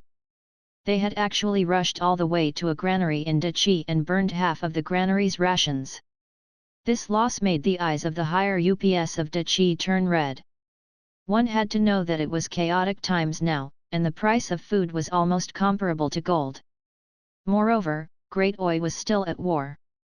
Under such circumstances, burning a warehouse of rations was even more painful than burning a warehouse of gold. When the emperor heard the news, he was so angry that his lungs exploded. He pointed at the emperor and cursed, "Although our Great Qi is unwilling to let the Star Moon Army go with the flow, we are not really afraid of the Star Moon Army. If we let the Star Moon Army continue to develop, the one who will suffer the most is not our Great Qi, but your Great Zhou. You go back on your word, you short-sighted fellow. Northern Ice River Town hasn't been completely wiped out yet, and you're already targeting Great Qi, right?" Chapter 585, Blood Debts Must Be Repaid in Blood. The autumn wind blew and the autumn leaves fell. The chilling autumn wind could not cover up the smoke that was constantly drifting in the northwest. Li Yueming stood on the roof and looked into the distance quietly. About 10 minutes later, at the end of his line of sight, more than 10 men in black appeared in his line of sight. They saw Li Yueming standing on the roof, as if he had been waiting for them for a long time. The men in black were all shocked. They asked in bewilderment, "Who are you? How did you know our whereabouts?" Under normal circumstances, as the most honorable group of heaven-rank-honored guests under the emperor, not only were their identities extremely sensitive, but their tracks in the outside world should also be kept secret. Other than the emperor, no one else should know why they had gone to this god-forsaken place to investigate the reason why the grain route had been cut off. But now, when they were tracking this bandit leader who had suddenly appeared at the border of Great Qi and Great Zhou to cause destruction, this bandit leader unexpectedly knew that they would appear here in advance. They had been waiting for a long time. In other words, the identity of this so-called bandit leader was very likely not simple. Seeing that they were all here, Li Yueming stood up from the eaves. His gaze, which was still looking into the distance, fell on them. He said casually, "Does it matter if I know you guys are coming?" In any case, they were just a group of people who were about to die. When they realized that Li Yueming was so calm that he even dared to mock them, the men in black were not angry. Instead, they became more cautious. As the saying goes, there must be something fishy going on. As the top batch of aura refining practitioners in this world, the men in black had walked on the edge of life and death countless times. If he didn't even have this bit of caution, he would have died countless times when he was traveling the world. The leader of the guest elders closed his eyes and used his 5 senses to observe the surroundings, wanting to make sure that there was no ambush around. Seeing this, the mockery in Li Yueming's eyes intensified. Under the full moon of the Mid-Autumn Festival, he looked down at everyone and said, "There's no need to search. There's no ambush here, because I alone am enough to deal with you." Hearing Li Yueming's shameless words and his extremely arrogant and despotic attitude, This time, no matter how good-tempered the guest masters were, they couldn't help it. After confirming that there were no traces of being tampered with, the black-robed elder who was the leader of the guest group waved his hand and said, "Arrogant brat, do you know who is standing in front of you?" He didn't know how Li Yueming had detected their presence. However, none of this was important anymore. Seeing how Li Yueming was so arrogant, he probably didn't know who they were. The guest group was the name of the consecrators under the emperor, and the heaven-grade guest group was the core and highest level of power among the consecrators. In the group of heaven-rank guest elders, even the weakest chi practitioner would definitely not be lower than the peak of the void refinement realm. The highest-ranking guest elders had even reached the divine aperture realm. In this era where heavenly tribulation chi refiners ruled the world while nirvana chi refiners remained hidden, the divine aperture realm guest elder brought along a group of void refinement realm and origin returning realm elders. Basically, it was an invincible power. As long as they were not ambushed, it would be easy for them to deal with a young man like Li Yueming, who was less than 100 years old from the signs of his life. Normally, such a small matter shouldn't have mobilized such a powerful force. However, because the emperor had sent several batches of people but did not find any results, he was later pointed at by the emperor and scolded. The furious emperor had nowhere to vent his anger, so he sent out a group of heaven-level guests to lead them. He just wanted to know who exactly was this guy who provoked the relationship between the two countries and caused him to be criticized. Was it Big Chi who directed and acted out this disgusting drama? Thus, as long as they were sure that Great Chi did not set up an ambush here, the foreign elders would have a rough idea. Now that they were fighting in anger, their auras were truly terrifying. A slightly plump man in black in the crowd punched out. The spiritual energy that was like an ocean condensed into a huge fist in the blink of an eye. Even the roof of the house behind Li Yueming was blown away. The black-robed man's control of spiritual energy had clearly reached a certain level. With just a gentle wave of his hand, the giant fist in the void was like a ray of light that broke through the night, smashing fiercely towards Li Yueming who was already standing in the air. The fist light hadn't even gotten close. The house where Li Yueming had stopped earlier had been destroyed by the sharp force. Under the pressure of this force, Li Yueming took a step back. However, before he could do anything, several other men in black appeared from behind him. They quickly, accurately, and ruthlessly sealed off his escape space. No matter where he wanted to dodge, he would be immediately blocked. Seeing that Li Yueming had become a turtle in a jar in the blink of an eye, someone sneered, "Ignorant brat, I hope you can open your eyes properly in your next life. How can you provoke our existence?" A group of men in black pounced over and surrounded them from all directions. Chapter 586, A Blood Deed Must Be Repaid in Blood, 2. Not only did Li Yueming not show any signs of nervousness or fear, but he even showed a bit of eagerness. He smiled and said, "Since I dare to wait for you here, I have naturally decided to send all of you to hell. After all, the blood debt between me and the Great Joe must be repaid with blood." The reason why he had said so much nonsense to the guest group earlier. It was to eliminate their wariness and let them get closer so that they could eliminate the weeds and leave no survivors. Now that this goal had been achieved, Li Yueming no longer hid his strength. He extended his left hand and blocked the meteor-like punch like an iron pincer. Before the others could react, he extended his right hand and pushed, sending a foreign elder who was about to attack him flying. How strong was Li Yueming's physical fitness after developing 5 human body treasures? The answer was that even Li Yueming himself didn't know. In any case, this palm landed squarely on the foreign elder. The foreign elder was sent flying hundreds of meters away and exploded into a cloud of blood mist. Even so, other than the elder in the divine aperture realm, the other foreign elders had not fully recovered from their shock. One could imagine how fast Li Yueming's speed was. With a flash of his figure, Li Yueming attacked again. He killed the few foreign elders closest to him on the spot with lightning speed. It was only at this moment that the group of foreign elders who had not been attacked smelled the blood and came to their senses. When they looked at Li Yueming, their eyes could not help but reveal a look of horror. As a cultivator of the divine aperture realm, the black-robed elder who was the leader of the guest group was the first to recover. He took a few steps back and said in a hoarse voice, You, who exactly are you? Could it be a recluse in the heavenly tribulation realm? No, the heavenly tribulation realm doesn't allow you to interfere with the affairs of the world at will. Aren't you afraid of being attacked by the masses if you violate the agreement? Li Yueming's eyes revealed a hint of disdain. The so-called agreement can only be written if one is willing to abide by it. I have never established myself in the martial arts of this world, so why should I be afraid? At this point, an inexplicable smile appeared on his face.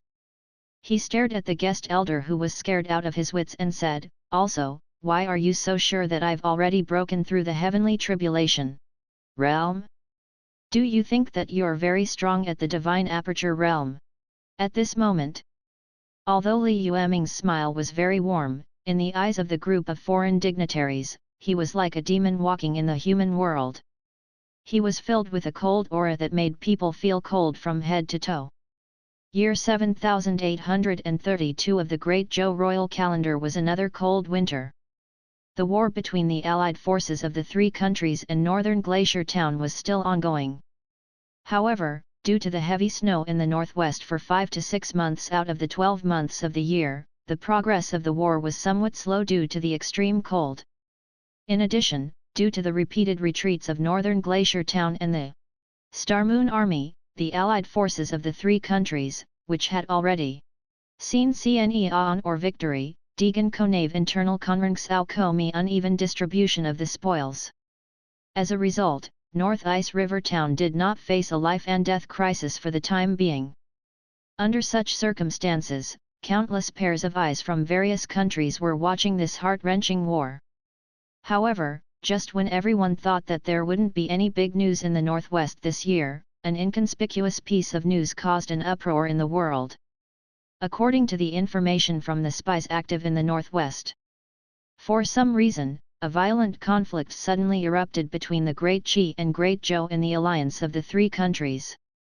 Continuing to investigate further, the initial reason for this should be that there was some conflict between De Qi and De Zhou near the border, which led to the cutting of the grain road of De Qi and the burning of a granary. Compared to the raging war, this seemed to be a trivial matter. However, the content that was revealed next shocked everyone. At the end of autumn and the beginning of winter, the Great Zhou soldiers saw a series of heads in a city on the border. In the beginning, this piece of news did not attract much attention. After all, human lives were worth less than grass in this chaotic world. There were many people in the 6 states who went up the mountains to become bandits because they did not have enough to eat. It was very common to kill people in the way. The only reason why it was noticed was that the person who did this was too arrogant. He actually hung his head on the door of the Great Zhou Yamen. The hideous head and the blood all over the ground almost scared the county magistrate out of his wits. This matter caused a commotion. The county magistrate finally came back to his senses, but the more he thought about it, the angrier he became. He brought a large group of soldiers into the mountains in the middle of winter and wiped out several groups of bandits who were causing trouble on the nearby mountains in one go. This matter was still considered normal. Under normal circumstances, this would be the end of the bandit extermination. However, what happened next was a bizarre beginning. When the magistrate was about to dispose of the heads, he suddenly discovered that each head had a token stuffed into its mouth. Suppressing the discomfort, the county magistrate asked someone to pry open the head's mouth and take out the token from inside. At this moment, he saw the token. The county magistrate was dumbfounded. This was because he realized that the owners of these heads were actually the consecrators of the Great Zhou guest group. 9. Comment. Vote. Send gift. Comment to left. Moreover, from the patterns and materials on the tokens, everyone seemed to be a heaven-level guest. Chapter 587, A blood deed must be repaid in blood. After repeatedly confirming that he was not hallucinating, the county magistrate fainted on the spot. These tokens were quickly taken away by the internal guards who had heard the news. However, because this matter had attracted the attention of many local people from the beginning, there were too many people who knew about it. In addition, it was too bizarre and spread very quickly. The Great Zhou dynasty was unable to suppress it. Soon, it swept through the entire Xia continent like a hurricane. More than 10 sky-rank guest experts had died on the border with Great Qi. When this news spread, most people thought that it was a joke. However, as time passed, not only did this joke not disappear, it even became more interesting. When the various countries noticed that something was wrong, they sent people to investigate in depth. In the end, they found that this matter was most likely true. The Great Zhou lost more than 10 sky-rank patrons? My God, is this trying to pierce through the sky? This matter is a little strange no matter what. It seems that only the Emperor of Great Zhou can mobilize the heaven-level guest elders of Great Zhou. Why would they suddenly appear on the border of Great Qi? So who knows who did this? It's so bright that my dog eyes are blinded. Previously, there were rumors that the Great Zhou and Great Qi were at odds. Could it be that the conflict between the two sides has already reached such an irreconcilable level? No matter how you look at it, the Great Zhou's heaven-ranked guest group was killed at that desolate border. Other than this time, I can't think of any other force that can cross several countries to do such a thing. That can't be right. No matter how rational the Great Zhou and Great Qi are, they wouldn't stab each other in the back in a war, right? Moreover, Great Qi still had an army fighting against the Star Moon army in the Great Zhou dynasty. Were they not afraid of being eaten by the Great Zhou dynasty by stabbing them at this time? The situation in this world, really don't understand it anymore. After the news was confirmed, the whole of the world was frightened. And this was because the elders of the sky-rank guest group had died in the outside world. If he knew that there was a guest elder in the group, the entire world would probably be shaken 3 times. The Great Zhou Heavenly Cycle Rank Guest Group was the strongest organization of Qi practitioners that the Great Zhou Emperor could control under normal circumstances. But now, they had been wiped out at the border, leaving no survivors. The information behind it was very terrifying.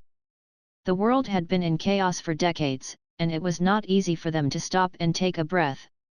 Now that it had been stirred up like this, it was likely that a huge storm would appear out of thin air. Then, here was the problem. Who was the one who was stirring up trouble behind the scenes and treating all living beings in the world as chess pieces on the chessboard? In the distant northern glacier town. After hearing about the earthquake that occurred at the border between the Great Zhou and the Great Qi, Li Yueming's face, which was already as cold as a glacier, showed a rare expression. She finally calmed down. She looked at Ding Yi, who was not far away. He was wearing iron armor and his robe was stained with blood. She asked. Who do you think did this? 13 of the great heaven-level guest masters had died in one go. This was no small matter. Big Qi. Ding Yi thought for a moment and replied. Li Yueming closed her eyes and shook her head. Seeing her deny it, Ding Yi did not refute. However, his eyes revealed a rare glint as he said meaningfully, "You mean, this time?" Li Yueming was silent. He neither nodded nor shook his head. Only her slightly furrowed eyebrows showed her fluctuating emotions. After a long while, Li Yueming opened his eyes. His eyes had already returned to their usual calm state. He said coldly, "No matter what, this is good news for Northern Ice River Town." At this point, she paused and changed the topic. "Is the warship ready? The allied forces of the 3 countries have eaten so much meat from us. If we let them go so easily, I won't be able to answer to General Li in the future." Ding Yi nodded and looked at Li Yueming with admiration. If he had to say that he admired the number 1 in the indigenous people's list of people, it would be Li Yueming. Then Li Yueming's second sister would definitely be in the top 5. Other than the fact that he lacked a bit of skill in political struggles. In other aspects such as military, internal affairs, and intelligence, Li Yueming was a monstrous existence. She had truly used her actions to explain to him what it meant to be as intelligent as a demon. As a reincarnator, he had gone through countless worlds and experienced countless storms. He thought that he was not the smartest among reincarnators, but he was definitely one of the best. He was especially good at leading troops in battle and setting up formations. But now, in front of Li Yueming. However, he now knew that there was always someone better. Chapter 588, Shocking the World, Li Yueming Retreats? 1. In the cold winter of year 7832 of the Great Zhou royal calendar, the conflict between the Great Zhou and the Great Qi was intense. Although the allied army of the three countries did not collapse, it had already existed in name only to a certain extent. In the spring of the second year, the allied forces of the three countries launched their final attack. However, the resistance of northern Glacier Town was still tenacious and fierce. After several attempts, he did not achieve the desired result. The allied forces of the three countries finally stopped their attack on northern Glacier Town and began to discuss a retreat plan. It couldn't be helped. The wars over the years had been too cruel. No matter which country it was, it had basically been baptized by the flames of war. Right now, he really couldn't squeeze out any extra strength to carry out a long battle. Since there were many internal conflicts, there was no way to break through the current situation external. The only option left for the allied forces was to retreat. When this news spread out, the whole world was in an uproar. To be honest, many people had predicted the outcome of this war at the beginning. However, no one had ever thought that it would develop into such a dramatic ending. At the same time, conspiracy theories about the mysterious war on the border between Great Zhou and Great Qi also became more and more popular as this matter fermented. Many people were curious about what had happened on that unknown night that caused dozens of Great Zhou's heaven-level guest elders to die on the spot. Not even a single one was left alive. Of course, the Great Zhou did not disclose any information to the outside world. Only the higher UPS of the various countries would be able to find out about this level of secret. Ordinary people would never understand. Other than rumors, no one could point out who did it. After the conflict between Great Zhou and Great Qi became even more intense, the already conflicted allied forces of the three countries soon lost all semblance of harmony. After a short meeting, they began to lead their troops back to their countries. In this process, because Great Qi had a strong army, it was not afraid of the other two countries playing any tricks. However, the atmosphere between Great Qi and Great Zhou was always tense. From the beginning of the border conflict between the two sides. In the end, the group of heaven-level guest experts sent by the emperor were completely wiped out. The trust between the two sides had been completely shattered. The only reason why they had not fought yet was that both sides were temporarily unable to fight. When retreating, in order to prevent the Great Zhou army from attacking, the retreat route of the Qi army was along the 100,000 mountains. Not only did the Great Zhou not gain any benefits from the northern ice river town, but they had also lost a group of heaven-ranked guest warriors in this war. Naturally, they would not let the Great Qi army go back so easily. On the way back, the Great Zhou had sent troops to investigate the traces of the Great Qi army. No one knew what he was up to. The allied forces of the three countries, which had been harboring ulterior motives, had completely parted ways. People's attention gradually shifted from the war to the retreat. As the main character of this war, the Star Moon Troop had a rare period of lack of attention. The various countries had left many spies and hidden sentries in northern Ice River Town. However, since northern Glacier Town knew about this, it was naturally impossible for them to be completely unprepared.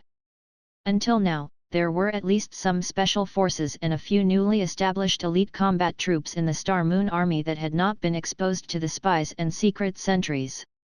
Therefore, the disappearance of 50,000 soldiers from the Star Moon Troop did not cause any commotion.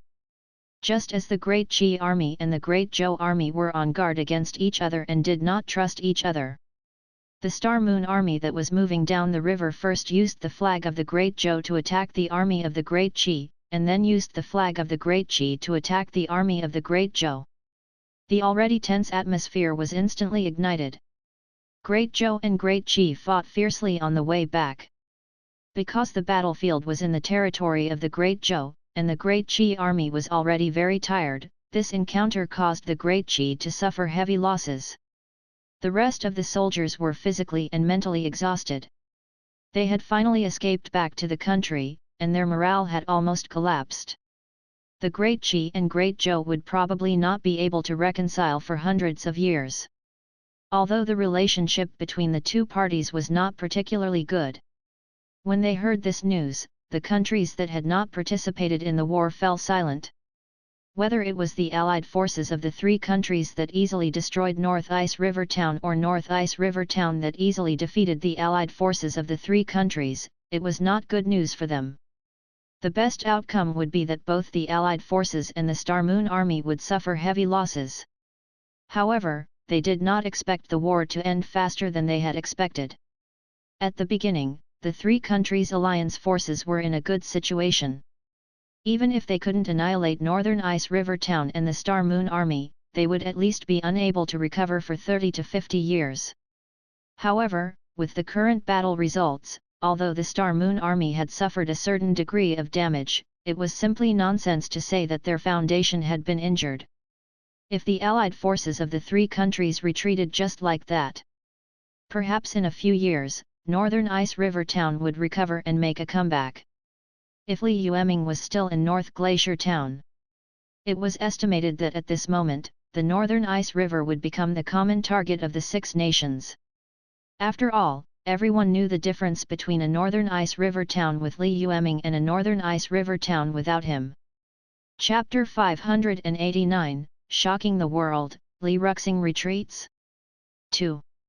North Glacier Town had Li Yueming. Then, it would be the embryonic form of a new unified dynasty. Northern Ice River Town had military strength that was not inferior to the other 6 states. It was only lacking more high-end Qi practitioners, as well as more population and territory to become a true dynasty. Under such circumstances, letting the Star Moon troops recover and continue to grow would be disastrous for all countries. Without Li Yueming to control North Glacier Town, no matter how powerful he was still a headless fly. With Li Yueming's experience and strength, he might be able to barely maintain his own stability. However, if they were to take a step forward, Northern Glacier Town would collapse internally without the Six Nations even needing to do anything. It was also for this reason. That was why the other 3 countries did not participate in the war against Northern Glacier Town. And now, the allied army of the 3 countries was collapsing from the inside. Not only did it not lose too much of its own wealth and manpower, but it also did not lose much of the core strength of Northern Ice River Town and the Star Moon Army. The higher UPS of the other countries did not know whether to cry or laugh. The good news was that Northern Ice River Town was still alive and kicking and had not been weakened by the 3 countries' alliance army. The Great Zhou, which was adjacent to Northern Ice River Town, would definitely be the first to suffer. Great Qi and Great Qin had become mortal enemies for no reason. Putting aside the fact that Great Qin had a strong army, the Great Zhou and Great Qi had already exhausted a lot of their forces in the Six Nations War. Before he could even catch his breath, he was dragged into the whirlpool of another war. If he didn't use the rules outside the chessboard, it would be difficult to continue restricting the Star Moon Army. The 3 countries did not participate in the battle, nor did they connect with the territory of Northern Glacier Town. When the time came, they could use this opportunity to take a short breather. As for what he was worried about, there was definitely something. From the looks of it, the existence of the Star Moon Army had already violated the basic understanding of providence in various countries to a certain extent. Ever since the Tiandu dynasty disintegrated, the fate of the world had been divided into several equal parts. The 9 vassal states had inherited it together. Without the support of fate, Northern Ice River Town shouldn't have been able to develop. Not to mention, the Star Moon Army had even obtained the recognition of the world and awakened its soul. At this moment, the Star and Moon Army's strength had reached a certain level. After the awakening of the army soul, if the high-end combat strength of the refinement cultivators was not included, the Star Moon Army's strength alone was probably enough to be compared to a country. This was especially so after the war between the 6 countries, where all the countries had fallen into a weakened state. This should have been a very unreasonable thing to the 6 nations. But now, it was right in front of them. If something unexpected happened at this time, such as the sudden return of Li Yueming, who had been confirmed dead, Northern Glacier Town would be unified at lightning speed. Perhaps the order of the entire world would be shaken violently because of this. At that time, no one could guarantee what would happen. Perhaps the scene from the nightmare would happen again. In order to prevent similar things from happening again, perhaps they had to consider more carefully how to deal with the heretic Northern Ice River Town. However, no matter what, after this war, there would be at least a few decades of peace in the future. However, everyone knew that as long as the curse of the legendary Great Unification and Ascension was not broken, the war between the 6 dynasties would never end. In the foreseeable future, wars would only get more intense. Until the appearance of the Renhuang of the Tiandu clan, who unified the world, gathered the fate of the world and ascended to the upper realm. The world is unstable, and the war will not stop. Northern Ice River Town, Star Moon Army Headquarters.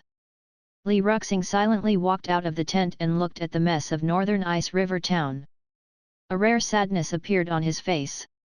As a genius, as a chosen one, Li Yueming thought that her existence was already outstanding enough. Even so, when faced with this dark world, he still felt an uncontrollable sense of powerlessness. When she was very, very young, she had met her ancestor once. Although this so-called meeting was not a real face-to-face meeting, it was a scroll and secret about the family history left behind by the ancestor on the 7-kill token. However, she still knew a lot of things that she shouldn't know. The deepest darkness of this world, as well as the buried history of the past. Li Yueming was probably the only person in the entire Li family who knew about him. This was also one of the biggest reasons why Li Yueming had been lazy since she was young and was unwilling to think about it. Because this world was too gloomy, the path that the ancestor had pointed out was too difficult. She didn't even know where to start. After thinking about it, the best way to face it seemed to be to run away. Nothing would happen if she pretended not to know what she was doing. However, he did not know if it was fate or his own choice. At this moment, she was shocked to find that she had finally stepped onto this path that was covered with thorns and could not see the way forward. It was not to save the world, nor was it to continue some nonsense bloodline. It was just to protect the kingdom of heaven that his brother had painstakingly created. However, after thinking about it carefully, compared to the meaningless goal of being the savior of this world and humanity, protecting the kingdom of heaven that her brother had painstakingly created might be more worthy of her attention. Chapter 590, Shocking the World, Li Yueming retreats? 3. Perhaps, probably. Whether it was the beginning or the end of the war, Li Yueming did not send any news to Northern Glacier Town. But even without any evidence, Li Yueming had already sensed his existence through clues. Li Yueming didn't die, also didn't die, also didn't die. Li Yueming was probably the only one in the entire Star Moon Army who believed in this. Just like when they were young, no matter how far apart they were, the two of them never needed to communicate much. They could understand each other's feelings with just a look. Li Yueming didn't return to Northern Glacier Town, and there was no news of him being alive. However, Li Yueming could still clearly sense that he had returned. He was hiding in a place where no one would notice, waiting for the right opportunity like a hunter. At the same time, she understood what she had to do. Thinking of this, Li Yueming finally stopped hesitating. All the gloominess and confusion on his face disappeared. He stood up and strode away. Outside the tent, the Star Moon Army's higher UPS had been waiting for a long time. Looking at their familiar yet unfamiliar faces, Li Yueming felt extremely complicated. Together with Li Yueming, they founded the Northern Glacier Town, a paradise on Earth. But in reality, they didn't even know what the enemy they were facing was. Therefore, how many people were willing to give up their lives for an existence as weak as a firefly? But it didn't matter. Since they had already come this far, there was no way out. Whether it was advancing or retreating. There was only a 10,000-foot-tall cliff left under his feet. Li Yueming's gaze was like a sword as he slowly glanced at everyone. This time, she gathered all the reincarnators of the Star Moon Army and 90% of the upper echelons of the Star Moon Army. She even used some of the authority left behind by Li Yueming. Logically speaking, such a huge commotion should mean that there was something extremely important to be announced. However, for some reason, Li Yueming looked more relaxed today than he had in the past 20 years. He said, "Everyone, follow me to the Northern Glacier Town Battle Conference Room. I have something to announce." Hearing this, the higher UPS of Northern Ice River Town revealed a suspicious expression. In the past, during the war with the Allied forces of the three countries, Northern Ice River Town had never gathered so many high-level officials for a meeting. And now, the three Allied forces had already parted ways and fled. What did Li Yueming want to do by holding such a big meeting? However, Li Yueming obviously had no intention of explaining.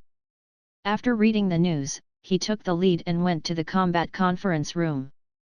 Although the remaining group of people were full of doubts, they still followed. After Li Yueming, after thinking for a moment, they wanted to see what Li Yueming wanted to do. Ever since Li Yueming disappeared, it had been many years since the war conference room had been so lively. The hall of several hundred people was actually full today. Li Yueming sat at the head of the table, and beside her sat Ding Yi and Huang Li Er. The reason why the Star Moon Army hadn't collapsed all these years and that North Ice River Town could still maintain its normal operations was largely due to the support of Ding Yi and Huang Li Er, both openly and secretly. Otherwise, Li Yueming alone would be unable to support the normal operation of the Star Moon Army. However, after everyone was seated, Li Yueming's first sentence made all the Star Moon Army's high-ranking officers, including their hardcore allies Huang Li Er and Ding Yi, widen their eyes. They even suspected that there was something wrong with their ears. It's been almost 30 years since General Li was assassinated. In these 30 years, I've been unwilling to admit the fact that General Li was dead. I've forcefully occupied a high position and enjoyed the power that shouldn't have belonged to me. She sat high up in the main seat, her voice calm as if she was talking about something very ordinary. Now, I have already accepted the news of General Li's death. Therefore, I have decided to resign from the position of the Lord of Northern Ice River Town and the leader of the Star Moon Army. As for the specific arrangements for these two positions, they will be inherited according to the laws set by General Li. I will not interfere anymore. After saying that, she stood up and left the venue without waiting for anyone to respond. The Star Moon troops higher UPS looked at each other in disbelief. Before the news of Li Yueming's retirement could be digested by the Star Moon Army, it had already spread to the entire world at lightning speed. Everyone was dumbfounded and could not believe their ears. There was no other way. This matter was too unbelievable.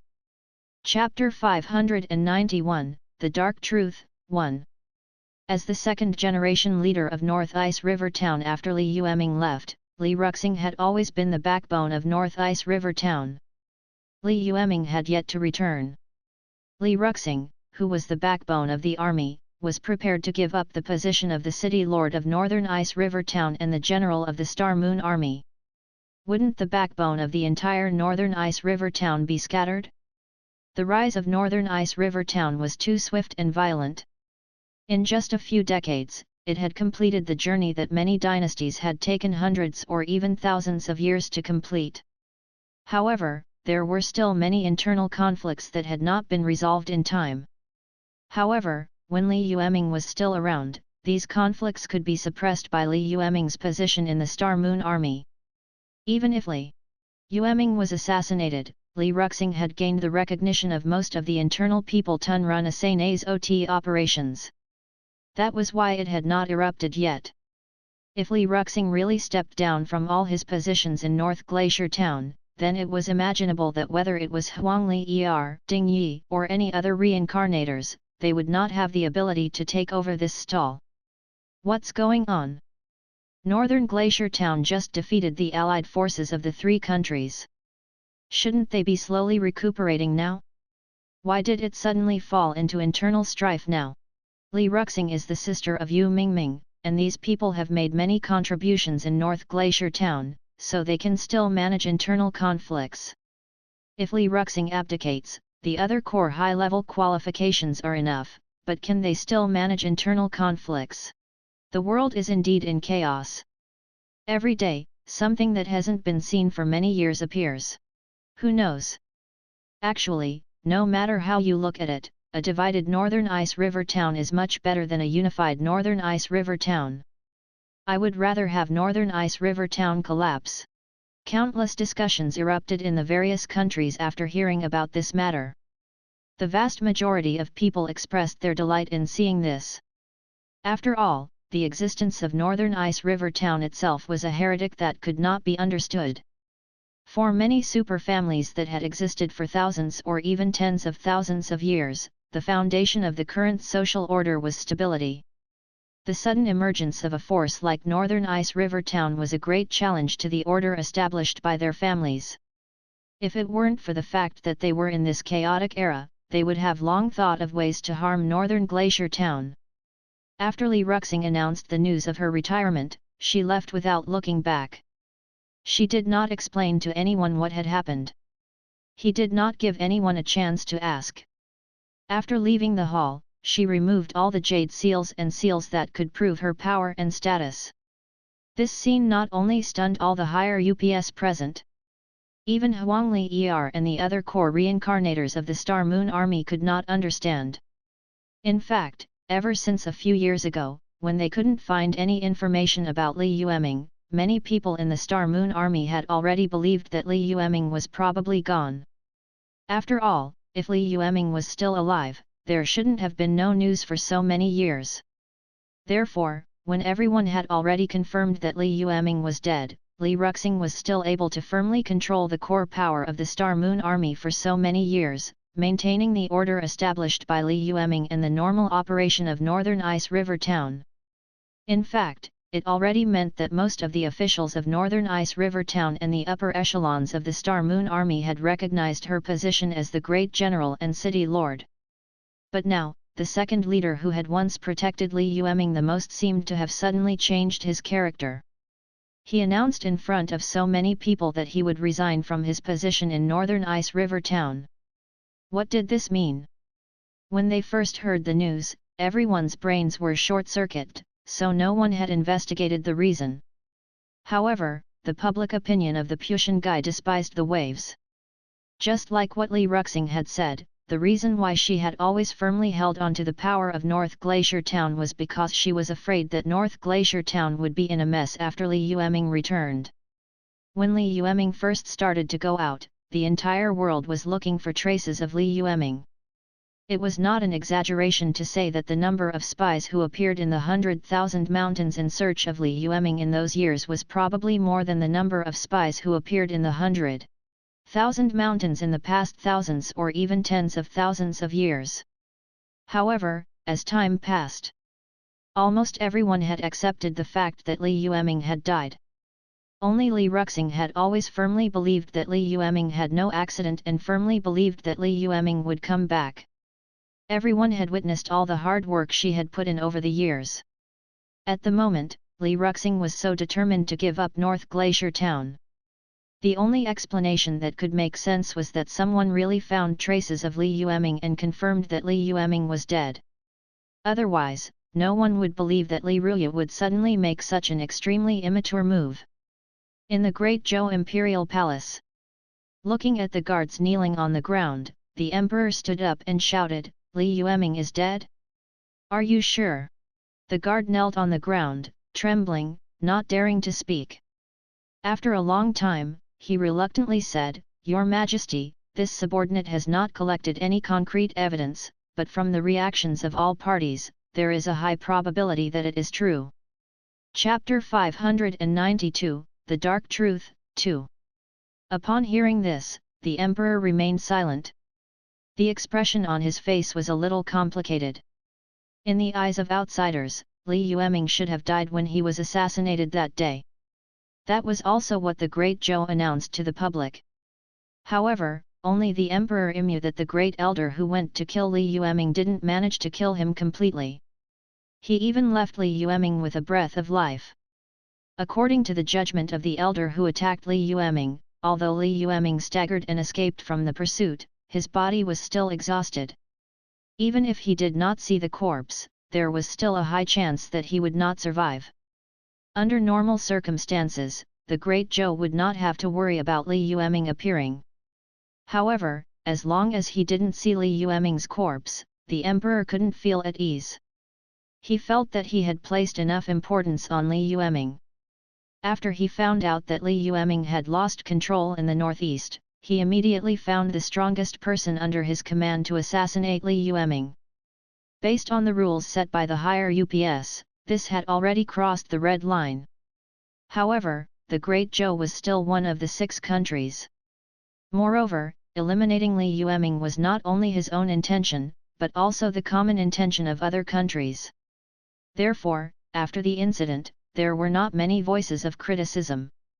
However, what was unexpected was that he had clearly used the power outside of the rules, but he still could not take down Li Yueming, who he thought was an easy card. Over the years, other than Northern Ice River Town, the emperor had also been secretly searching for Li Yueming. In order to find Li Yueming's corpse, the emperor had even sent a group of heaven-level guest masters to the 100,000 mountains. However, even after spending so much money, after so many years of searching, there was still no clear result. Li Yueming was still missing. This had almost become the emperor's nightmare. He was afraid that Li Yueming would appear in his sight again soon. When he heard the news that Li Yueming had decided to give up his position as the leader of Northern Ice River Town, he was shocked. The emperor finally felt more at ease. After all, whether it was Bibing River or Li Yueming, they were his mortal enemies. Now that Li Yueming had retired, the strength of North Glacier Town had been greatly reduced. In addition, Li Yueming's death had been indirectly proven. It was a triple blessing for the emperor. After understanding the whole story, the emperor heaved a sigh of relief. He looked at the guard captain kneeling on the ground and said, "Very good. Immediately bring some people to Northern Ice River Town to create chaos."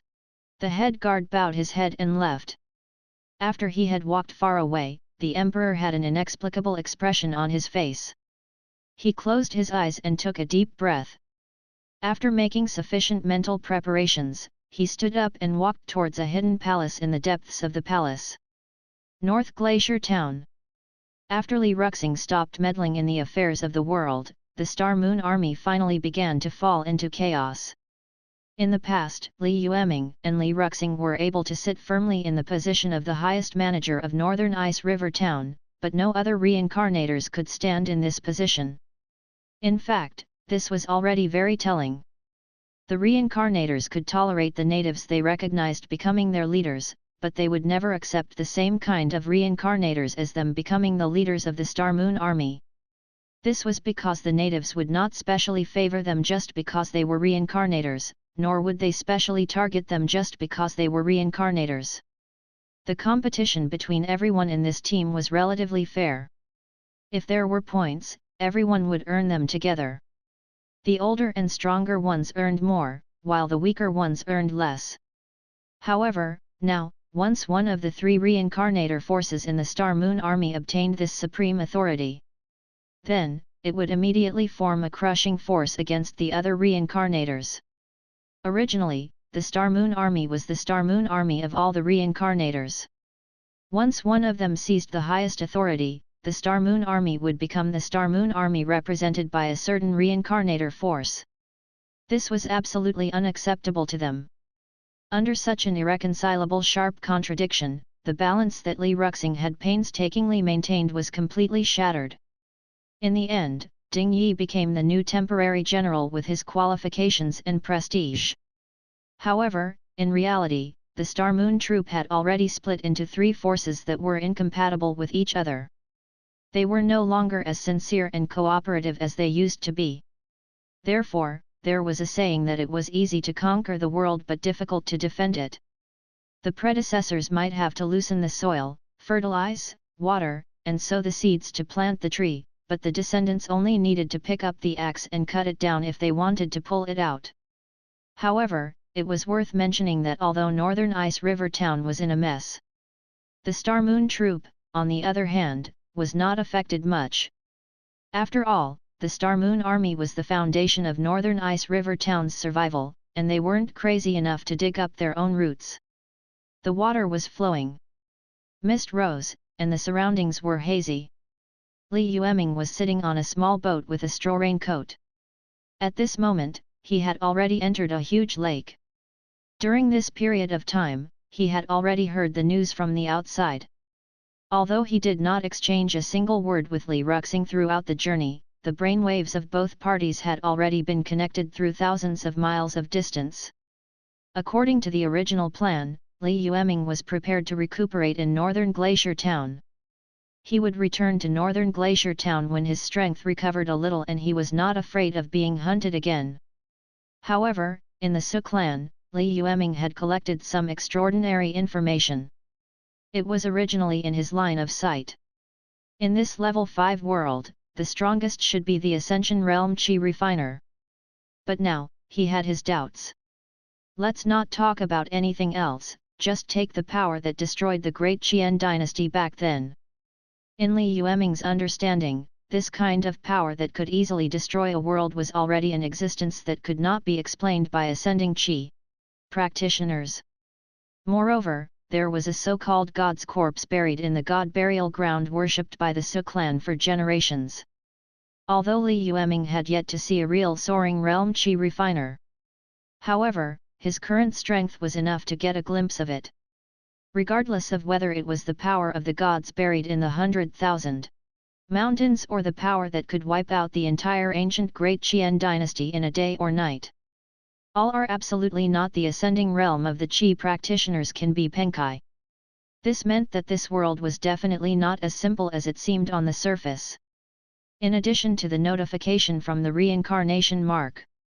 From many aspects, Li Yueming thought that he had already seen the terrifying reality.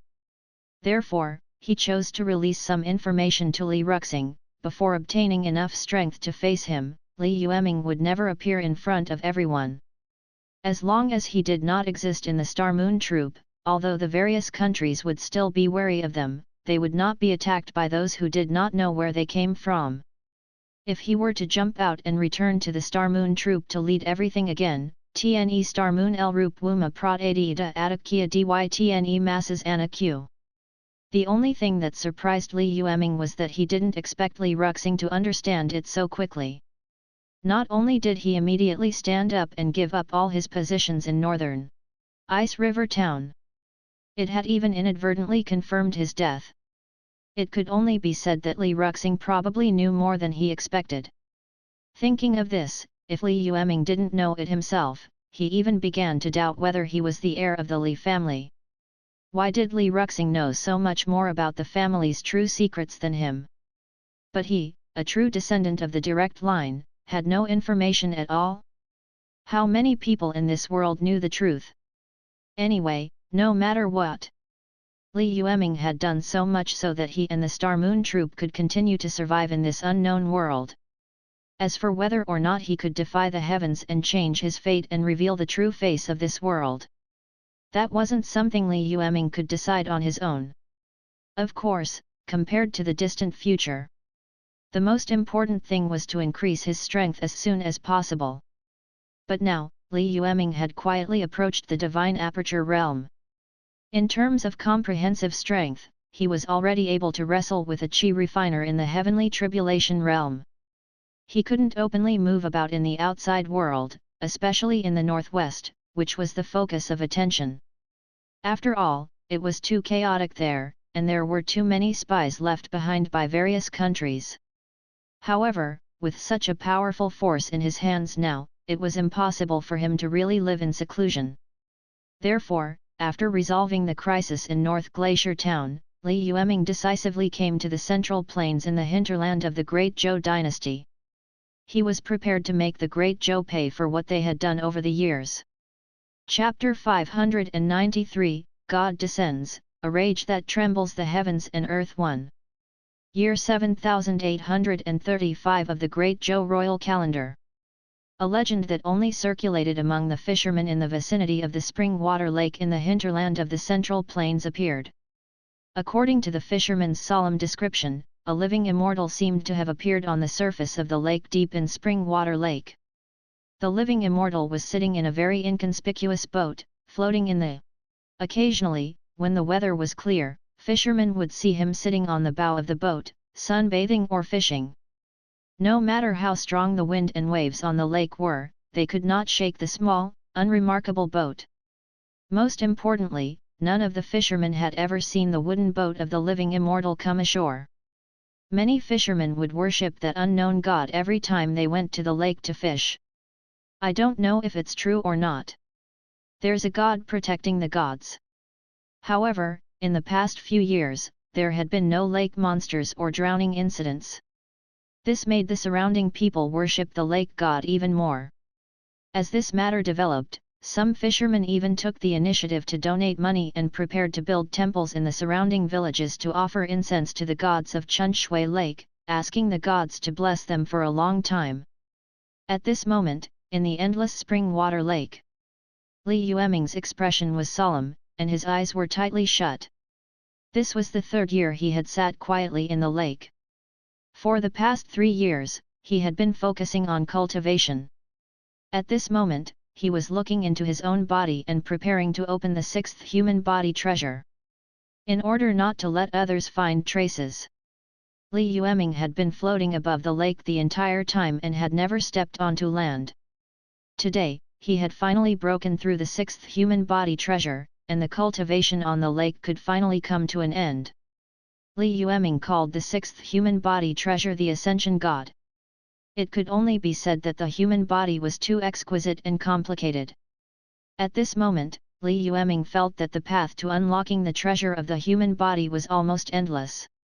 As long as one understood their own body in their life, they could understand almost everything in the world. Especially after he had completely activated the human body treasure known as Goddess. Li Yueming's understanding of the development of the human body's strength also deepened. The so-called godhood was that he possessed a portion of the authority that only gods could possess with his human body. For example, spiritual concretization. This thing was very similar to psychokinesis, but the concept was broader. If one had to describe it, this thing was more similar to the divine sense of fantasy and Xiangxia worlds. Once he activated his divine telekinesis, not only could he clearly control the changes in the thoroughly meticulous state of the surroundings, but he could also sense the changes in the surroundings. He could also use this to materialize some spiritual weapons and invade the other party's nerves. After possessing the human body treasure, Li Yueming's combat power was completely different from more than 10 years ago. Even if the Great Zhou sent out another chi refiner at the peak of the heavenly tribulation realm to attack, Li Yueming was confident that he could win easily. After repeatedly verifying and familiarizing himself with his combat strength in the lake, he was finally able to make a breakthrough. Li Yueming opened his eyes. He didn't know what was hidden behind the 6 nations. However, his current strength was the limit of what he could improve in a short period of time.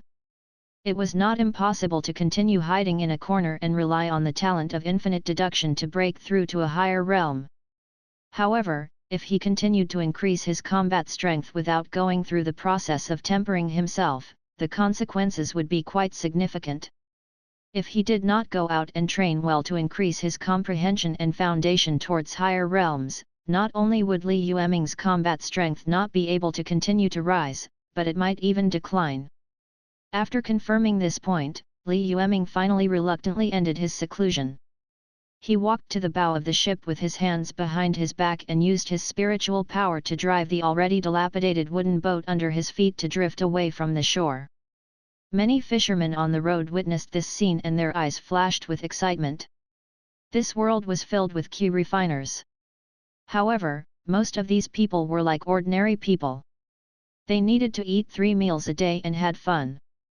They had never seen someone like Li Yueming, who was no different from the legendary immortals. Li Yueming's boat wasn't fast. As a result, hundreds of fishing boats were already following him before he even set foot on the shore. This time, the boat was actually heading straight for the lakeside. Many of the fishermen who thought that he was just a wanderer in the past suddenly became anxious. Many of them even tried their best to catch up with the small boat, trying to use this method to keep Li Yueming. When Li Yueming was here, they could fish in peace. Not only did he not have to worry about the raging winds and surging waves, but he also did not have to worry about the appearance of monsters in the lake. Although the village was still very poor, it was a rare sight for them to live in harmony. Other than the elderly who were getting old, there were basically no young adults who died accidentally while fishing in the lake in the nearby villages. This was an incredible thing for fishermen who relied on the weather all year round. And as the guardian who had protected them for so many years, they had to be careful. If Li Yueming left, wouldn't they go back to the days of fear? In this chaotic world, living was already very difficult. It was rare to have a peace of mind. In the beginning, Li Yueming ignored them. Chapter 594, God Descends, a rage that trembles the heavens and earth too. After all, he had been immersed in cultivation for most of these years and did not pay much attention to the outside world. He would only attack when there were strong winds and waves that could affect his cultivation. Therefore, Li Yueming himself did not even think about it. Just this alone was enough to make the fishermen near the spring water lake grateful to him. However, when Li Yueming really came to the shore, he realized that the shore was already surrounded by people. He looked at the dark faces not far away that were filled with excitement and nervousness. Li Yueming looked confused. If he remembered correctly, he had never come into contact with anyone on the lake. Why were these people so concerned about him now? Fortunately, he had already disguised himself through some means, so he was not worried about being seen through. Li Yueming was about to dock. The surrounding crowd retreated a few steps. Only an old man who looked to be in his 70s or 80s stood in Li Yueming's way with a walking stick. The old man bent down and cupped his hands at Li Yueming. After a very respectful bow, he said, "Respected Lord God, thank you for protecting us all these years." Hearing this, Li Yueming was stunned for a moment before he vaguely understood what had happened. He couldn't help but wave his hand. The old man's eyes darkened when he heard this. He wanted this god to continue staying here. However, they were a group of poor people who had been eating for a long time. Other than insignificant gratitude, what else could they offer to move this existence? Therefore, after opening his mouth, the old man sighed and did not say anything to persuade him to stay. The old man bowed respectfully to Li Yueming again and changed the topic. "No matter what, sir, you are the benefactor of us spring water lake fishermen. If not for you, we would have been forced to death by the government all these years. Therefore, we are preparing to build an ancestral hall for you and worship your statue forever.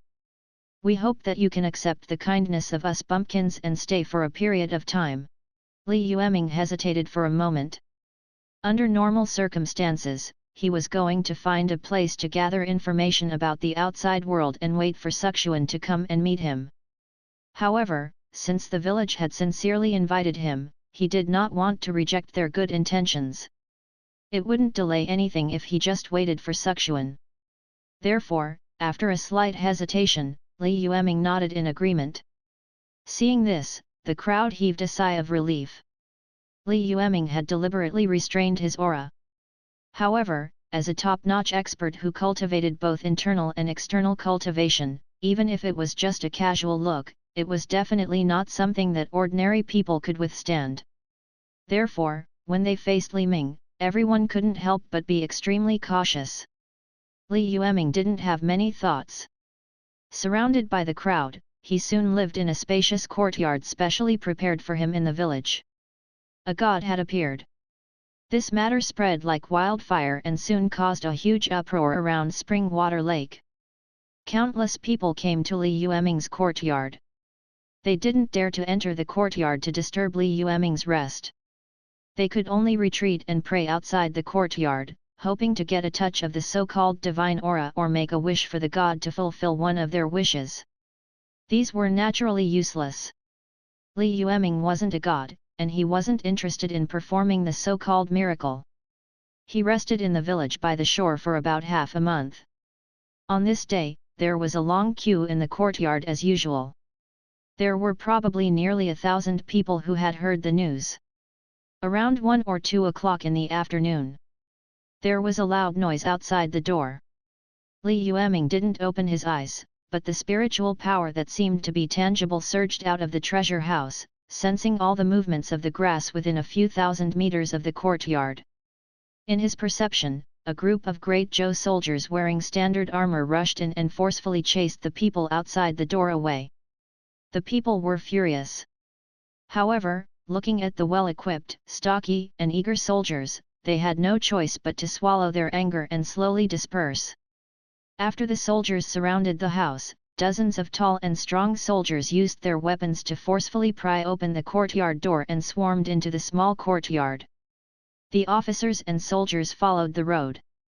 A general wearing armor and a sword on his waist and a middle-aged scholar dressed like a civil official walked into the courtyard. The scholar dressed as a civil official looked around, and his eyes revealed a hint of greed. The few of them were about to continue charging in. The old man who invited Li Yueming to rest in the village stumbled over with the help of a group of young people.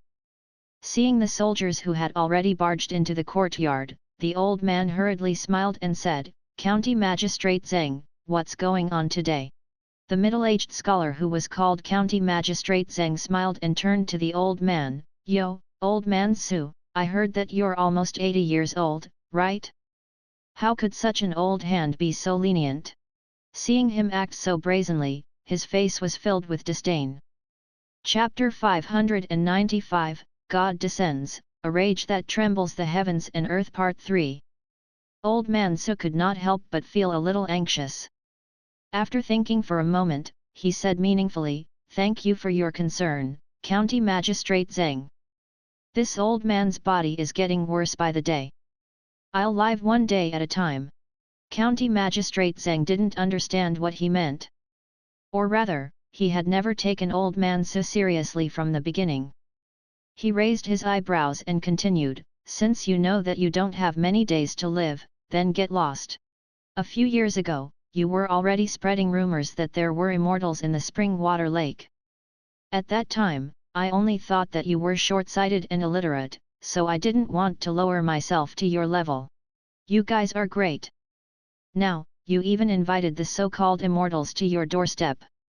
Don't you know that the imperial court is wantonly searching for members of the fire sect? If it weren't for the fact that half of you, old man Su, was buried in the ground, I would have captured you first and interrogated you to see if you were a member of the fire transmission sect who was spreading rumors about the rebellion of ghosts and gods." After hearing his sarcastic remarks, old man Su's eyes widened, his beard and hair standing up, and his face was filled with anger. The surrounding onlookers could not help but clench their fists. Springwater Lake was located in the south-central part of the Great Zhou dynasty. It was a land of fish and rice that was slightly famous in the entire south-central part. The current county magistrate was a middle-aged man named Zheng Yawei. It was said that he used to work in the central government of Hejing. The reason why he was transferred out of the capital was because he did something wrong. However, the higher UPS did not make things difficult for him. They only transferred him to the prosperous Springwater Lake as a county magistrate. From this sign, it could be seen that Zheng Yawei definitely had someone protecting him in Hejing. As long as he stayed at the Springwater Lake to avoid this storm, he would return to the royal capital of Hejing in a few years to continue his meteoric rise. However, if he was really so honest, he would not have been banished to the outside world.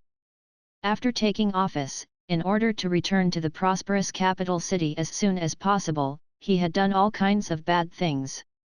As long as he could quickly increase taxes, he had done almost everything. However, this guy's hands were dirty. Not only did he levy exorbitant taxes, but he also liked to buy land for himself. Now, he had brought a group of soldiers over. Other than hearing that there were demons in the nearby villages, the most important thing was that they had their eyes on the courtyard where Li Yueming lived. After all, in their opinion, what kind of monster could come from such a small village? At most, it was just a group of nobodies worshipping a charlatan. It was completely different from the fire sect that had been spreading around in recent years. Old Man Wang opened his mouth to say something. However, Zhang Yawei no longer had the patience to respond. With a casual wave of his hand, the dozens of soldiers outside the door understood and rushed out to press Old Man Wang to the ground. Even the young men around him were subdued by the fierce soldiers. Seeing this situation, a young girl in a torn dress rushed out of the crowd and knelt on the ground with tears in her eyes.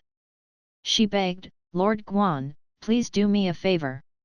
My grandfather is 80 years old." The soldiers ignored the girl's pleas. With such great force, even if Old Man Wang didn't die, he would probably lose a layer of skin. The surrounding people wanted to rush over to help. However, more soldiers pulled out their sharp knives. Fear and hesitation appeared on the faces of all the people. Seeing this situation, Zhang Yawei's laughter came from behind. "How funny! A bunch of unruly people dare to fight with me. Do you know who my sister is? She was the new empress of the current emperor, second only to one person and above 10,000 people.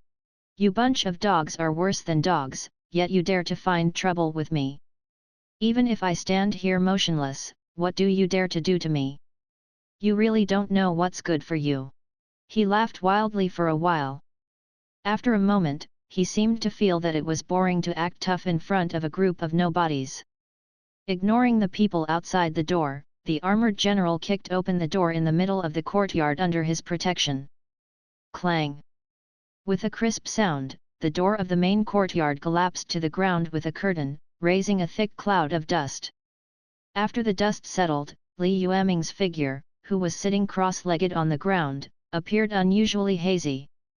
Originally, the group of people were all curious about which swindler dared to spout such heresy to deceive the public when the imperial court was chasing after the fire sect's disciples. But now, the moment they saw Li Yueming's back, everyone, including Zhang Yawei, was shocked. He had no choice. From the back view, Li Yueming was really too young. However, it was such a young back that made them feel a bottomless depth like a lake at first glance. The armored general behind Zhang Yawei couldn't help but feel his eyelids twitch. Oh no, it's going to be bad. This was his first and last thought. Li Yueming's mind moved. The immense mental pressure caused these two reckless fellows to kneel on the ground, and all the soldiers who had followed them into the courtyard exploded with a loud bang. It was as if he had crushed a mosquito to death. Li Yueming was still sitting cross-legged on the ground, but his voice was like a god, reaching everyone's ears. "LT's fine if it's buzzing, but it still dares to bite people? You really don't know what's good for you." Chapter 596, Stealing the Fate of Heaven and Earth and Uprooting the Great Zhou. 1. Li Yueming thought. All the armored soldiers who had barged into the courtyard exploded in an instant, turning into a cloud of scarlet blood mist. As for Zhang Yawei and a few others who had already broken into the main house not far away, their fate was even more miserable. Although they eventually exploded into a cloud of blood mist like the others, they were still forced to kneel on the ground by Li Yueming's majestic mental power before they died. They experienced the pain of bleeding from their 7 orifices. Li Yueming sat cross-legged on the ground. The life and death of this group of people was just a blink of an eye to him. He did not care at all. He did not open his eyes even when everyone exploded into a cloud of blood mist. Outside the house, hundreds of people and soldiers from the local government could smell the blood. Before they could react to what had happened, Li Yueming's voice that was transmitted through his divine sense had already exploded in their hearts like muffled thunder. Although the spring water lake was famous for being a land of fish and rice, it was still very popular. However, it was not a big town. It was already good enough to see a few Qi practitioners on a daily basis. When had he ever seen Li Yueming's inhuman means of telepathy? Therefore, when he heard Li Yueming's voice suddenly ring in his ears, he was shocked. The thousands of people in front of the courtyard were all frightened. Most of them were so scared that they knelt on the ground and kowtowed crazily in the direction of the main house. Even the soldiers who had been ferocious and had their eyes on the top of their heads were frightened like stray dogs.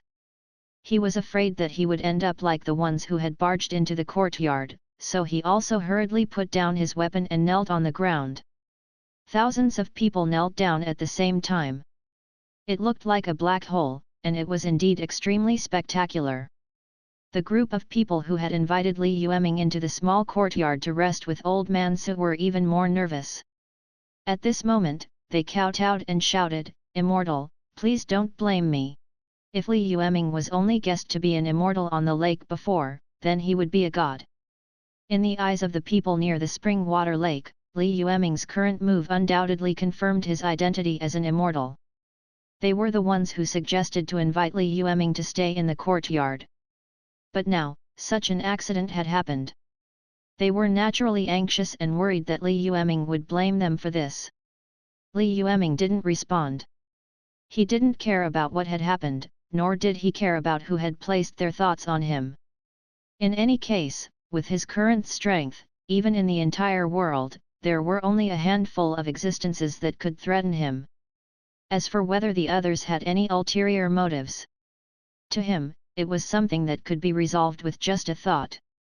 Seeing that he did not respond for a long time, the people outside the courtyard were both afraid and excited. After some discussion, they finally decided to let Old Man Su enter the courtyard to take a look at the situation. After chasing away the two young men who were supporting him, Old Man Su walked into the small courtyard with his walking stick. Looking at the courtyard that was covered in blood but no one was there, he could not help but feel his eyelids twitch. Even if he had lived for nearly 80 years. It was the first time he had seen someone like Li Yueming. In just an instant, tens of soldiers and the county magistrate of Springwater County had vanished. Other than puddles of blood, there was not even a corpse to be found. If he hadn't seen it with his own eyes, he probably wouldn't have imagined that such a magical scene could exist in this world. The deep breath of the two, the good does not calm down easily. Old Man Su mustered up his courage and walked through the blood-stained courtyard to the main house where Li Yueming was. He first knelt on the ground and kowtowed a few times before mustering his courage to speak. "I was ignorant and disturbed your cultivation. Please forgive me." There was no response from the main house. However, a mysterious aura made Old Man Su feel that the immortal in the room was sizing him up. Beads of sweat were already dripping down Old Man Su's forehead. He kowtowed to the ground fiercely. In a short while, his forehead was covered in blood. As he kowtowed, he gritted his teeth and said, "Exalted Immortal, this commoner was willing to die, but the reason why this commoner was doing this was purely for the livelihood of the tens of thousands of residents near Springwater Lake. Half of my body has already been buried. If you want to punish me, then punish me alone. Even if I have to go to the 18th level of hell, I will be grateful to you for helping me today." There was still a long silence. Although Li Yueming was sitting cross-legged, ever since he opened the Ascension treasure, his body already possessed some divine characteristics. Even if he put all his attention on cultivation. However, even if it was just some spiritual fluctuations, it could let him know what was happening in the outside world. Therefore, whether it was Zhang Yawei's arrival or Old Man Su's description, although he didn't pay attention, he could take in everything. It had to be said that although Old Man Su was only an ordinary old man with a high reputation in the surrounding villages, he was still a young man. However, his courage was extraordinary. After discovering that Li Yueming, the immortal of Springwater Lake, was about to leave, the two of them were stunned. He didn't show Li Yueming any respect like an ordinary old man. Instead, he tried to find a way to make Li Yueming stay and used the excuse of building an ancestral hall for him to invite him to this mansion. After doing all this, He also got people to spread the news that an immortal had appeared in Spring Water Lake. As a result, many people around Spring Water Lake came here to worship after hearing the news. Chapter 597, Stealing the Fate of Heaven and Earth and Uprooting the Great Zhou. Part 2. If this was in Glory World, it might not cause too much of a reaction. However, it was currently chaotic times. Moreover, as early as 3 years ago, an organization called the Fire Sect had appeared in the southwest and southeast regions of the Great Zhou dynasty. It gathered disciples everywhere to spread its teachings with the intention of rebelling. It had long been placed on the highest level pursuit list of the Great Zhou imperial court. In order to prevent this so-called sect of fire from spreading and causing rebellions in other regions, He Jing had even imposed a tight blockade on the entire central and southern regions of the Great Zhou.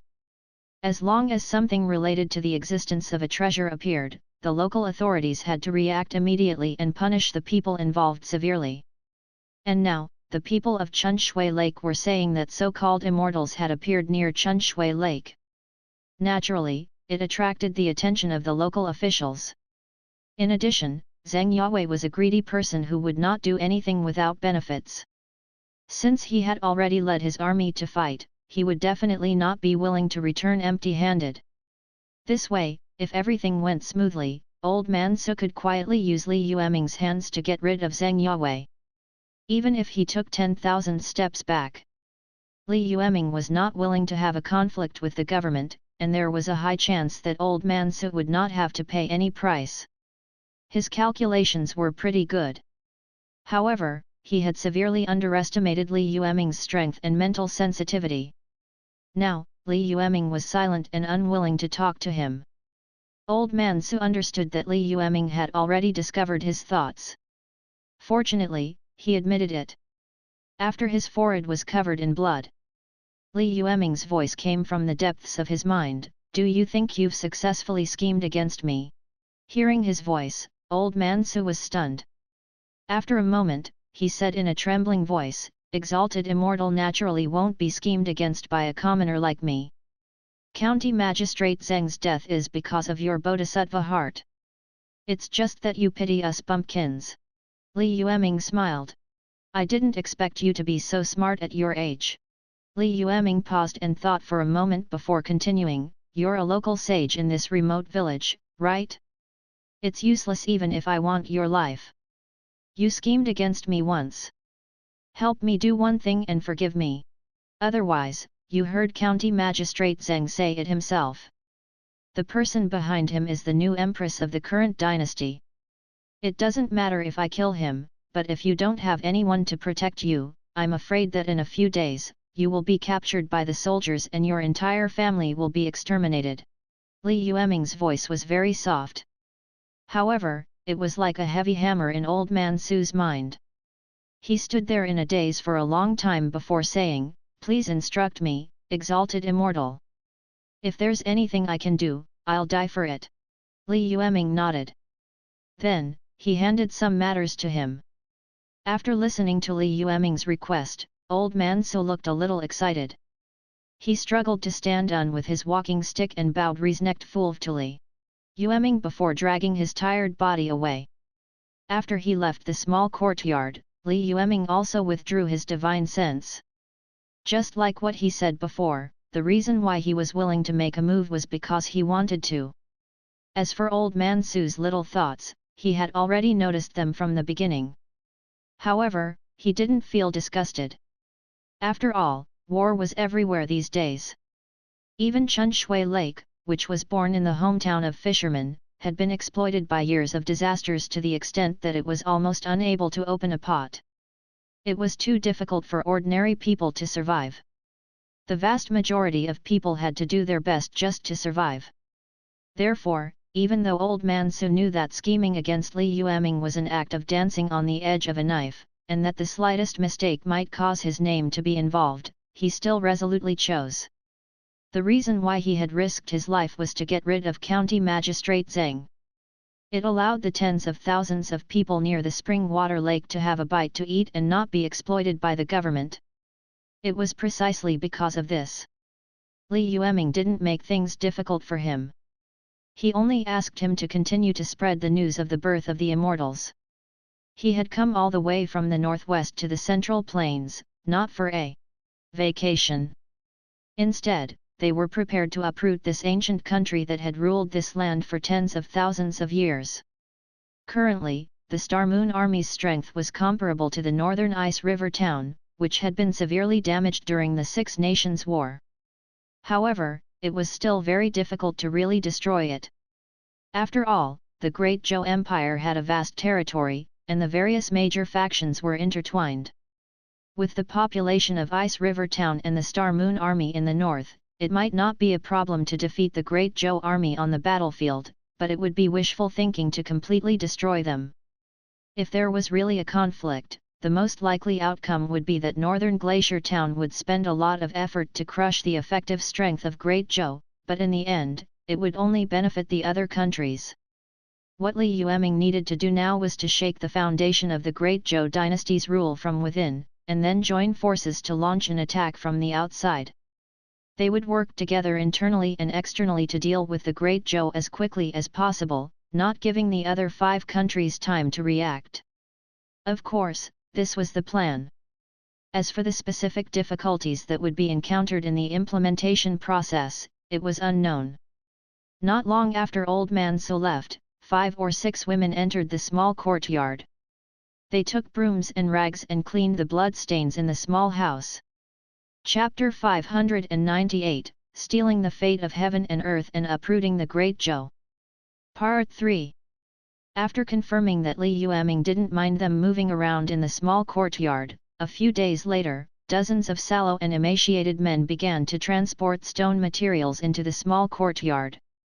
One marble after another was sent to the small courtyard. The men used all kinds of tools to stack them together, forming the shape of a human. Immediately, another group of stonemasons began to carve the stones stacked together in the courtyard. It seemed that they were preparing to carve a stone statue for Li Yueming in the outer courtyard. What was more interesting was that Li Yueming didn't know how these craftsmen did it. He had only shown his face a few times in the outside world, but the stone statues they carved were really similar to him. At the same time, the surrounding people spontaneously erected a shrine outside Li Yueming's small courtyard. As Old Man Su moved around, the miracle of the spring water lake god spread more and more widely. At the beginning, it was only spread in Spring Water Lake County, but after more than a month, related rumors even appeared in the neighboring counties. More and more people began to come here to worship, hoping that Li Yueming could bless them with good weather and safety.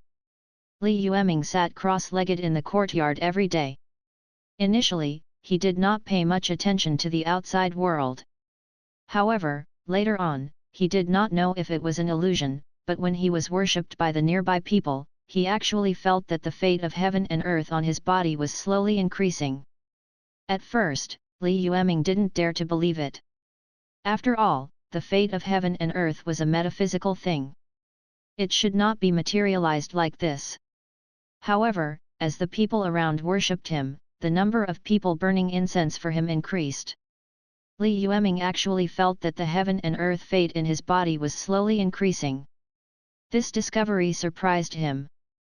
In fact, according to the experience of the reincarnators, although there were fewer worlds where incense became gods, it was not impossible.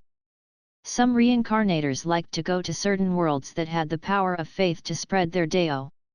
They spent the least amount of money to obtain the most believers and finally became gods and ancestors. However, the fantasy world he was in now should not have such a setting. Otherwise, it was impossible for the natives of this world not to have tried it in the long river of time. If it could really work, the gods would have been everywhere in this world long ago. In fact, that was indeed the case. Li Yueming did not feel any so-called power of faith from the incense, nor did he feel any change in his strength. But here came the question. Why was it that just because he was a half-baked fake god here, the fate of heaven and earth that he carried slowly increased just because he received some worship from the people? Under normal circumstances, most of the world consciousnesses were extremely stingy. The providence of heaven and earth was the core power that they hid behind the scenes and controlled everything. It was impossible for them to easily transfer it to anyone other than the chosen child of destiny. When did the world's consciousness become so easy to fool? Li Yueming couldn't understand it no matter how hard he thought about it. He could only say that the will of this world probably had some problem that it couldn't solve by itself. Otherwise, it wouldn't be so chaotic that it could even casually give out the fate of heaven and earth. However, this was definitely a good thing for Li Yueming. The fate of heaven and earth was a rare thing for the world consciousness. If he got more, the other side would get less. Where was he now? The core area of the Great Zhou. He stole the luck, so who would suffer because of it? There was no doubt that the Great Zhou was unlucky. Li Yueming wouldn't mind another 10,000 of such good deeds. Li Yueming had stayed here for 3 years, and it wasn't just for the sake of playing tricks at Spring Lake. He even secretly controlled Suxian to spread the teachings of the fire worship sect in the southeast and southwest of Great Zhou. Tens of thousands of people were incited to join in. As long as they could steal the luck of these regions, it would definitely be a fatal blow to the Great Zhou dynasty. No wonder the Great Zhou was so wary of the fire worship sect all these years. Chapter 599, The Arrogant Fire Sect Hollowed Out the Foundation of Great Zhou. 1. At the end of August, year 7835 of the Great Zhou royal calendar. The news of the appearance of heretics near Springwater Lake was gathered from all sides and passed to Fengnan County Governor Gan Tian. After receiving the message, Prefectural Governor Gan Tian did not dare to be negligent. She immediately gathered all the leaders of the core departments in Fengnan County and discussed it overnight. In the end, it was decided that a Void Refinement Realm Chi Refiner would be the leader, and hundreds of internal guards in the Coagulate Spirit Realm would be the core combat force. In addition, there would be thousands of elite soldiers. Together, they would form an elite team and head to Springwater Lake Town as soon as possible to investigate the situation. Just as Fengnan County was preparing to send troops, County Governor Gan Tian received the latest news from a local secret agent at Springwater Lake. The letter stated that the local county magistrate, Zhang Yawei, was accidentally killed when he led his troops to capture the so-called immortal at Springwater Lake. Initially, when she heard that there was a so-called living immortal who was pretending to be mysterious, Gan Tian's face did not show much emotion. After all, wars had not stopped in recent years, and countless demons and monsters had become more and more active with the turmoil in various parts of the imperial court. It was not rare for some wild ambitions to appear. Gan Tian had already come up with a complete plan to deal with this. As long as they followed the procedure, there would not be too much trouble. However, when she saw Magistrate Zhang Yawei die at Springwater Lake, Gan Tian's face turned pale. It was because Zhang Yawei was the younger brother of Empress Zhang. Although this fellow had caused some ridiculous things in Hejing, resulting in him being demoted to Chunshui Lake by the annoyed emperor and becoming a 9th-grade official. However, anyone with discerning eyes knew that as long as Empress Zhang was still in the harem, Zhang Yawei, the emperor's brother-in-law with a high status, could not be exiled in the wild forever. One day, when the emperor's anger subsided, he might immediately be brought back to continue eating and drinking. Therefore, when the emperor transferred Zhang Yawei to be the county magistrate of Chunshui Lake, Gan Tian did not ask or participate from the beginning to the end.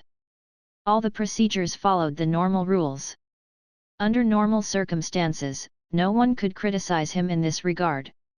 But now, Zhang Yawei had died in the Springwater Lake, and it was very likely that he had died on the way to eradicate the evil cult. To Gan Tian, this was no less than a thunderbolt in a clear sky. After all, no matter what, even if Zhang Yawei was a pile of mud that could not be supported, he was still the emperor's brother-in-law and the empress's younger brother. With his identity and status, even if he accidentally died from a left-foot accident, it would definitely implicate a large number of related personnel to take the blame. It was just that some unimportant guards might be buried with them. But now, Zhang Yawei had died in Fengnan County. Moreover, he had died on the most sensitive path of the imperial court, the path of eradicating cults. As the county governor of Fengnan County, Gan Tian was undoubtedly the biggest scapegoat for this matter. Could there be anything more unlucky than this in the world? It was not easy for Gan Tian to come back to her senses from the message that was like a bolt from the blue. Her face gradually turned from white to purple. From afar, she looked like a piece of pig liver that lacked oxygen. If this matter was not handled well, if he were to poke his head in, his own life would be in danger. Therefore, after reading the contents of the letter, Gan Tian immediately realized the seriousness of this matter.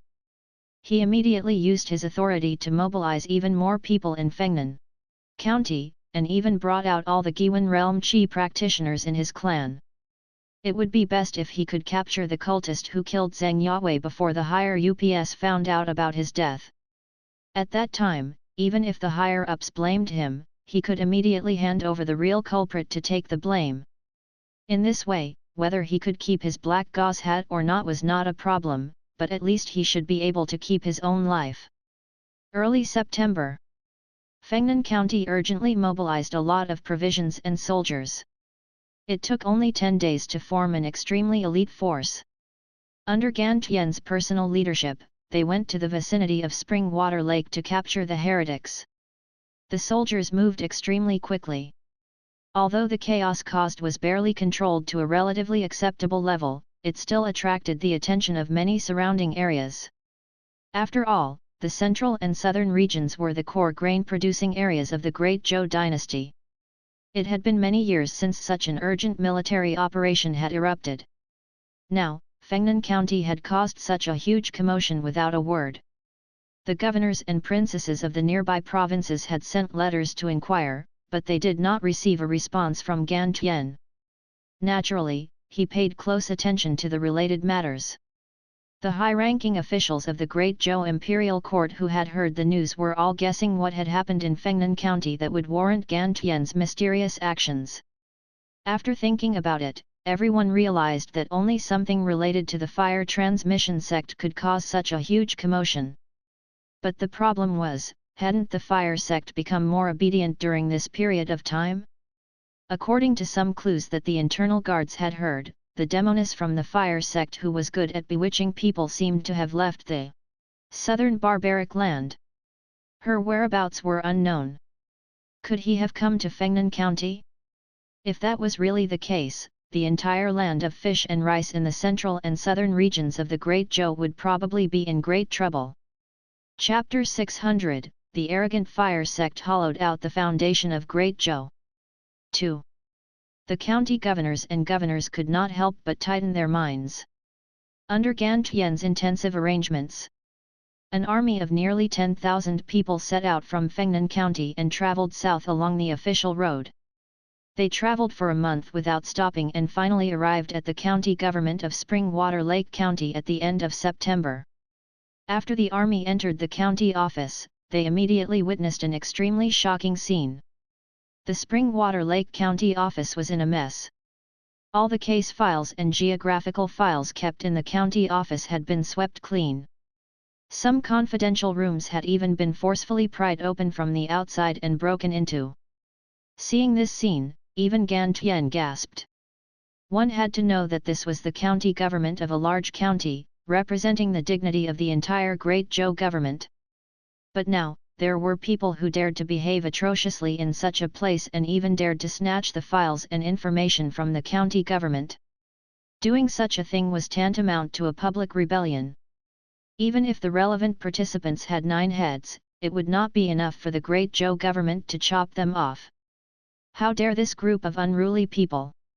Aren't they afraid of being exterminated? Including Gan Tian, all the soldiers and officials of Fengnan County were stunned when they saw the messy scene. They could not imagine that someone would be so daring in this day and age. However, just as Gan Tian and the officials under Fengnan County were still in a daze, a few extremely embarrassed minor officials suddenly rushed out from an inconspicuous corner of the Chunshui Lake County office. When they saw the Great Zhou standard armor, the minor officials immediately felt as if they had been pardoned. They quickly knelt on the ground and rolled around, hugging Gan Tian's boots and crying bitterly, "County Governor, many disciples of the fire-passing sect have appeared in our Fengnan County. Moreover, I heard that the holy maiden of the fire-passing sect has personally rushed here from the depths of the southern barbaric lands not far away. They organized the people to repel the officers and soldiers of the county government, forcefully barged into the county government office and took away all the files and information. If we hadn't begged them, they would have burned the county government office down. County governor, prefectural governor, you have to uphold justice for us." When she heard this, her entire face instantly fell.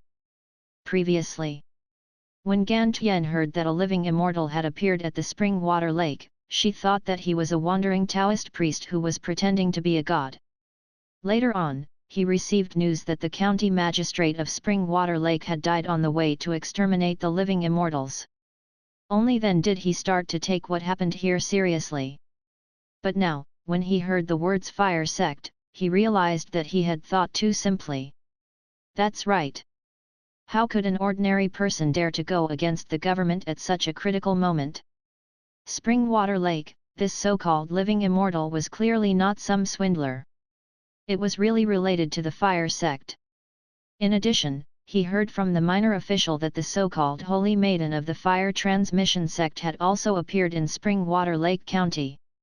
From this, it could be seen that Fengnan County was very likely to be the next place where the fire sect would infiltrate. After confirming this, the blood in Gan Tian's body that had been extinguished for a long time suddenly boiled again. A long time ago, he had dreamed of becoming a general who conquered all directions. However, due to the pressure from all sides, he was unable to get what he wanted. He had thought that he would never have the chance to lead an army to battle in Nanshan. He didn't expect that there would be such a good opportunity at the end. If he could capture the fire sect in one fell swoop, especially the so-called saintess, he would be able to kill them all. This huge contribution might be able to get him out of his current awkward situation. He might even use this opportunity to return to the peak of power in Great Zhou. As for the fire sect itself, Gan Tian did not care. After all, no matter how evil the fire sect was, in his opinion, it was just a group of troublemakers who gathered to cause trouble. It was destined to not achieve anything big. The reason why the government had been unable to do anything about it in the past 2 years was only because the traces of its core decision-makers were elusive and difficult to find, and the speed at which the doctrine spread was too rapid. It was as if a wildfire had appeared on a plain covered with licorice. With just a gust of wind, the fire would cover the sky and the sun. It was not because of how powerful he was. Therefore, in Gan Tian's expectations, even if the fire sect had organized a certain amount of armed forces, they should not be able to withstand a single blow from the nearly 10,000 elite regular army of the imperial court that he currently led. If the fire sect had really set up their headquarters here, the core saintess of the sect would still be here. To the Great Zhou imperial court, there was probably no better opportunity to exterminate the fire sect than this. At the thought of this, Gan Tian could no longer suppress the excitement in her heart. He licked his lips, and his eyes revealed a fierce light. He lowered his head to look at the panicking minor official at his feet and asked, "County Magistrate, Zheng is dead. Other than you, where are the others in the county government?" When the small official heard this, he revealed a look of fear. After feeling Gan Tian's scrutinizing gaze, he hurriedly braced himself and replied, "Reporting." Hearing this, Gan Tian's face revealed a hint of anger. After a while, she suddenly laughed out of anger. "The fire sect has been arrogant in the southern ravines for a few years. Do you really think that no one in this world can control you? A group of unruly people really ate the guts of a bear or leopard. This official wants to see what basis you have to hold a public trial.